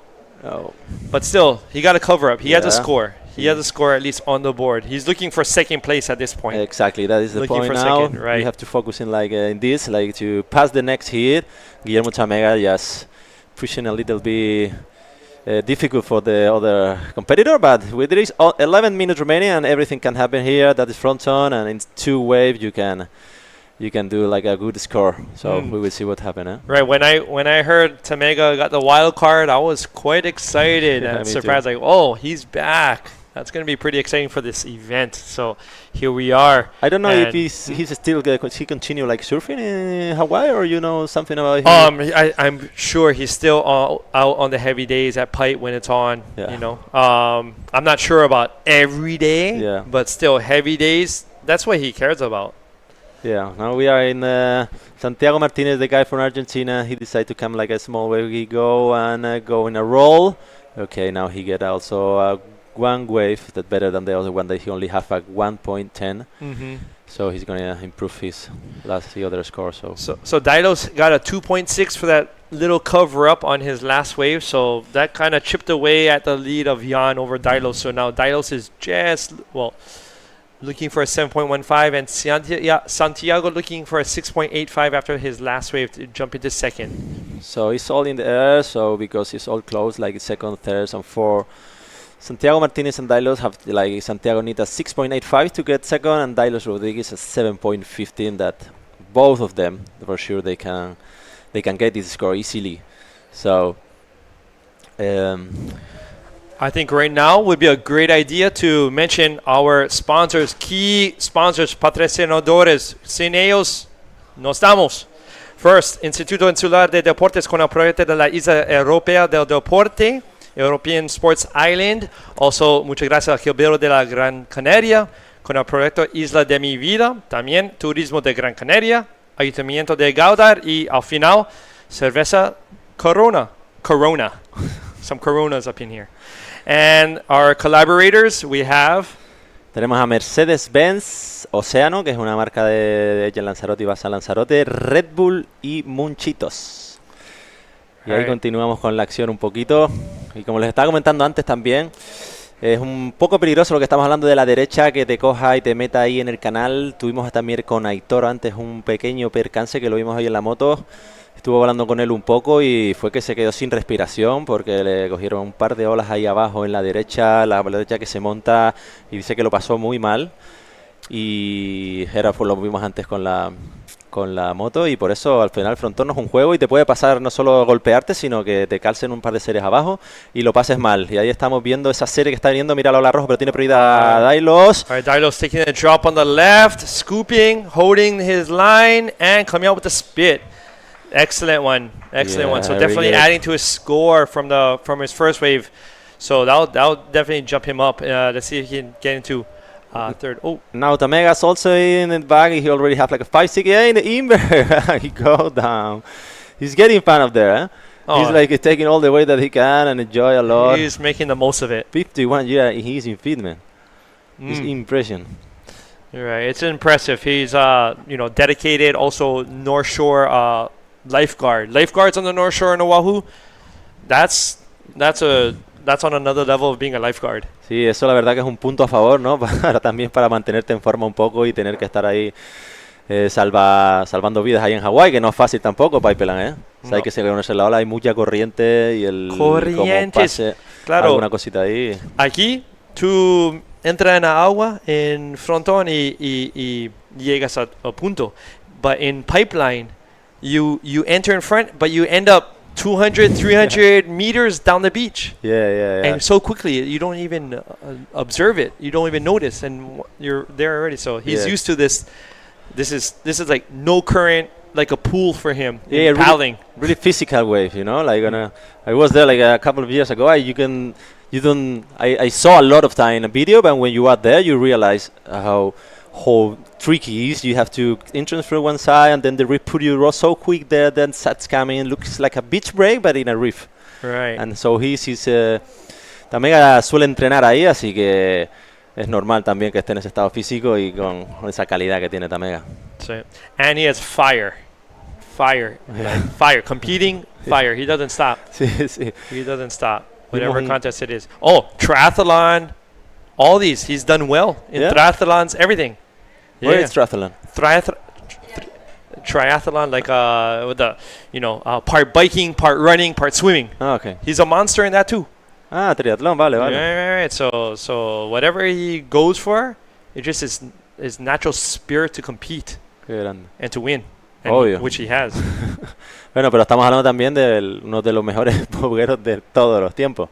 O sea, claro, tiene 50 años, pero y sigue, o sea, con la motivación. Estaba viendo un vídeo, no sé si colgó el otro día ayer en Instagram y hablando de su baño, ¿no? Con Santiago Martínez también, que está en la manga, un baño que tuvieron hace un par de días, que estuvo el frontón muy heavy y que habían 3 personas, creo que estaban ellos 2 y Cutillas, y contándolo con un entusiasmo ahí, como si fuera la primera vez motivado, ¿no? Al final para llegar con esta edad para surfear tienes que estar motivado, ¿si no? Right, here we have the next scene in the water. We have Vega there, Kevin, Oruela, Samuel Brito, Era Luciano, all waiting for the next heat. So 3 Canarians and the Brazilian Eder already pumped, checking out this heat from the water, and so appreciative of having that camera angle in the water for those barrels, those smiles. Is this good? And now when you film from the water, it's a little bit strange, like a fronton, because you can see the side of the wave. Now it's Jan Salau in this left, he go for the good barrel, he comes out also.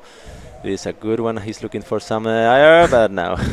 Oh, that was a little tricky there. I thought he might try to pump that up and pump it around into a reverse, but. And now we have to see a situation because Dylos Rodriguez waiting for the last score of Jan Salau. He need only a 3-point, like to get the second position. And Santiago Martinez, he need a little bit more, 6.85, but he have the priority. So. If the wave coming, maybe he has a chain. Remember that he has a charger. Maybe he's going to choose for that one. We have White taking the drop on this heavy one in there. Let's see if he can maintain speed to come out. Oh, no. I think it just gobbled him up. But let's see I hope he's going to be all right with this next one. As you can see, he's in the middle now of the peak. Yeah, and that's the problem. Frustrated. He really wanted to come out of that one. Yeah, and that's when high tide is north. You try to go in the channel of the left, but the grip push you on the right wave that we're talking about before. Now we see how the drop was a little bit complicated, and now he can't make it in this wave, so he's not happy with that.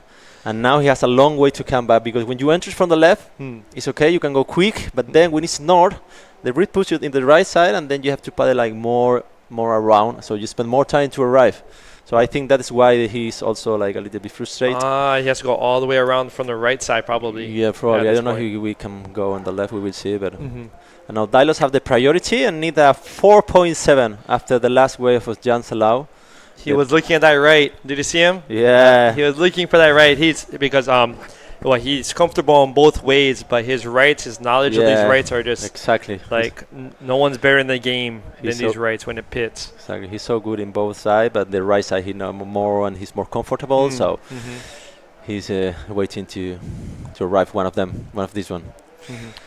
Yeah, at this point, knowing how many points he's probably wanted to do something that he's more comfortable with. Instead, unless it's a perfect left, I think he's going to be really trying to think about going on a right and just doing how he does in bigger fronton. Nada, seguro, seguro. Aparte él sabe cuál es la buena y cuál no, así que va a esperarla. Y sabe que no necesita tampoco una gran puntuación, necesita un 4.70. Entonces... So true, right. You don't need a 10. Exactly. Right. Pero, claro, tienes que estar ahí, sabes que quedan 3 minutos y tú puedes imaginarte si viene alguna serie atrás o no, pero es la parte de la competición al final. Pero veremos qué pasa. I imagine Guillermo Temaya pretty comfortable right now. Second place is in combination land. So he just, I wonder if he's gonna, if a heavy one comes, I don't know, because it's always a risk, right? Having fun, but this wave is easy to get hurt. Like Dilo's just in his last heat with his knee is slightly twisted. So exactly, but I think he hasn't any pressure because he came just for sure to enjoy. And I think he doesn't mind if a set coming. He doesn't mind about injury because he was 2 days in a really big day, and it doesn't matter to surf. Oh yeah, with these conditions. So I think he's getting fun, and if the set's coming, he's gonna come. He's gonna go. He's gonna go. It doesn't matter if it's the sketchiest wave ever. He's gonna go. So we have 1 minute 45 seconds more. So many things can still happen. I know they're sitting on the boards, but as we had talked about before, using the horizon as a guide doesn't work in Fronton. No. These sets can pop up, 800, 1,000 meters out, and the horizon's flat. Sí, es así. O sea, al final es, no sé, como en otros sitios como en Australia, me llamó la atención, en el sur de Australia cuando venían las series, vienen series como de 20 olas y se ven marcadas desde atrás. Aquí es como que de repente te vienen y no las ves venir. Las ves venir un poco, se marcan, pero no te puedes hacer una idea tan como en otros lugares. Y ahí está Jan también preguntando por las puntuaciones, a ver cuánto necesita Dailos. Y claro, queda un minutito, Dailo está ahí tranquilo esperando su ola. It's interesting how Jan is sitting on his board, Dailos is lying down on his board. So I wonder if that kind of posture kind of shows one feels more tension than the other. Of course, Dailos lying down can get to the wave quicker. Exactly. Than Jan sitting on his board. And now I think it's about the position also, the priority. Now Jan is looking for this left one. No. Now 34 seconds remaining. Dailos thinking about to got to one. No, he don't. Jan is looking at this left, dropping down, maybe hoping for a ramp here at the end part. No. More like a floater thingy? Yeah, but and now White Santiago. Yes, like a good barrel, and he made it.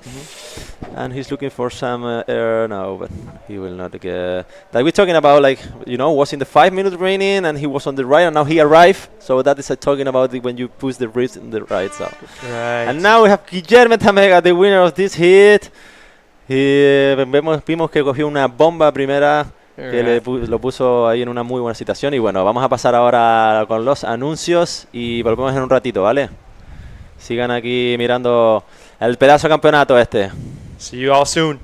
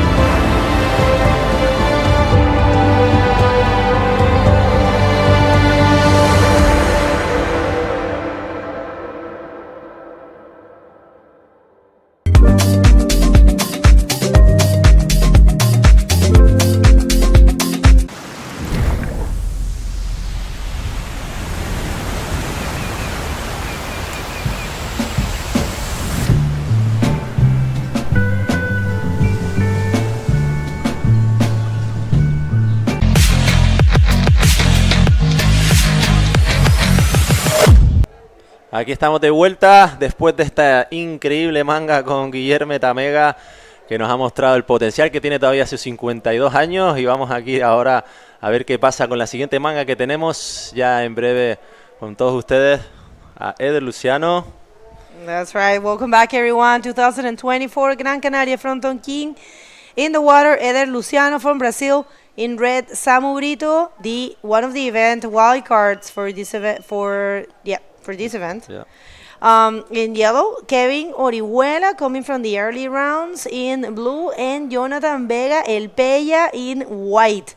So I have no idea what's going to happen in this heat because it's another cracker of a heat. I'm telling you. Yeah, we have a really good rider here. Most of them are right-hander, like Kevin and Jonathan. They are really comfortable on the ride. And then Eder Luciano, Samuel Brito, que pueden dar también bastante acción. Y mira las series que están entrando. Vemos ahí a Kevin cómo hace con la mano, porque no nos podemos imaginar cómo se está poniendo eso, bajando la marea ahora. Y parece que la fuerza no afloja. Parecía que iba a estar subiendo, pero parecía que iba bajando, pero está ahí todavía mostrando su potencial y rugiendo como nunca. Afloja que no está aflojando. Me recordó lo que dice usted, me da una risa esa expresión. ¿Cuál? Afloja que no está aflojando. Me gusta mucho, me da mucha risa. Pero sí, es verdad que no está aflojando el suelo. I'm sorry, people, we are laughing because there's a couple of expressions here in Canary Islands. Actually, Gran Canaria, because people tend to think that you guys are all the same, but you are very different, one from the other, depending on the island you come from. You're very different. Sí, I would think like, all the Canarians are the same, but no, not really. No, tenemos diferentes acentos dependiendo de la ola. Dependiendo de ahí vemos la derecha de Kevin Orihuela, por eso estaba yo con la ola. Y ahí vemos que derechón, muy buen rolo ahí. Empieza muy bien la manga, bueno, ese buen rolo. Y vuelvo otra vez, como dijimos, la derecha se siente muy cómodo y seguramente va a estar buscando durante toda la manga ese tipo de olas. Y bueno, como decía, sí, al final nos diferencia un poco el acento que tenemos. Y now we see again this right-handed of Kevin, such a nice style he has, a big roll, he landed really good with the speed, and he's gonna get a...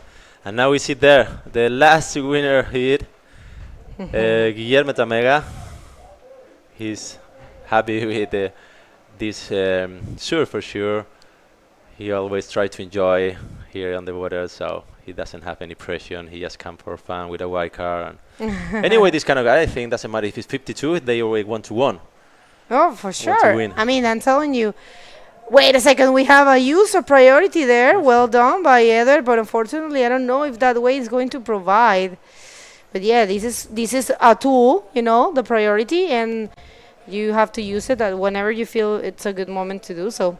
But yeah, going back to that idea, there's a specific type of mindset, the Brazilian mindset in competition. They are so strong in their mind, and they are no losers. I mean, that's no room for losing, in their minds. Super competitive, but at the same time, super professional, of course, most of them know perfectly how to lose, Sí, creo que es parte también de la cultura. Now we can see the last wave of Eder Luciano that they were paddling with Samu. We have to say that in the beginning, when you go to the spot, like the place, there is no priority. So and that's why Samu, he was a little bit. So Eder was a little bit deeper than Samu. So that's why Samu go out, didn't take it. If not, the judge maybe they say that it's interference. So now they have the Samu have the priority because Kevin already have, and Jonathan, the Luciano is in second, and in Samu Brito is in first. I think they don't show it, but because already Jonathan have a wave and Kevin also. No, Jonathan neither. So they have to refresh their priority. Now he's paddling for a ride. Bueno, como estaba diciendo, al final los brasileños son muy competitivos y lo hemos visto también no solo en el bodyboard, en el fútbol, en el surf. Yo creo que es la cultura que llevan ellos también. Es la cultura deportiva heavy. Cultura deportiva de ganar. Sí, de ganar, es eso, es de ganar. Es competir y ganar. O sea, yo lo sé porque en mi época de competidora, las chicas, yo de verdad, malísima competidora porque yo nunca pensaba en ganar. Nunca pensaba en ser campeona mundial y esas cosas. O sea, las chicas que compiten, sí, ellas solo piensan en ganar y solo piensan en ser campeón mundial. No hay amistad, no hay nada. Obviamente no quiere decir que no tengan sus amigas, pero en el agua no te van a dirigir la palabra, no nada, ¿sabes? Y lo cual es súper profesional porque es la manera, digo, también de mucha gente. And now Samu's on the right, looking for his first wave. He do bottom and he wants to hit it, but no, he didn't get the timing to do it. And now he has to wait for the other. What we're talking about, like you say? Talking about the competitive, mindset for the Brazilians. But check this out. It's looking like a nice wave. Probably Kevin. No, not really. And like you're talking about before, like the mindset, and I think it's important, like to be like this. If you want to be a really winner, you have to have this kind of, mindset. Yeah. If not, I am a little bit like you. Like when I competed, I leave that sometimes I saw my friends when I start. Some friends that you are really fan of them, and then you go to competition and they don't talk with you. They are really focused on that. And now, sorry, we are with Kevin with the second wave. Looking for a barrel, no. Looking for to do some trick now. He did maneuver, so he go out. Yeah, I mean, it's difficult. It depends on the person. Oh my God, did you see that? It sped so beautiful. What a piece of art. But yeah. Y eso depende un poquito al final de cada uno, ¿no? All right, so now that we don't have any waves, and I know Tamega, it's ready down there with Paul. So let's hear from them. Take it away, Paul. And we're here with the man, the myth, the legend, Guilherme Tamega. Guilherme Tamega, winner of last heat's winner. And what a spectacular heat with various waves, and so far the highest scoring wave of the contest with a 9.75. Can you tell us a little bit how coming 10 days ago or so, arriving there, how that has helped you?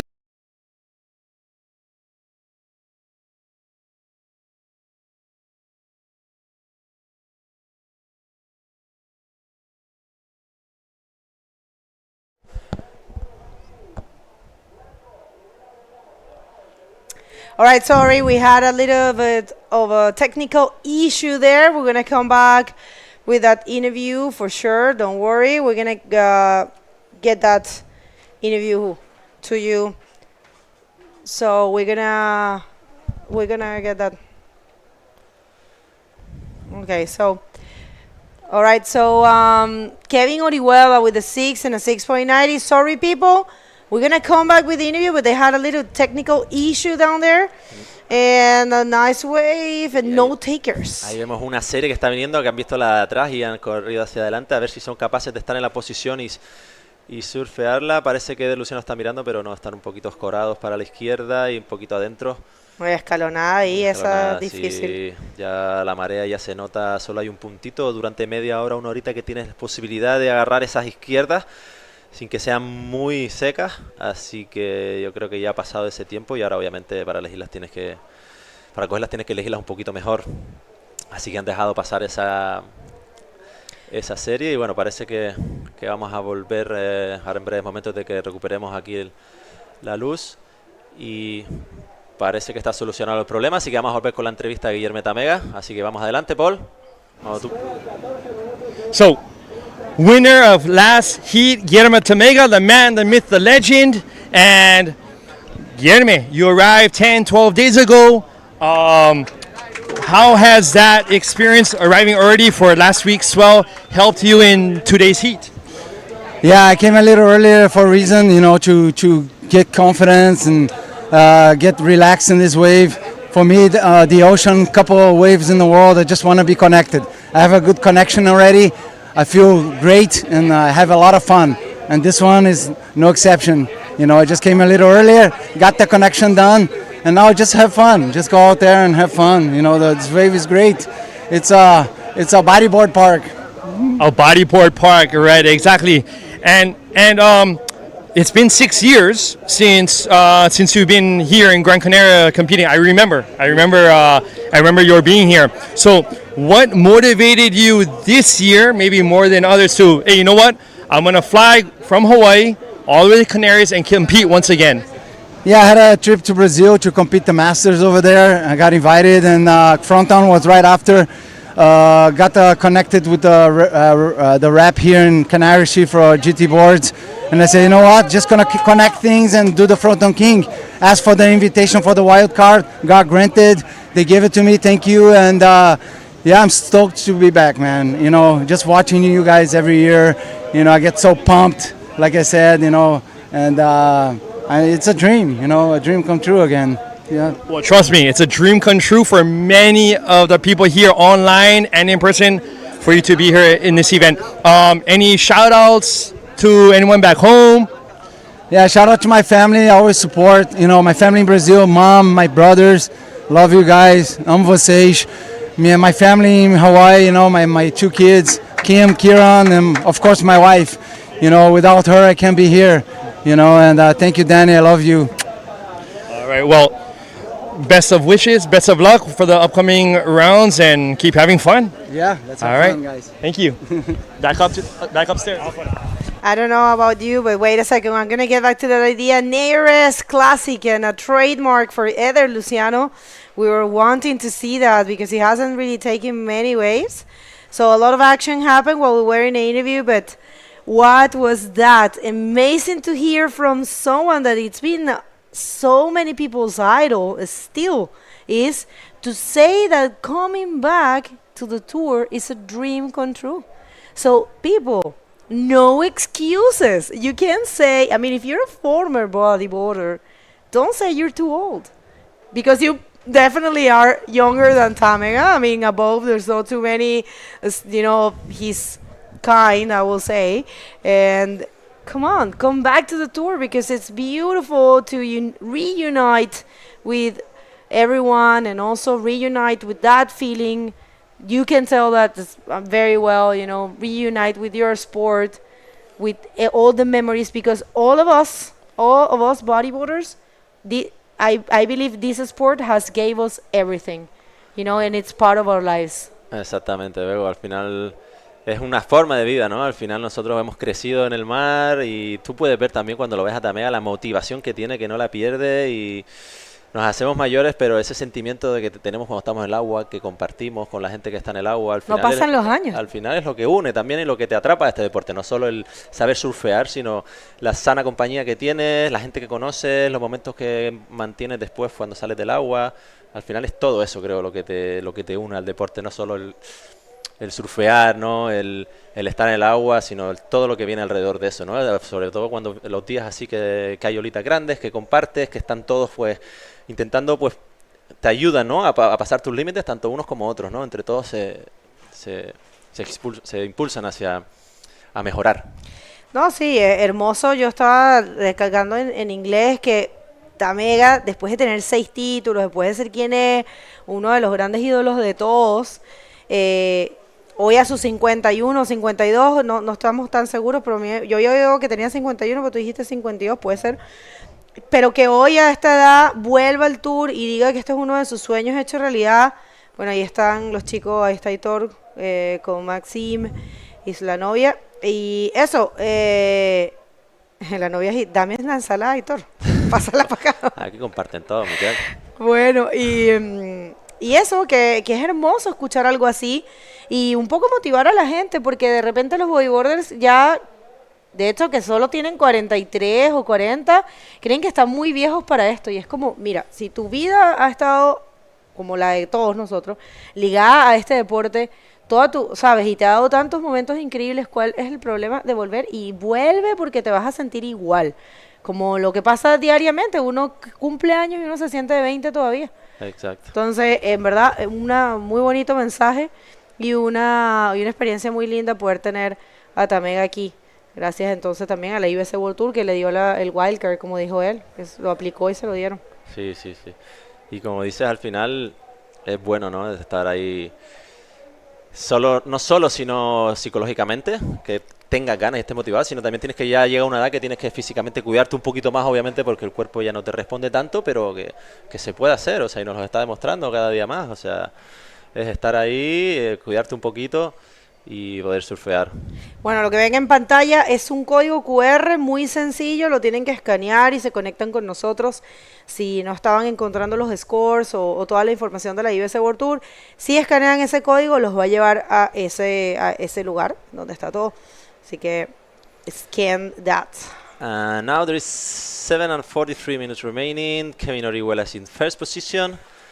Eder Luciano is in second. Jonathan Vega only need a 2.26 to get second, and Samuel Brito a 5 points. So it's totally open this heat. There is already 7 minutes, and with this condition, the score could be easy for all of them to get it. So ahí vemos ahí a Eder Luciano ahora mirando a ver si tercera posición, así que se queda un poquito más abajo, viendo a ver si los otros competidores les dejan alguna. Y Samu Brito tiene la prioridad y necesita un 5, así que yo creo que va a esperar a venir una buena ola e intentar hacer una buena maniobra o un buen tubo para que le dé ese 5 para pasar a la siguiente manga. Sí, ahí es muy inteligente igual en poder ir construyendo su score poco a poco, recordando que eso es importante, que quedarse sentado algunas veces no es la mejor estrategia. Para mí es la estrategia que más miedo me da, pero sí es verdad que hay una cantidad de riders que saben manejar muy bien ese estrés y esa presión. Y miren esta olita desde la gran cámara de agua que tenemos, cámara en vivo de agua aquí. Está Jesús también. Jesús de León, que sí, es muy conocido aquí. Rider también y fotógrafo, siempre está al pie del cañón también. Excelente fotógrafo, excelente rider también, excelente persona. También, sí, muy buena gente. Sí, hemos tenido la oportunidad de compartir. Él fue para Maldivas también el año pasado, ¿no? Y muy bueno. Sí, es lo que te digo, al final es eso, ¿no? El buggy lo que te une también es todo lo que se mueve alrededor, toda la comunidad, ¿no? Que creas alrededor, no solo es el surfear, sino bueno, yo si tuviera un hijo o mis sobrinos, por ejemplo, yo les voy a animar seguro a que se metan al agua, porque es un deporte sano, donde creces también como persona, te creas tu personalidad también, y creo que te da muchas cosas. Importante, sí. De recordar ahora también los patrocinadores que tenemos, que gracias a ellos esto no sería posible, así que hay que agradecerles al Instituto Insular de Deportes con el proyecto de la Isla Europea del Deporte, el Cabildo de Gran Canaria con el proyecto Isla de mi Vida, el Turismo de Gran Canaria, Ayuntamiento de Gáldar y Cerveza Corona. Y también los colaboradores. Sí, tenemos a Mercedes-Benz, a Océano, que es una marca de ropa de Lanzarote. Y tenemos a Red Bull, como siempre, y Munchitos. Este es un patrocinador que el año pasado no teníamos, pero que estamos muy agradecidos siempre cuando llegan nuevos colaboradores.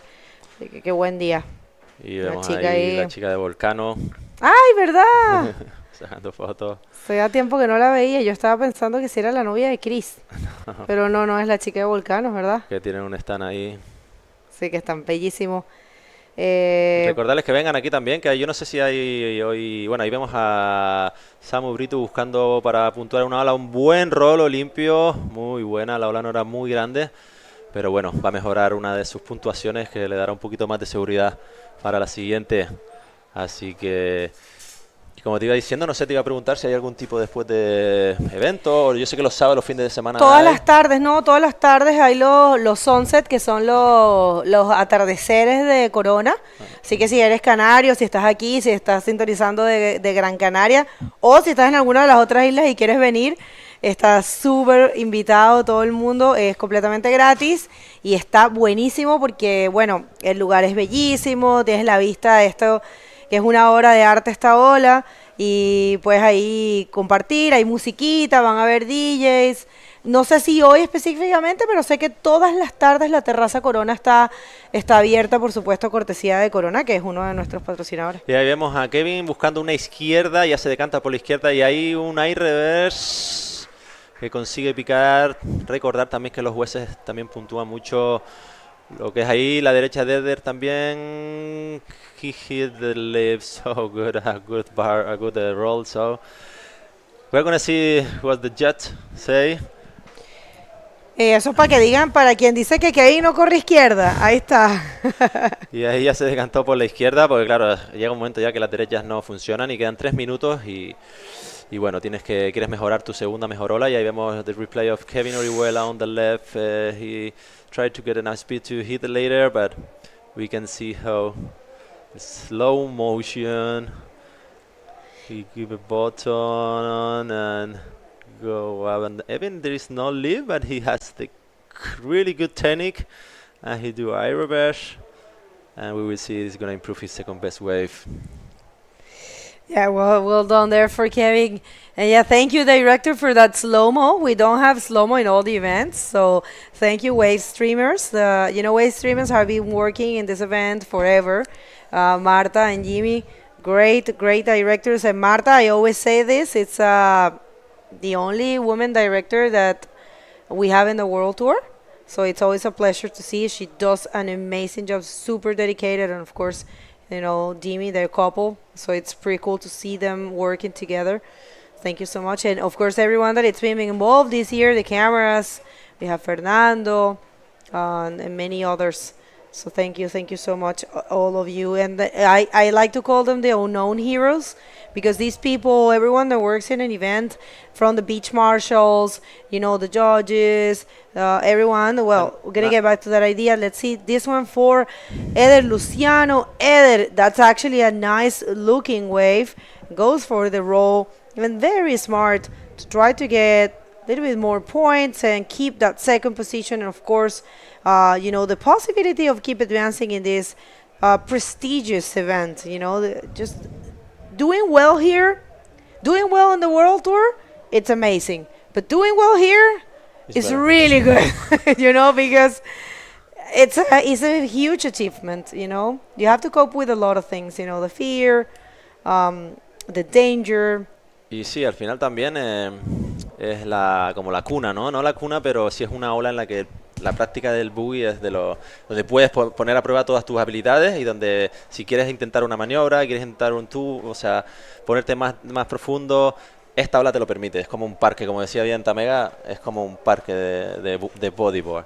No tan buena para surfing, pero para buggy la verdad que es de las mejores olas que hay, no porque es que yo sea de aquí, pero... Pero sí es cierto.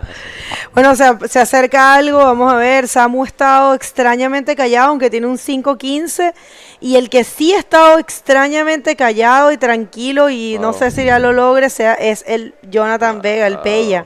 Yeah, we can see how shallow is that. They even look at to get this wave, because now it's now high tide, now it's getting low quick, and now this is serious. It's not a joke. So we have to choose good at the wave. Shows him. Look at that. We have another look of this wave. It's a no takers. Do you think that's a doable wave? Is it possible? It's a double, and then you have Jonathan is on the left now, trying to get a score for night reverse. And the problem is this left is like you can't do it, and then you have to fight with the lip. It's a little bit sketchy, I know. Well, congratulations to all the riders, and we're going to continue with the heat number 6 right after this commercial break. Don't go anywhere.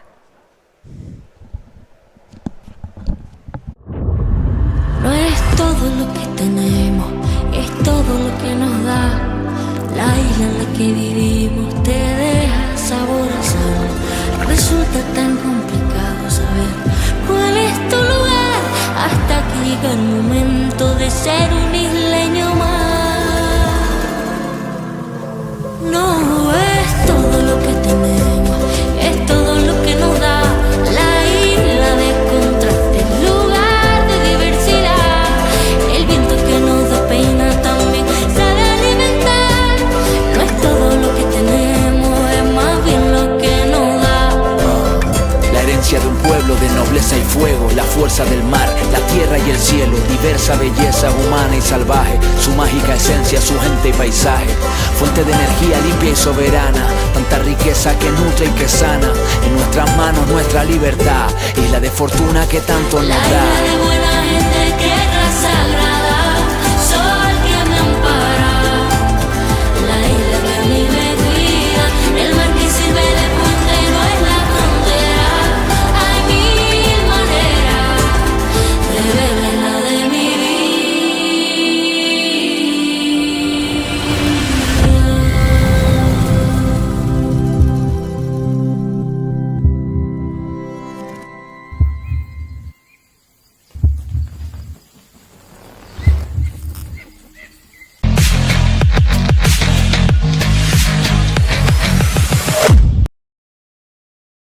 everyone. Bienvenidos a todos. This is the 2024 Gran Canaria Frontón King, and we are in day number 2. So let's hit the water. This is the heat number 5, and we only have 3 more heats after that. 3 more heats, right? Yeah. So actually, this is heat number 6, I'm right? sorry, Round 3, yeah. heat 6. Who do we have? We have Juan Fischer from Chile in red, Genesio Ludovici from Italy in yellow. We have Anthony Miller in blue, and finally Ivan Martinez in white from Spain. So we already have red up, looking for something, doing a little cut back, but that didn't line up well there, so he's heading back out. We have white from deep on the right-hand side, bottom turning, timing for that lip, getting a roll in, getting some points up, connecting to a 360 and probably heading to the channel there. So we have a couple riders up. And getting some points on the board there. Look at this bomb, and that's a nice roll there for Genesio Ludovici, the second Italian that we had. We had Simone Machera, but unfortunately he's been knocked out of competition. So yeah, Genesio coming from a very good job in Sintra this year. So it's great to see him here in a totally different condition, totally different scenario, né? But it's equally as good, I will say, because you know every country, every wave, every event has its own charming. So I mean, its own charm. I'm sorry, you're an English teacher. You have to charm right there, but I don't want to. No, you can totally. All right. Charm. Yeah, its own charm.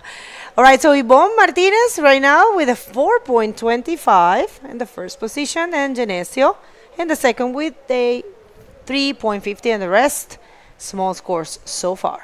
All right, so with the tide going down, let's see how this is going to affect the wave a little bit. As you can see in the screen right there, on that left is still rifling down the line, so it's really hugging that reef and kind of turning quite hard. Finally, at the end of the left, if you just ride the barrel and the whitewater all the way to its finish, you're actually going straight towards the mountain. So it's kind of doing that, also that Tahiti Chopo effect where it really turns towards the coast. And as this tide goes down, things will get crazier on the lefts. Won't maybe so makeable, but the rights will actually start not clipping so much at the end, and we'll have more sections available to hit. So maybe these riders are also going to be taking advantage of this. We have red up, looking for a left, drawing a nice line inside, but just getting caught inside the foam ball. So he won't be making that. So it might be similar to his once last score. We'll be waiting for that. All right, so we'll see. This is a bomb here for the young Anthony Miller. What a brave young man. Oh, wow. He is on the rhythm and not afraid. Just giving the thumbs up. Okay. All good. All good. All good. He just, this is his first time. First time. First time, and just. And he's super young. So, yeah, I mean, just the heart of a champion there, the heart of a true, bodyboarder, carrying a heavy weight on this under his shoulders. I'm sorry. So here we have the replay. Bajando en el tubo, pero demasiado profundo, pero una vista impresionante, seguro, y para nosotros también, de la cámara de agua, de lado, from the side, and spit hard, but he was just a little bit too far behind that foam ball. All right, so I stand corrected. I was trying to say heavy burden, heavy burden in his head, I will say, because, everyone is expecting a lot from the Australian flag. Of course, the history is big history for bodyboarding there. So definitely Anthony, he wants to show the world what he can do, and it's doing great so far.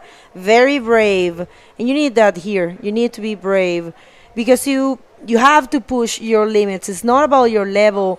Definitely you do have the level. It's the fear that sometimes prevents you from surfing good, So well done there. Even though he didn't make that barrel, he was super, super brave, and I gave that to him. Right, and what's interesting is that it could have been just a matter of really 1 meter being more on the shoulder could have been the difference between coming off that barrel or not. That is also another aspect of Fronton, both on the rights and the lefts, whereby taking off is, you have to be quite precise, because if you're 5 meters down the line, then you're not going to be in the barrel, and we've already seen that, like not really deep, and 5 meters, even 1 meter too deep, and that's it's pretty unforgiving. Not as forgiving as many other world-renowned waves like pipe, for example, even to a certain extent Tahiti, because there is more space in the barrel to maneuver, to get speed to make it out, whereas Fronton, you only get so much speed off the takeoff, and so that's why it's so critical. The first 3 seconds, 4 seconds, 2 seconds, critical to see how the rest of the wave is going to go. We can see that in each heat with each person's decision, whether it's hitting the lip too late, too early, or just in time. These split seconds do matter. Score-wise, they do matter. You're right. Score-wise, we have Ivan in white still in the lead with a 4.25.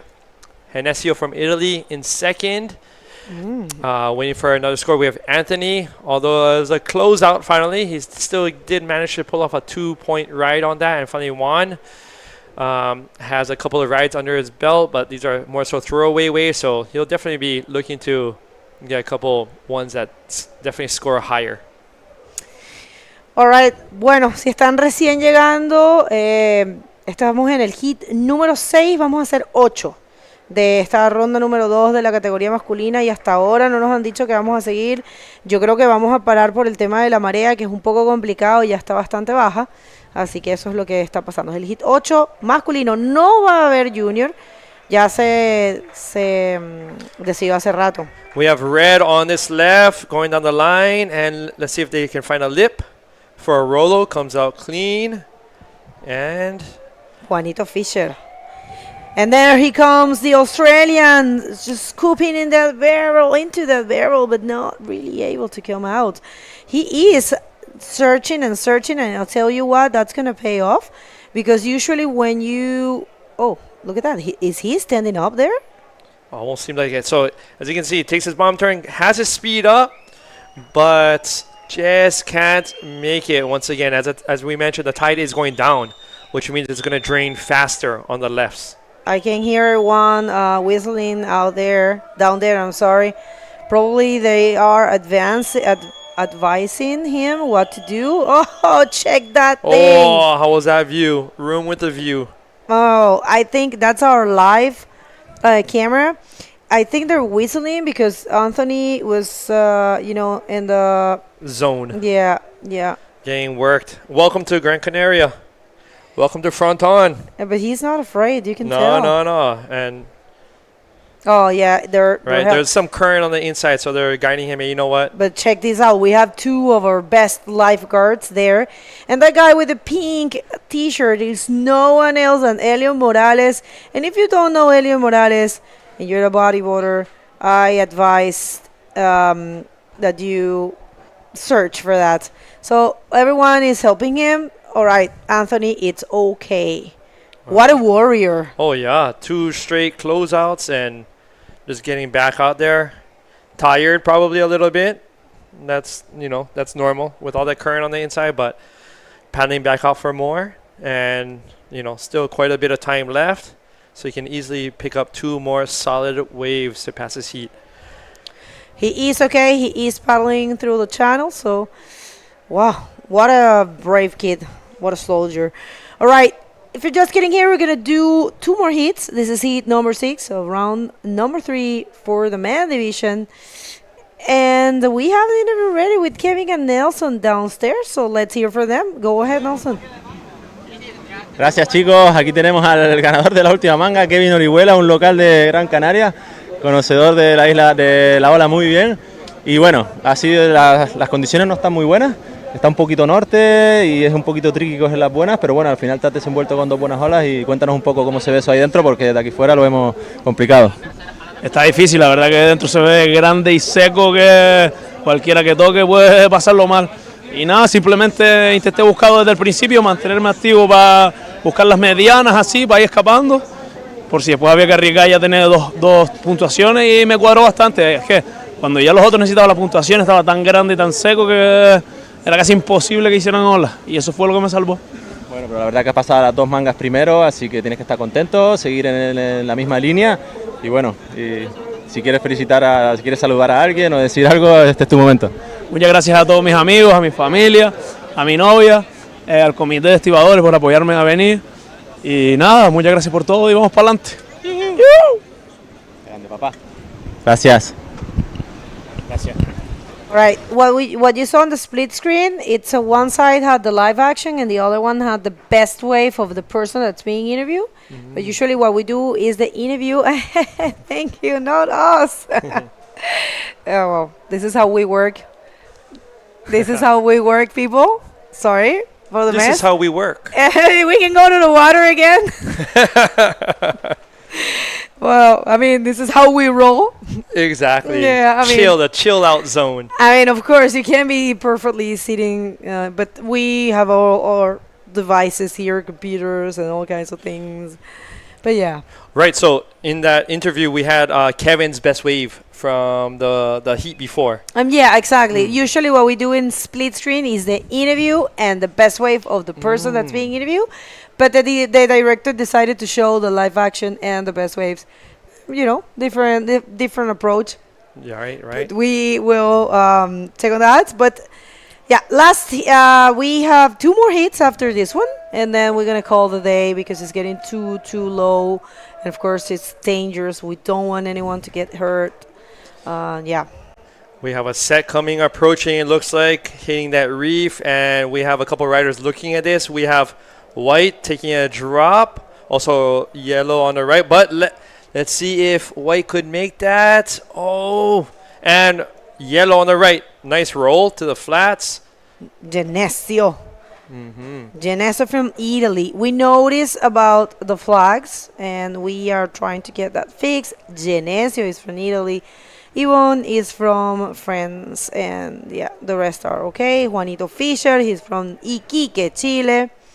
Juan Fischer, also, it's an experienced rider. He has been, surfing. He was a big name back in the day in Chile. Very good competitor, and now he's back in the World Tour. So one more look here. I'm sorry. Oh, the last wave of White, and not able to come out. Here we have yellow on the right, looking for that section, and landing it from Italy. Yeah, Genesio. Wow. I've never been for surfing wise, but how are their waves in Italy? Italy, they have, I know in Livorno, there's pretty good rides, and but Genesio is from Rome, and I think he does have, some waves around the area. There's some waves, of course.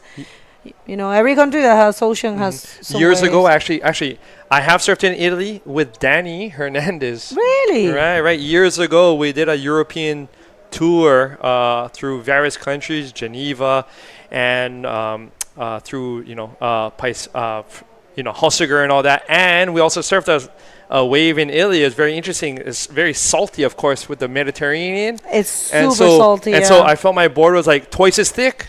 Oh, so it was very heavy. It wasn't big, but could get quite a bit of speed. It was very interesting. Oh, very interesting. Detail that you're bringing to us. I kind of heard that once, but I have never been there. So it was noticeable. Yeah, definitely.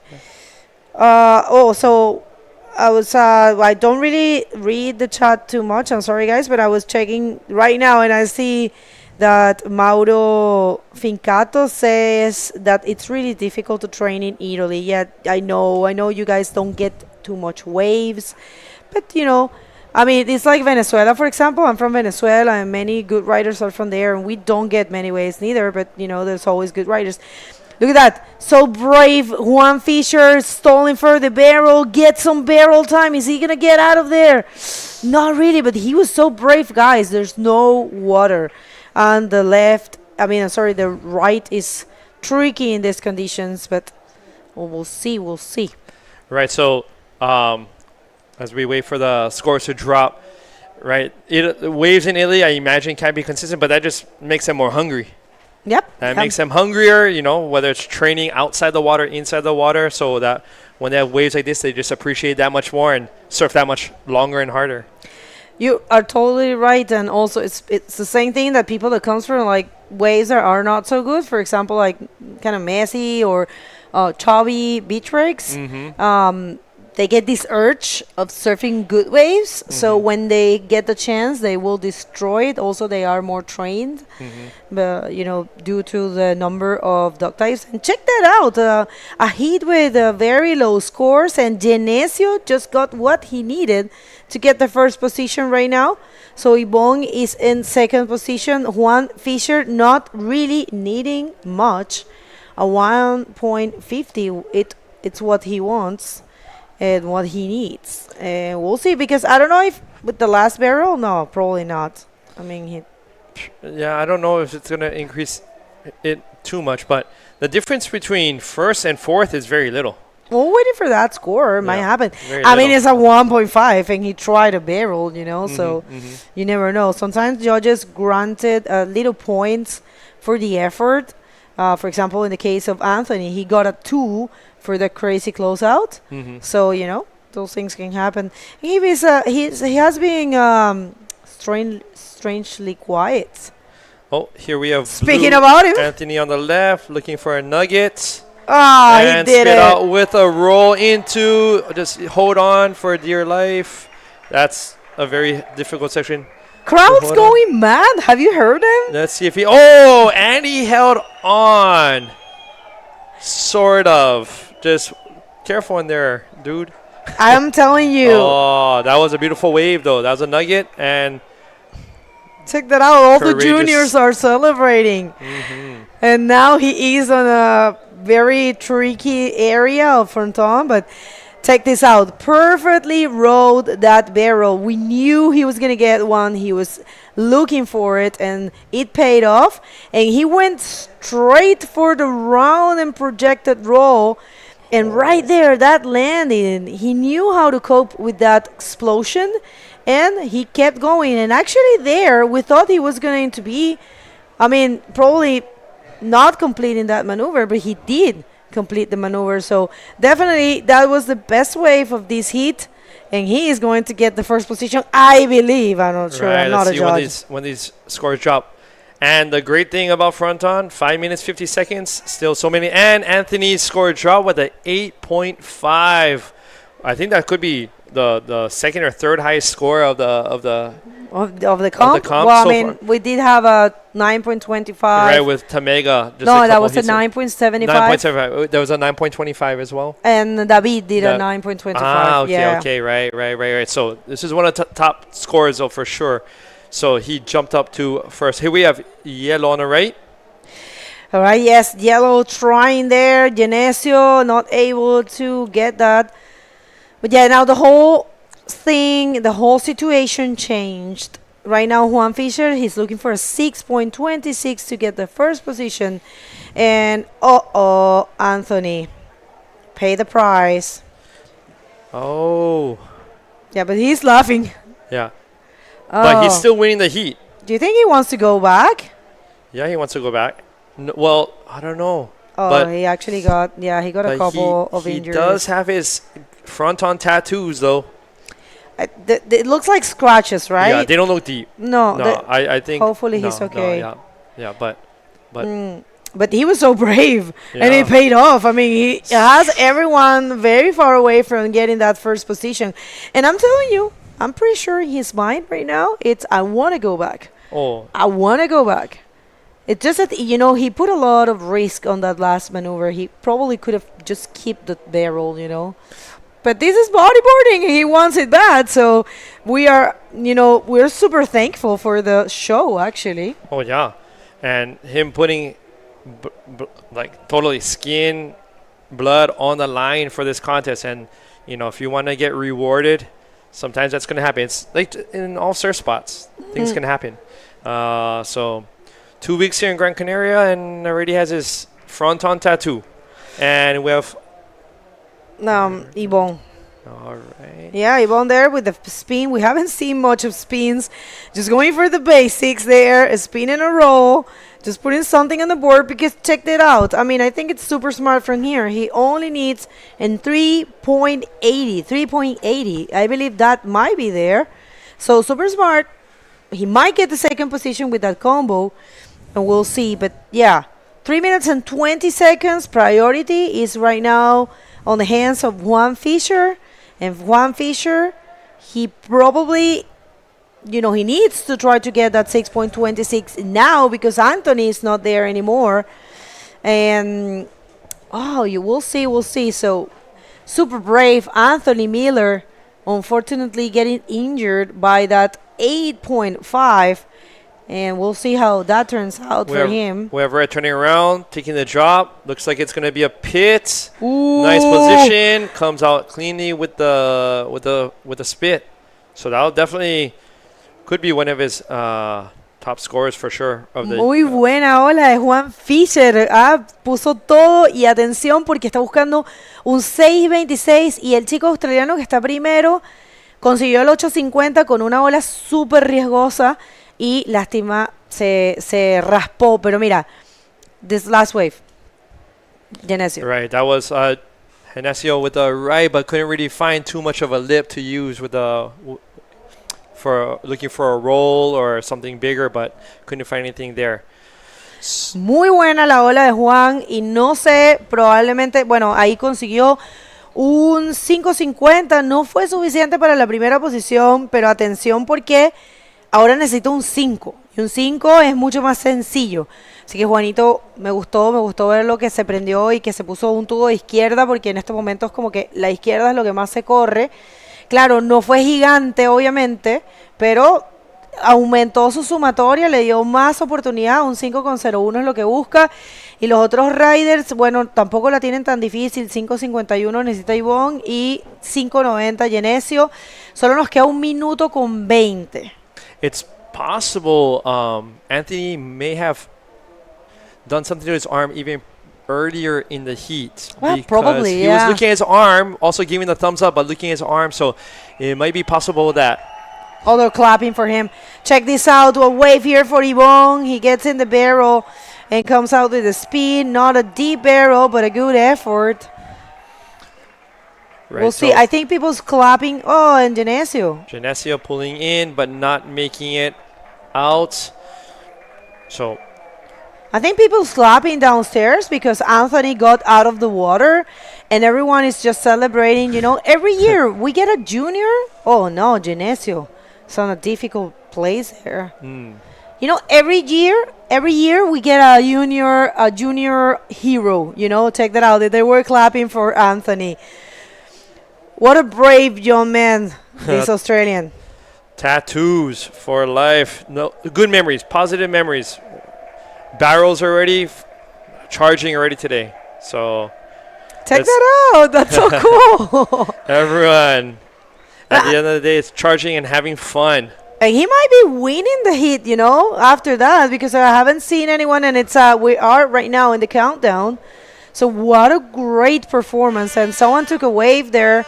So I'm going to say unofficial results is Anthony Miller putting on a show there, and we'll see who ends with the second position. Don't go anywhere. We still have 2 more hits, and it's going to be off for the day. So we're going to see you right after this commercial break. No es todo lo que tenemos, es todo lo que nos da. La isla en la que vivimos te deja sabor a sal. Resulta tan complicado saber cuál es tu lugar hasta que llega el momento de ser un isleño más. No es todo lo que tenemos, es todo lo que nos da.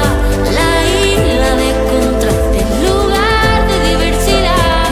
El viento que nos da pena también sabe alimentar. No es todo lo que tenemos, es más bien lo que nos da. La herencia de un pueblo de nobleza y fuego, la fuerza del mar, la tierra y el cielo, diversa belleza humana y salvaje, su mágica esencia, su gente y paisaje, fuente de energía limpia y soberana, tanta riqueza que nutre y que sana, en nuestras manos nuestra libertad, isla de fortuna que tanto nos La da. isla de buena gente, tierra sagrada, sol que me ampara. La isla que a mí me cuida, el mar que sirve de puente no es la frontera. Hay mil maneras de ver la de mi vida.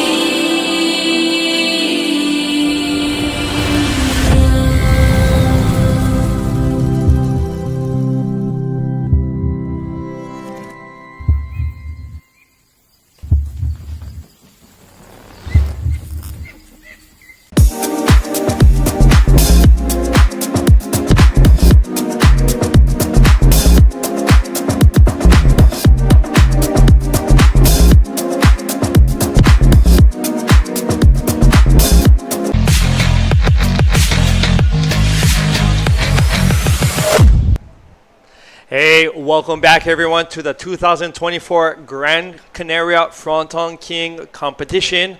And wow, what a heat and what a day it's been. We have just 2 more heats today. We're in round 3 and we're moving into heat number 7. Exactly. Now we have Isaac Ravik from Brazil in red, Marcelo Foundes from Chile in yellow, Robin Legros from French that he live here in Canary Island in blue, and Tommy Lopez from French in white.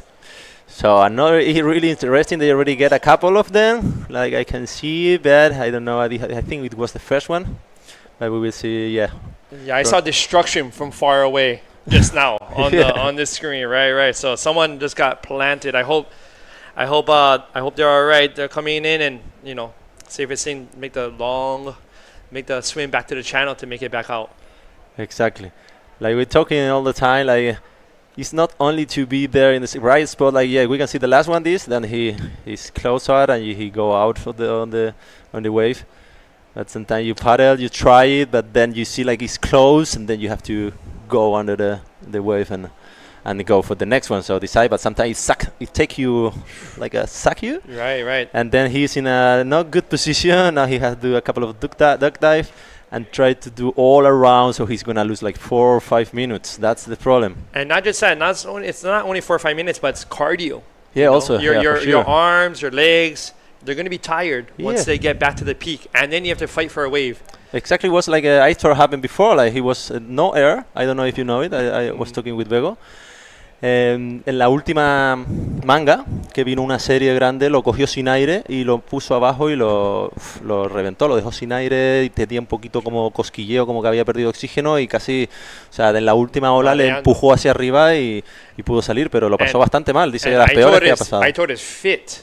Yeah, he's in fit, so imagine it. It happens to somebody that doesn't prepare for this. Now Robin is paddling now. Oh, we have Yellow taking the drop, scooping in. Looks like they're in a good position in the pit to come out, and it seems like they come out cleanly and straight. Nice. That's good. A good first wave for Marcelo Foundes from Chile. Robin Legros also was watching for this wave, but the yellow was under, and he take a good wave to start. Right, so if you're just tuning in, this is Heat 7, Round 3. Here we have the replay.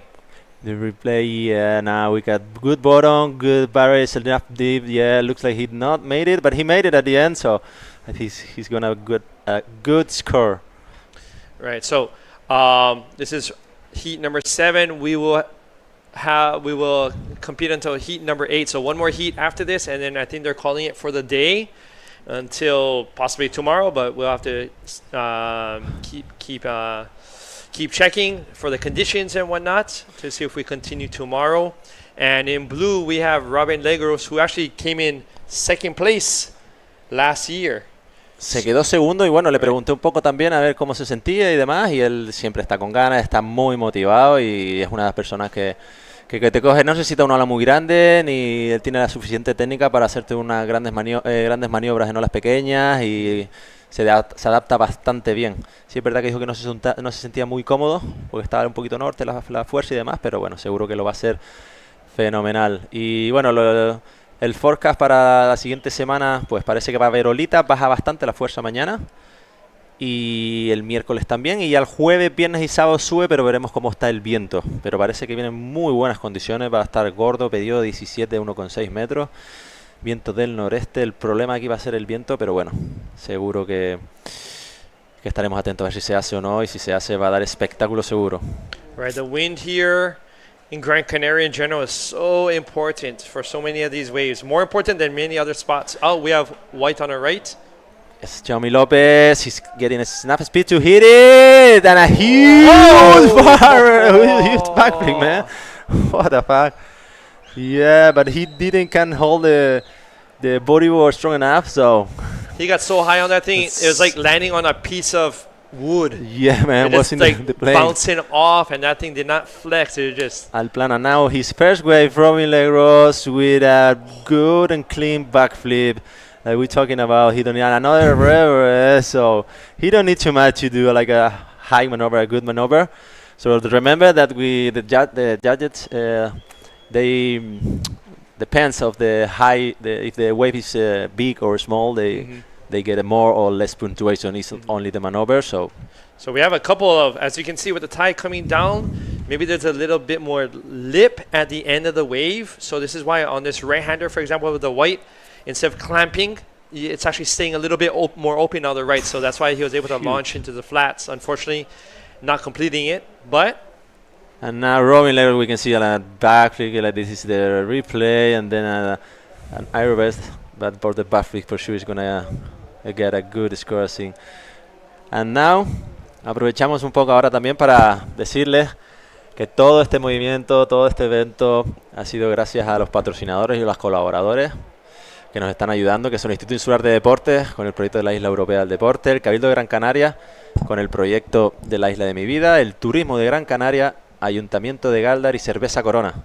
Y como colaboradores también tenemos... We have Mercedes-Benz, as well as Oceano, Mercedes, and Red Bull Munchitos. Thank you so much for all your help, all your support this year. Muchas gracias por hacer esto posible, y gracias también a esa gente que nos está mirando. Y vemos ahí Marcelo Faundes en esa segunda ola izquierda con un buen rolo limpio, buscando la segunda maniobra, no, pero va a mejorar su segunda ola, así que se puede colocar cómodo en primer lugar, ya que Robin Legros está a la falta de una ola más, solo tiene una puntuada, al igual que Chomi y Isaac, han cogido solo una ola cada uno de ellos. Right, looks like a set's coming. Sí. From this angle, right? Looks like it's y se está quedando seco ya también, ¿no? Con la marea un poco. Right. So maybe the more guys will be looking at the rights now. Yeah, now the right is gonna be a little bit better. So more option. The left is start to be really pretty shallow. So you have to be really careful. Even in high tide, but low tide is even worse. So you can see how shallow is that. And now Tommy is piling hard, and now Robin is in the left. Robin taking the drop. Scooping in. Let's see if he goes for something at the end. No, didn't really happen. So don't waste time. Forget it and just head back to the peak. Yeah, that is he's doing. And he's also smart. He takes left so he can come back quickly. And he's more comfortable in left also. He practiced all the summer. I was talking with him in La Guancha. He's working now in a shop also. I don't know, because in summer it used to be the problem of, not the problem, but Fronton for Canary Island used to be after the summer. So only the guys that moved to Indonesia or another country used to be in field, like they surf every day, because in summer it used to be like a stop. You used to stop to bodyboard because the conditions are not so good. You can like surf beach breaks, but no like a real good ones like Fronton. So well, in Oahu, maybe not so much in other islands, but in Oahu we had that same problem as well. In Hawaii, whereby in the summers it's like if you're not traveling, you are going to be hating life. It's going to be very hot. You're going to be stuck in traffic to get to waves that are 1 foot. Yeah. So, and with crowds. Of course. And so taking a trip, whether if it's even like 3 weeks or 1 month or 2 weeks, something just helps so much mentally even. Yeah, that's why all the Canarian guys used to travel during the summer to Indonesia. Remember Jose, a local from here, he was like 2 months there surfing, Watukarum, really nice. Also with Aitor and Riemann, they were for like a couple of weeks. When Aitor lived there in Bali, but he moved to Watukarum also to share this moment with them. It's the only way that to keep him fit like surfing, Mhm. if you want to. Then in Ibiza, I work in Ibiza, and sometimes there is a couple of waves, but only once in 6 months. Wait, is So that like a sandbar or? Oh, we have someone on a wave from long distance. Sandbar or like a reef spot? Yeah, like a reef stop, but really like a shelf and not too like to have a swim, like not to really bodyboard or Not something to like be saving up No. money for to No. go there on a surf trip. Whoa, we can see this right now at this bowl on the right that started when it's getting low tide. The bowl of the right start to be better, so okay. we can see maybe good rise now that the tide is lower. Right, so as you can see, it's wave after wave. It's so consistent, this spot, and between waves itself, there are the period can be short, and it can still handle in order to keep up that shape. Right now, going back to the scores, in case you can't see them clearly on your screen, we have Marcelo Fondas in yellow leading. We have Robin Legros in second in blue. He just needs a 4.75 to take the lead. We have Chomin Lopez in white, who almost completed that huge backflip. And finally, we have Isaiah Revic in red. And we're going to downstairs for our interview with last heat's winner. You can take it away, Begonia. Anthony Miller, the hero of the day, 16-year-old, and you gave it all out there. I mean, we were watching you surfing, and you were putting a lot of risk, but that last wave, that barrel, and you came out straight to the roll.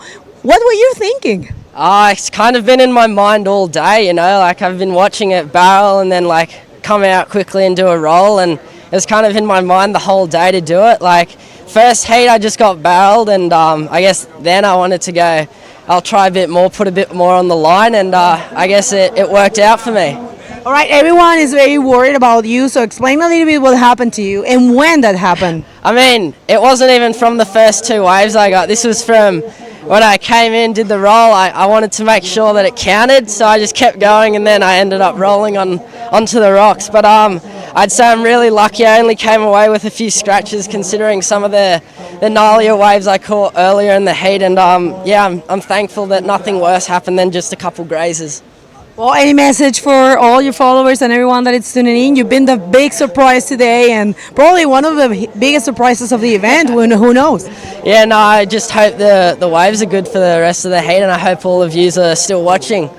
All right, what a soldier. Thank you so much, and best of luck for the juniors, because he's competing in both divisions, and on the rest of the competition for the men. Do you want to add something? No, that's it. Thank you for your time. All right, thank you. Back to you guys. Grande ahí. Oh my gosh, 16 years old, humble, charging, Gran Canaria tattoos. What more can you ask for? 16 añitos, ese hombre va a dejar que hablar, pero seguro. Anthony Miller, quédense con ese nombre porque lo hemos visto bajar una serie ahí que no se lo pensó, y bueno, está el público con ellos. Un chico de Australia salió del agua, la gente aclamándolo, 16 añitos, y aquí sigue pasando mangas en la división adulta, está en junior también, así que agüita pelado. We have a change in, since we last spoke, the change in placings. Right now we have Red taking a drop. No, he's did the boot. Oh, wow, that was a good set. I don't know if the foam ball could do. No, he can't make it. It's so hard to make it this. And then when the tide is more Right, low. when the tide is just low, it just like really, it just becomes impossible of the impossible to make it. So Yeah. we have Robin in the lead currently actually now, and Marcelo in second in yellow, who was looking for a 6.11 or higher to jump into the lead. We have Chomin Lopez still in third, looking for a 6.9 or higher to jump into second, and finally Isaias. Yeah, now looks like a set is coming. Robin is watching this one.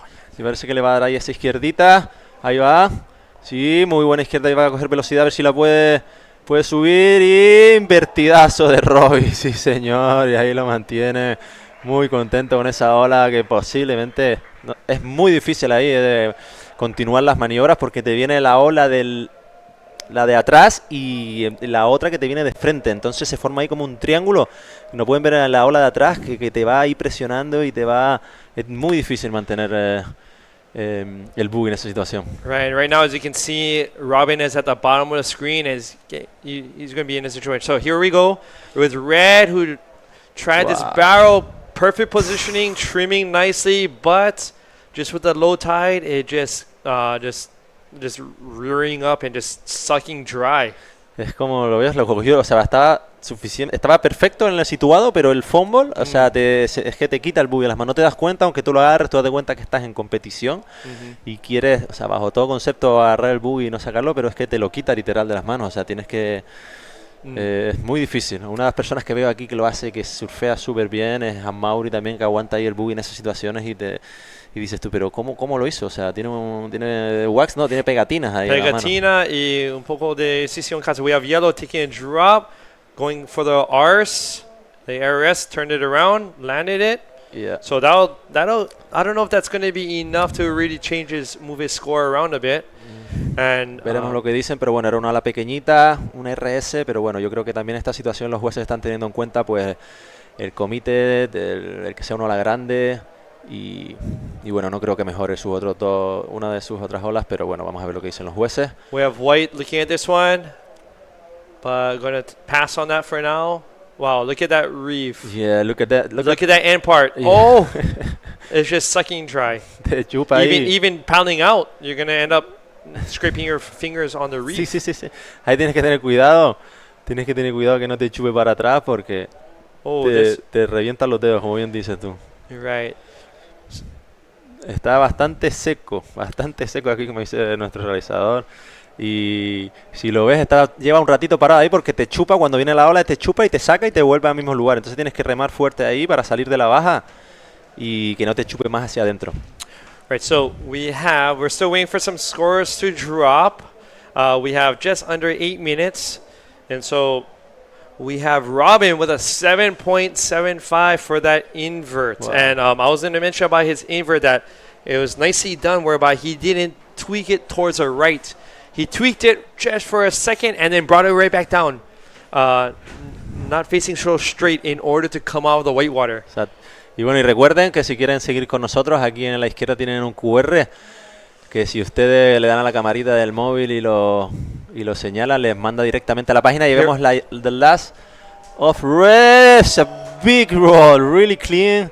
Oh, that was on my the head. Gosh, that was like horror movie at the end. Yeah, can you see the bodyboard like give them deep? So probably he touched. That was a horror movie at the end. Beautiful barrel roll and then hit it. It's like a surprise ending. Yeah. It's like a scream surprise ending right there. That is the problem of Fronton in the left when he's getting low tide. So you have that is a good ride. Looks like a good ride. Just get ready for the air reverse. Yeah. When you are here, you want to be on the water sometime, no? Like totally. really motivate. And so now like 6 minutes remaining at 40 seconds, and the situation is the same. When we can see the last one of red, a good barrel, not so deep, but look at how clean was this roll, and then he gone and the lip hit his head, and in the shallow reef. So we have I really liked that Rolo whereby he's fully extended his body and he's actually coming down and already kicking. Like it's to get speed to get ready when he lands, and that's a beautiful thing to see in bodyboarding where like the body is extended instead of curled up. Extension of the body. Y creo que te ayuda también, ¿no? Let's go to see the Robin in that left, looking for some air. He liked this kind of wave, but no, he didn't get that he wanted. Está muy bien al final lo que dices tú de extender también el cuerpo, porque también te ayuda a controlar el movimiento, ¿no? Entonces comprimes, subes y después extiendes para controlar un poco el movimiento en todas las maniobras, y eso te hace después, pues, no caer de golpe y en seco para que te deje continuar la maniobra. And it gives a sensation like you're floating a little bit more. Like I remember, watching you like some secret spots, like out by the other spots, and doing your air reverses and just extending your body to extend the time in the air. Yeah.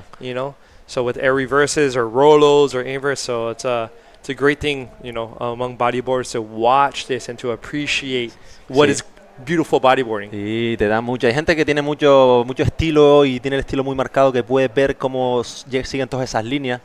Salo, por ejemplo, un chico de Fuerteventura surfea muy bien. Salomón Moore tiene esa técnica que baja hasta el botón, sube, proyecta, vuela. Mauri lo hace muy bien también. Tienes un par de ellos que puedes fijarte que para ese tipo de timing te viene muy bien aprender de los grandes.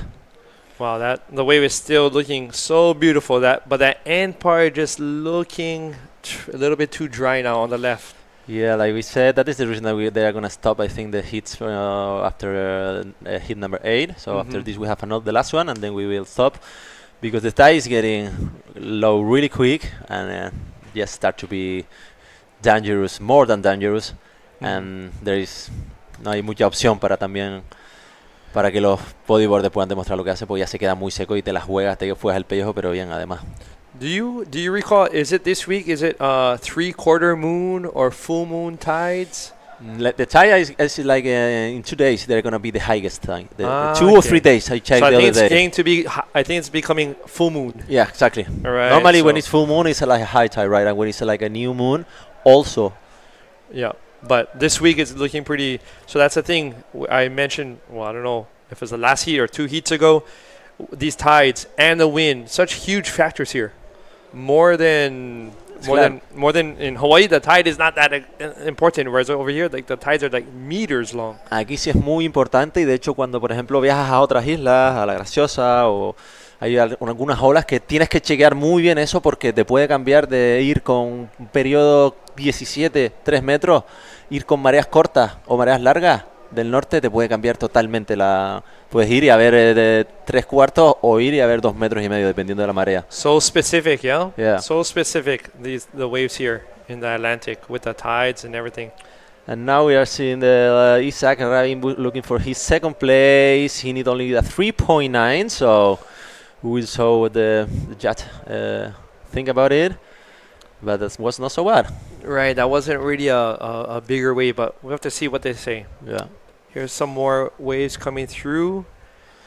I don't know if it's, well, no, from sometimes I was even gonna say even the cloud cover, even when clouds come, it changes the wind sometimes. The wind is there, right? Oh, and looks now it's it's pretty shallow. So that is. Look at how many steps. Oh my! But you come out and you're gonna enter that. No. It really looks like a paper clip. Yeah. Like just at the end, it just becomes. Yeah, you have to be careful with your finger when you go there. Like you can sharp there, you know, like sharp them. With the you take off. You think, oh my gosh, this is gonna be a square barrel. You get spit out. You can't really see too much, and then when your vision clears and you see that thing at the end. Y tienes que tener mucho cuidado que no se te clave la punta del buoy porque mueres, literal, o sea, te revientas la cara. Y ahí ya tenemos preparándose para el tercer hit number 8, round number 3. Michael Janse, Gabriel Molina, Gabriel Mendoza, los dos Gabrieles, que vienen de la misma generación, muy motivados los dos, así que aquí va a haber espectáculo. Y como no, Ricardo González del Lanzarote, vaya mangón que vamos a ver ahora. Y cuando queda 1 minuto... Y la situación no ha cambiado, ¿no? Right, it's no, still. Robin, well, Marcelo and Isaias have switched, so Isaias has that 7 and that 4. So now Isaias in second, Marcelo looking for a 5.71, and Chomin Lopez looking for a 7.35. We have a couple riders, I think, and now for this one. Sorry, Isaac is riding this left to improve his second wave. Small barrel. If he can get a roll and land that, there we go. Yeah, good, Isaac. He's plenty of wave. So that we'll have to see if that's enough to jump into first. That was a long wave, though. Yeah, he needed a 6.91, so we will see, maybe. Y Robin Legros ahí escogiendo, well, we will see the last one of ride. We didn't see. We have a replay. Oh, Chomin landing that one. So, yeah, we didn't see that. Now we are in the replay, so maybe change the situation. And now we can see in the left also doing a backflip, so a lot of waves taken now in the last minute of the heat, so we will see what's happening. Everything can change, eh? Yeah, many things can change with these last few waves. Let's see if these scores, if Robin has enough points to maintain his first, or if Isaias was able to jump into that with his long left, or yeah. Marcelo Chomin landing that backflip on the right. So thank you so much. Now we go now for the advertisement, and we will see you like in 3-4 minutes. So keep it going.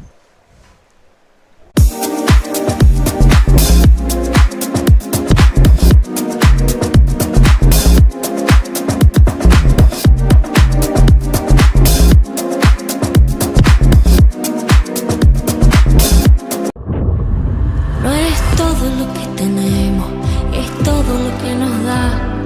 La isla en la que vivimos te deja sabor a sal. Resulta tan complicado saber cuál es tu lugar hasta que llega el momento de ser un isleño más. No es todo lo que tenemos, es todo lo que nos da. La isla de contrastes, lugar de diversidad. El viento que nos despeina también sabe alimentar. No es todo lo que tenemos, es más bien lo que nos da. La herencia de un pueblo de nobleza y fuego, la fuerza del mar, la tierra y el cielo, diversa belleza humana y salvaje, su mágica esencia, su gente y paisaje, fuente de energía limpia y soberana, tanta riqueza que nutre y que sana, en nuestras manos nuestra libertad, isla de fortuna que tanto nos La da. isla de buena gente, tierra sagrada, sol que me ampara. La isla que a mí me cuida, el mar que sirve de puente no es la frontera. Hay mil maneras de ver la isla de mi vida.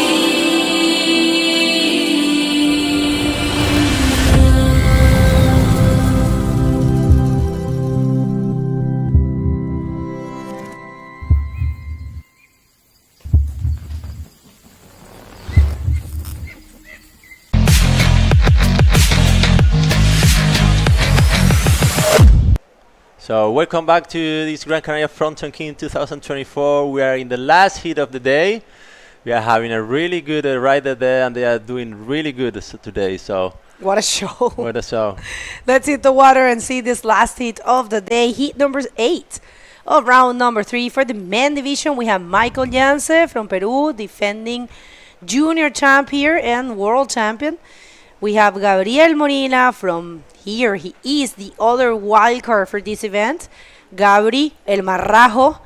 And Gabriel Mendoza, another excellent rider coming from the early rounds, as well as Ricardo Gonzalez in white. And First now blood.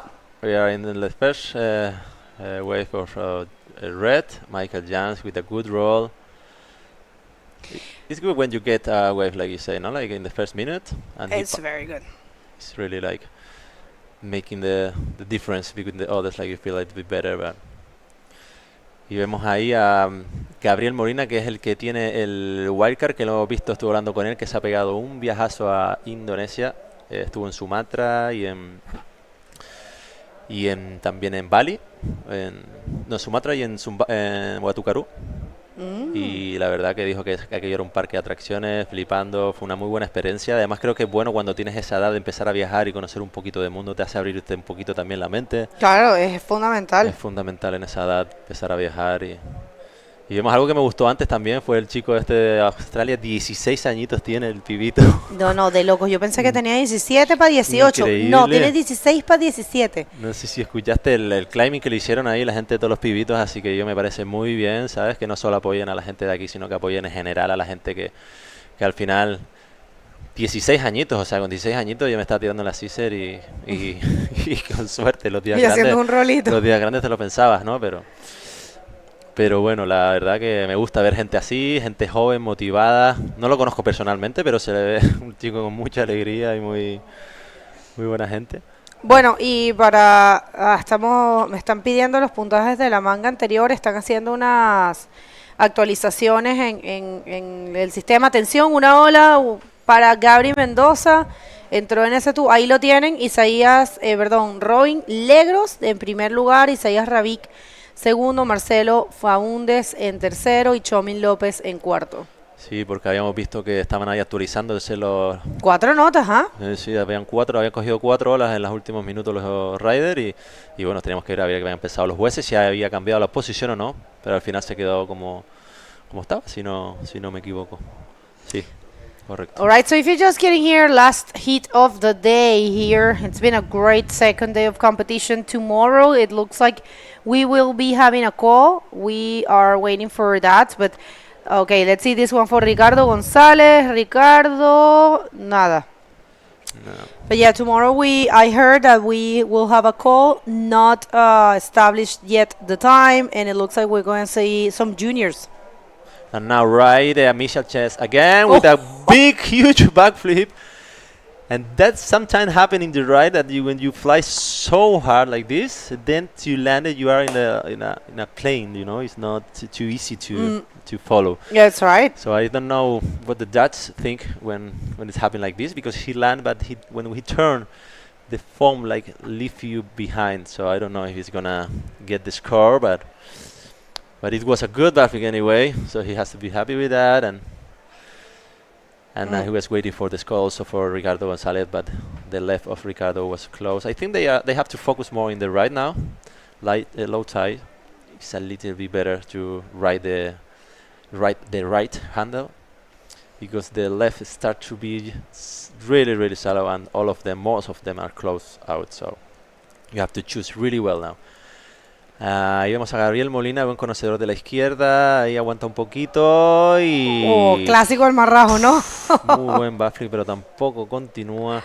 Esa es una de las pocas, las que tienes, son izquierdas cortas, que no ves con mucho brazo, y son las que te dan un poquito de chance para poder hacer alguna maniobrita, continuarla, pero vemos que aquí mínimo, desde que subes al labio, te golpea un poquito y te lanza a vuelva, como que decimos nosotros. A vuelva es como te lanza muy lejos. A vuelva. All right, one more look here for the last wave of El Marrajo. Gabriel Molina, very good attempt. He serves really good, but not able to complete that one. And right now it looks like, let's see, 1 second. Let me see if Blue is going to take this wave. Actually, no. So we can throw it to the interview with Paul and the winner of the last heat. Take it away, Paul. And here we are with the winner of the last heat, Robin Legros. Robin, can you talk to us through a little bit about that massive invert that you pulled off in your last heat? Wow, that was something. Huh? I just take my breath like before to take the wave. Like I say, I don't know what to expect, but I saw the ramp and I say, okay, I need to go for it because I had so much speed and I do feel comfortable. And then I just launch it into the inside. The wave I just scoop into my head, and I got almost blind. And then I saw the triangle. I say I need to make it or I die. So I just push the hard I can, and then it just like smooth landing. And then I say, okay, I have to go. I have to run. I have to run from here. Right. You have a lot of experience as boosting, blasting. You're like continuing your boosting from last year. It's like it's continuous through summer, through winter, through spring, boosting. Now, board sizes. That is, we have a slightly north swell today, tide dropping, getting shallower, strong. Now, I imagine you use a couple of different size boards. What board size did you use today, and why? Today I used my 40.5 because it was like the one I had most control. And there is a special thing about that board. There is a radial inside, so and then I have an extra like floater. Like it puts me a bit like into the high line. So when I go really fast, I just have to bottom turn, and then it's like doing the job to constantly like push my speed, And I use like bigger board like when it's small, but Fronton like push me like to use like 40.5. And then in Reunion I used to do 42, 40, 41.5, by my size and stuff. But here you can't. Right, so even half an inch makes all the difference. Everything. Especially in waves like this. Shout outs for anyone back home, or you want to mention anything? Yeah, of course I want to thank all my sponsors, all the people like sending me message, like pushing me through the whole process. It's been a tough year for me. Like everyone like think like when you're on the top, you have an happy life, but it's not the same. Like you pretty much like always like hitting your head all the time. So self-sabotage is a really big part of myself. And I try to manage like to push it further as much as I can and never give up. And that's the job. Whoop! That was a big roll. And that's it. Yeah. Right on. Well, hey, keep Thanks, pushing Lord. it, keep making this the best show on earth for the Fronton King. L'armée de ça. Merci tout le monde. L'armée de ça, la réunion est là. All right, thank you. You can take it out upstairs. Wow, I didn't know about that. I mean, but yeah, good point about, coping with, self-sabotage. Sometimes it's hard, but yeah, Robin, you're strong. Sí, vamos ahí, siempre positivo, Robin. Pero sí es verdad que nosotros al final nunca sabemos la situación personal de cada uno, cómo se siente en ese momento, por qué situación personal está pasando, y creo que eso es muy importante también. O sea, nosotros no somos máquinas, somos personas, y al final, pues, tener situaciones así, pues, a uno nos hace, pues, ir con más ganas y otros nos ponen, pues, más capibajos, ¿no? Pues, El mundo hoy en día está muy rápido. realmente. Una ola que se ve buena, pero deciden no ir. Ricardo González, bueno, les contamos que la marea está secando rapidísimo. Todavía no llegamos al punto más bajo de la marea, pero sí que está peligrosito. Así que...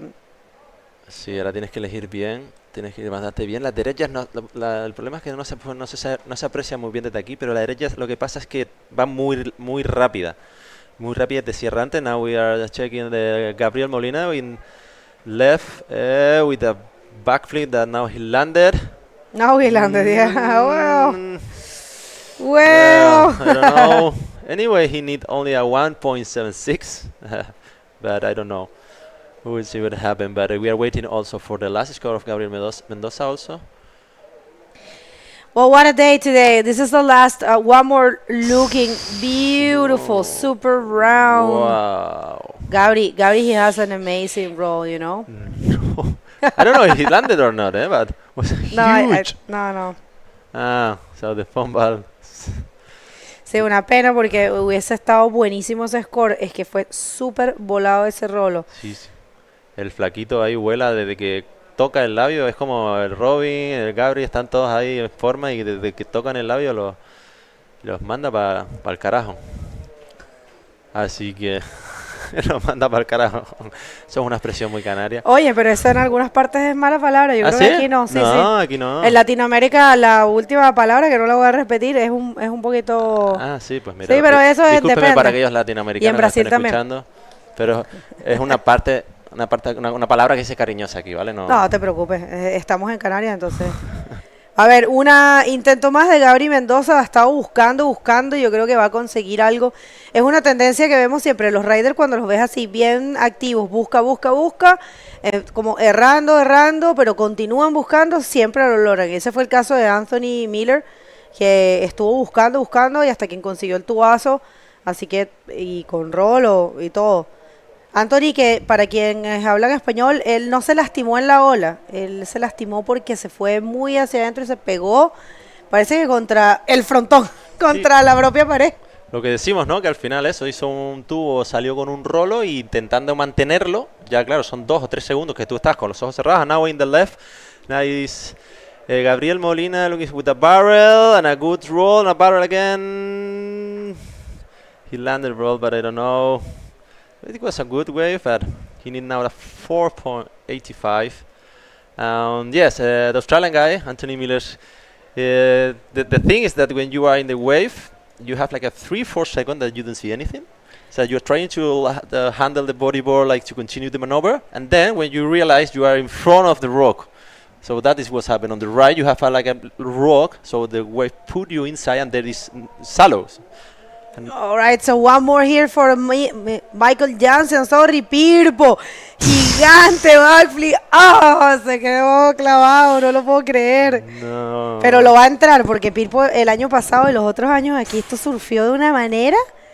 Y mira, tiene que arrancar ahí. Ahí está a salvo. Brutal. De hecho, cuando lo vi no caí, y ahora que le vi el backflip me vino a la memoria los backflips que se estaba haciendo el año pasado. No lo recordaba, no, yo para los nombres soy muy malo, la verdad. Y te notó un 360 forward que se sube a la izquierda. Brutal, o sea, el chico surfeó, yo creo que fue de los mejores que surfeó, y no sé seguro, sí creo que ganó. No, espérate, fue un backflip.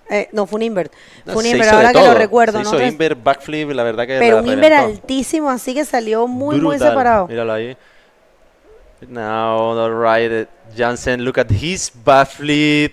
You can see how he tried to hold the bodyboard on the hands, and now in the left side, Ricardo also looking for a barrel and a spin and a roll. It's not a bad wave, so let's see what the judge say.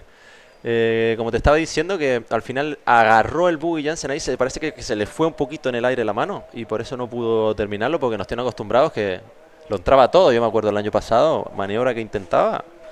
La verdad que el chaval surfeó muy, pero que muy bien. Y vemos ahora ahí la mira esas líneas. Serie. Yo espero que no le den a la izquierda en la atrás, porque... And now, Gabriel Molina is surfing this left side, and no, he's not happy. I mean, you have to be careful with the back wave. Now you have to paddle strong, because so dry. He was quick, so pudo escapar ahí de esa calzadita que abajo te coge y te puede hacer pupa. Pupita. Look at that. Mira cómo se está chupando eso. Look at that. Well, yeah, definitely it was a good call to stop the contest now. Yeah. Because, you know, we can get some people seriously injured. It's a shame because you keep seeing good waves breaking, but there's unsurfable. I mean, you could surf, but there's a lot of risk. Right, let's see this one for Gabri Molina, Mendoza. Goes for the roll, and that's going to be a valuable score. Let's see. And I love to see a lot of Canarians supporting the steal here. That's Liam Lucas, who unfortunately got injured, and he had to withdraw from the competition. No way, he was like in the competition? And Yeah. I mean, in the first wave and the but on the 3 days. Yeah, 3 days ago. He was surfing low tide, big waves, and he hurt himself bad. He can barely walk. No way. Yeah. That could happen when you come here to Fronton to prepare for the competition. Now you have the risk that if you surf so big or you have a bad lag, then you can get injury and you can't compete. So it's a double fact that you have to know when you come to Fronton. It's not like a beach break that you are sure for probably you are not going to injure it. Look at this left. Michael Jens is try to paddle, I don't know, for right or for left. Yeah, he's go for right. No way. Yes, way. That's a good big. Now we are gonna hit there, and he hit a huge roll. Super smart. Yeah, super smart. He's gonna be a really nice score in a big set wave. And now Ricardo also on the left. No, he tried to do a roll into the tube, but I think it's como que no sé cómo se dice en español, ni siquiera la... Como que el fumble la inercia. La inercia, ¿sabes? La inercia de cuando sales ahí intentas aguantar y la inercia te chupa hacia arriba. Qué pena, porque tal vez eso él iba bien. Yeah, but you can see now the fumble, he got up, and you have to put your weight. Hizo un rolo interno. Exacto, tienes que poner como el peso hacia adelante y cambiar la dirección del buggy para salir de ahí, si no te pasa eso. Are we gonna see the last wave of Michael Jansen, because probably that was the best wave of the heat, and it was a very good right. We're waiting for that to score. Last of Michael Jansen, still haven't dropped. Y ahora se está animando, parece, y viene otra serie más. Y viene Gabriel Molina mirando a la izquierda. El público, no sé si lo escuchan, pero está animando a más no poder a este local, Gabriel Molina, animándola a que vaya, ¿no?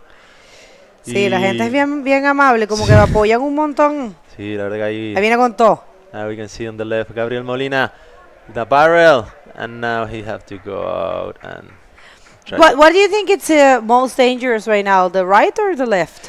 Actually, I think the left 100%. When it's low tide and north, you have to know that all the power of the north wave coming through to the reef, and then on the right is a little bit opener. So it's the best decision is like to take rights in this when the low is like this. All right. When the tide is like this or so low. All right, so maybe we can see again 6.5 last wave of Michael Jansen. Makes sense, of course. It has been the best wave of the heat so far. We are waiting for the replay. The best wave so far, there you have it. Look at that. It was actually a bomb, and the way he hit it, it was perfectly. I loved the fact that he opened his legs to land. That's super important, you know, that actually takes some power from the landing and allowed you to also protects you from landing when you open your legs and you're like, Amaury does that a lot. Te da mucha estabilidad, justo lo estamos hablando con Paul antes, ¿no? Que uno invertido se hizo, no me acuerdo quién fue, y hizo la misma, un rolo, perdón, y también abrió las piernas y te hace estabilizarte un montón. Sí. Y a la hora de recepcionarlo te es mucho más fácil. Y bueno, también lo que decíamos antes, que claro, Michael Jansen necesitaba una ola buena para ponerse, para pasar a la siguiente manga, o sea, para estar ahí ready para pasar. Y eligió hacerse un rolo en vez de un backflip o tal. Si hubiera estado en otra situación, posiblemente, si ya tiene ya como está Mega antes que tenía un 9 y un 7, pues posiblemente hubiera intentado pues una maniobra mucho más agresiva, pero al final tienes que ser inteligente también y decir, mira, voy a hacerme un rolo, aseguro y paso a la siguiente manga. O por lo menos obtengo una buena puntuación. Totalmente. No, muy inteligente ahí Michael, pero es que igual era algo que lo estábamos esperando porque ese es el tipo de actuación que él hace. O sea, lo hemos visto 3 años seguidos, me parece, si no 4, acá en el Frontón. Ha venido bastante, vino chiquitito. Y fue impresionante verlo porque era súper joven y cero miedo, ¿eh? Bueno, él todavía es junior, es su último año. No, y sabe competir también, sabe que muchas veces... Y súper, todo el tiempo como, ¿sabes? Positivo. Como alegre, como es un chico bien lindo, bien particular. Bueno. Pero bueno, lo mismo para todos, Gabri, los dos Gabris con Ricardo también. Así que bueno. Vamos a ver en qué termina esto. Este es el último hit del día, señores. No vamos a hacer más, obviamente. La marea está excesivamente seca ya y no nos permite seguir en campeonato, a pesar de que tenemos un bonito glass, la verdad. Sí. Pero nada, hay que cuidar la seguridad. Y además tenemos un montón de días, pues este evento del periodo de esperas hasta el 27, hasta el 26, en verdad. Y nada, vamos a tratar de buscar las mejores condiciones. Hoy realmente dentro de todo, que al comienzo se pensaba que había un poco de viento, yo he visto unos olones el día de hoy, la verdad. Para serte sincera, la verdad que yo había mirado el check-out. Now we are in the left. Oh, look at so dry is that. Oh, no, happened the same of Ricardo. It's so hard to deal with this kind of left. Like you have to... It's muy difícil porque es que estás ahí manteniéndolo y que te chupa de una manera y tienes que mantener la línea, intentar salir de ahí y bueno, esperemos que esté bien. Ricardo, que Gabriel Mendoza, que en la entrevista dijo que él estaba tratando de surfear esto pensando como que fuera una manga de junior. Mira, una vez más, one more look to this last wave. It was a very good effort from Gabriel Mendoza, who actually managed to advance first in his last heat. And check that out, no fear at all. I think he leaned too much to his board. You think ¿crees que si se hubiese como echado un poquito para atrás tal vez de la tabla? Y cambiar la línea un poco porque el bottom, el takeoff fue buenísimo. El takeoff fue buenísimo. Venía fue con buenísimo, buena cogió línea. la velocidad. Lo que hay en ese momento ya tiene que cambiar la dirección e intentar apuntar un poco hacia afuera para salir de ahí, porque si no es un bowl que está todo el rato chupándote hacia arriba, te está tirando hacia arriba. Entonces tú tienes que cambiar la dirección del buggy casi recto hacia para afuera, que aunque tú lo pongas recto, por la velocidad que llevas, la ola te va a seguir empujando. Claro, en esos momentos la tabla funciona casi como un timón. Claro, ahí para poder sacarte de eso, es verdad, toda la razón. Ahí donde se ven las técnicas también de cada uno. No me digas que se golpeó. Y es que es el problema, que está bastante seco. Y es lo que decíamos de la izquierda, que tienes el riesgo de encima le chupó. Esperemos que no sea nada grave. Está ahí subiéndose a la parte de arriba. Esperemos que... Michael Jansen is taking a ride. Pero esperemos... Y estos chicos, ¿por qué no habrán agarrado ninguna derecha, siendo que es un poquito más segura? Sí, creo que la verdad que no lo sé. No sé por qué no... Porque son bastante izquierderos, pero también yo lo he visto surfear de derecha y surfean muy bien. Tienen muy buenas maniobras, pero se sentirán a lo mejor más cómodos con la izquierda, pero es que es muy peligrosa. Tienes que elegir bien, no la serie. La verdad que encima cogió una de bastante grandita para la marea como está. Y bueno, y al final a veces pagas tasas. Espero que no sea nada grave, que haya sido un sustito, un golpito y que, bueno, que pueda estar recuperándose. El problema es que necesitaba un 3.95 para pasar y bueno, ahora Ricardo González, si está Gabriel fuera de manga ya, está Ricardo González esperando por un 5 para pasar. Y es 1 minuto con 50 lo que queda. 50 y está Gabriel Molina ahora intentando ahí también mejorar su segunda ola. Es un buen tubo, sale con un rolo. Lo están dando todo, ¿ah? Y otro rolo más ahí. Gabriel Molina, que es uno de los wildcards del evento. El evento tiene 2 wildcards, 2 en Junior y 2 en Open. Y en Open es Samu Brito y Gabriel Molina. Vamos a ver esta para de Ricardo González. Parece que es un tubo, lo va a lograr. Sale tranquilito. Buena. Y combina con una RS. Y lo cae. Bueno, aquí las cosas pueden cambiar, Nelson. Sí, como lo ha hecho Ricardo ahí en ese último minuto. La verdad que muy bien aguantando. Se la jugó ahí ese backspring. Parece que no está contento. No sé si los jueces los consideran como pero fue buena ola. No, pero fue una ola. Igual tiene un buen tubo con escupida, salió con velocidad, con muy buena línea y consiguió finalizar con un ARS que now we can see. Let me do this one in English because it was a very good wave. Probably we'll see if it's going to get the spot he needs. He actually was deep in that barrel, came out sped, and right there he was not finished. He thought about, going for a ARS, and actually it was risky, eh? Yeah, it was risky, but right there I thought he was completing it, but no, not really. And he wanted more, he wanted to complete that, but only with the barrel. I think he could, get the score. We'll see. He's in 4th, and he's looking for a 5.01. That's a possibility there. And we're waiting also for the last of Gabriel, but I don't know if he's gonna improve his last score. So Ricardo is waiting there because it's 7 minutes remaining to finish this day of competition, and we are until the last minute. Y no han salido las últimas olas de Gabriel Molina ni de Ricardo González, así que esos resultados, ahí está, hubo cambio, es que tenía sentido, bueno, ¿no? 7.75 para Ricardo, que creo que no lo ha escuchado todavía, pero se pone en primera posición.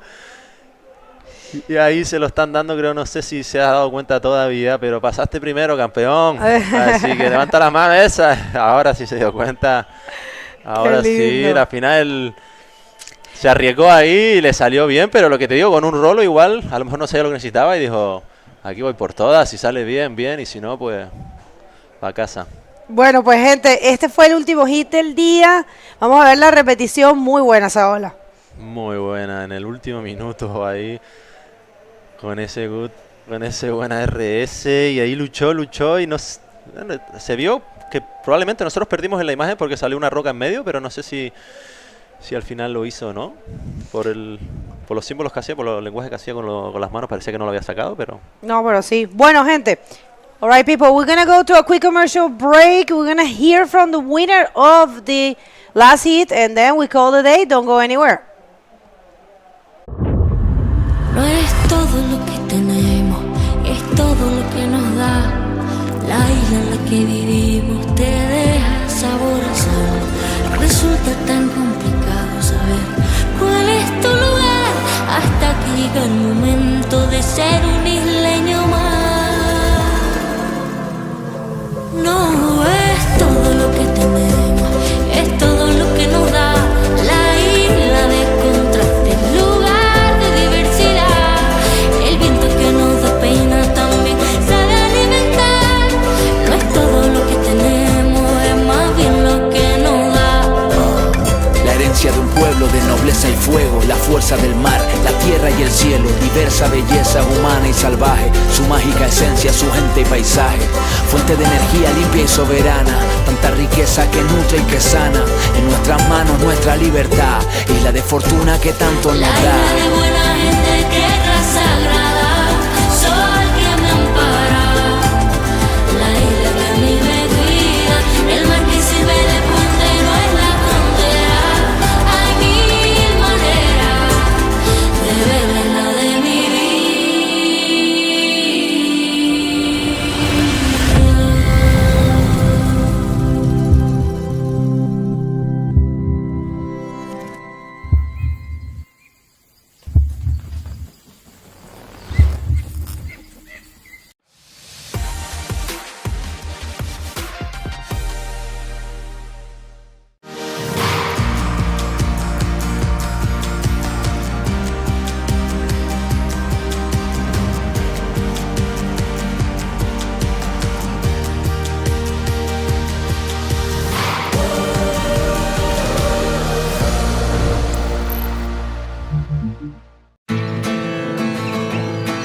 ¿Alguna vez te has preguntado por qué siempre quieres más?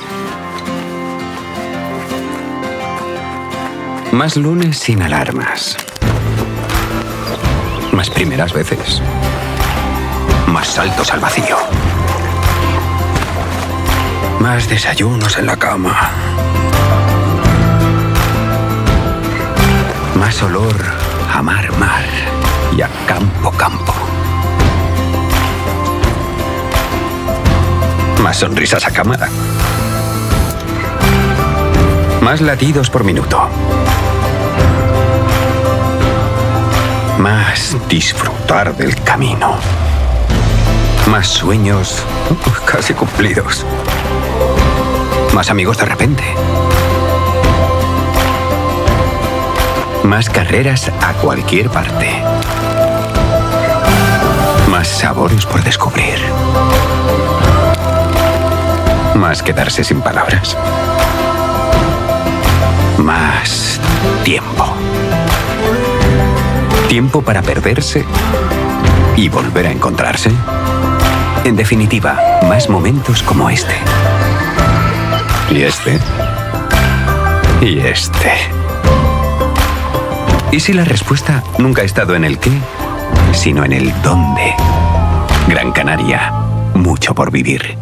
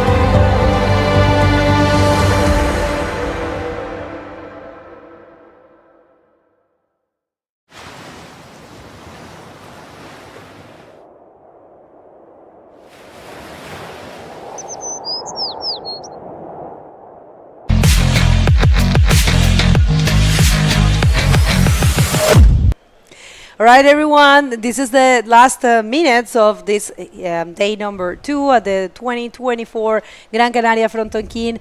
And we are just holding here, recapping a little bit the day, you know, the best moments and memorable moments, moments, I'm sorry, of today. We had amazing moments. What can you recall? Oh my gosh, just right instantly from the very first heats, we have, for example, Anthony from Australia, 16 years old, blowing up, showing up, never been to Gran Canaria before. He already has some scars, some tattoos from Fronton, but you know, in his last heat, he got closed out hard on a couple of waves, came right back up, smile on his face, thumbs up, went back out, got a sick one, like spit out, Rolo, landed, destroyed, came out, all smiles. And yeah, with a couple scratches, it's good that he is doing great. I mean, it's just the scratches. It's superficial, so he can surf. And yeah, I can recall David Perez Miranda. You know, he did an amazing job. He was holding the best score of the day for a while until we saw Tamega. Yeah, right. And you know what? I have to be honest with David. I have to, because I think I was like transitioning downstairs. I'm going to look on YouTube tonight and I want to watch those waves again because I could hear the crowd shouting. Of course, I was finding Guillermo Tamega after, who had actually won his heat 6 years since being in Gran Canaria, going out there super in control, confident, and just right from the get-go, getting those barrels and just having fun. 9.75 he got from a single wave. Is the highest score of the competition. We were kind of expecting that.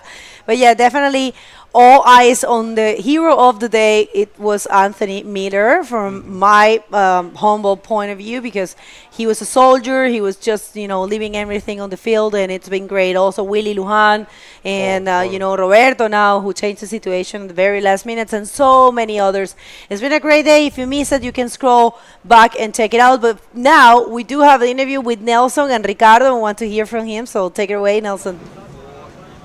Bueno, aquí estamos con Ricardo, que ha venido directamente desde Lanzarote, local del Quemado. He tenido la suerte de compartir con él varios baños y la verdad que lo ha demostrado hoy aquí también en el Frontón una vez más, cómo está mejorando su surfing.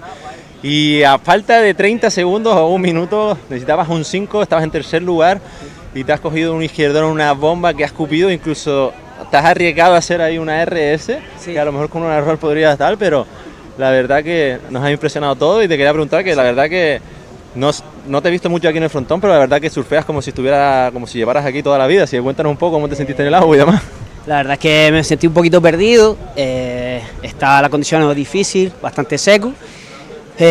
La última tuve que arriesgar ahí, pues si no pasaba y bueno, y pasó bien. Pues la verdad que lo has hecho muy bien, felicitarte porque no era nada fácil, una manga muy difícil con Michael Jansen, que vemos que es lo que es capaz de hacer. Muy difícil, con dos locales, con un campeón del mundo junior.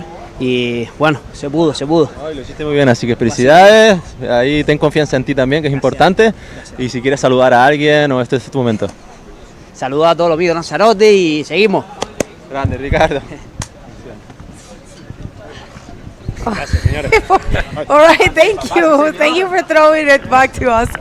Nelson, what a character. I've been loving to work with you guys. Nelson's interviews are going to be going down in history, in Fronton King history. I love them. For sure. All right, people, so this is it. Gente, acaba el día 2 del Gran Canaria Frontón King 2024. Mañana nos dijeron que va a haber call, posiblemente sea un día de juniors, no lo han confirmado, ¿vale? Lo que nosotros decimos aquí no es lo oficial es lo que se informa a través de los medios oficiales, las redes sociales, la página de la IBC World Tour. Y asegúrense de conectarse, suscríbanse a este canal de YouTube y síganos en las redes sociales. People, you want to say that in English, maybe? All right, so, tomorrow there is a possibility, of course, it's day by day. This is Fronton, and this is Gáldar, this is Gran Canaria. Winds, tides, force, everything changes daily, hourly. So, but if it happens tomorrow, it's looking like it could be a Pro Juniors Day in case. So, but you're gonna have to check us out on Facebook or Instagram or YouTube or the website or the official webpage. Yeah. Even best to know if it's a green light tomorrow. That's right. So thank you everyone for your kind messages and your support. As always, subscribe to this YouTube channel and follow us in the social media. We see you very soon. And remember, last event of the World Tour, so it's worth watching. Thank you, everyone. Aloha, everyone. Yeah, buddy.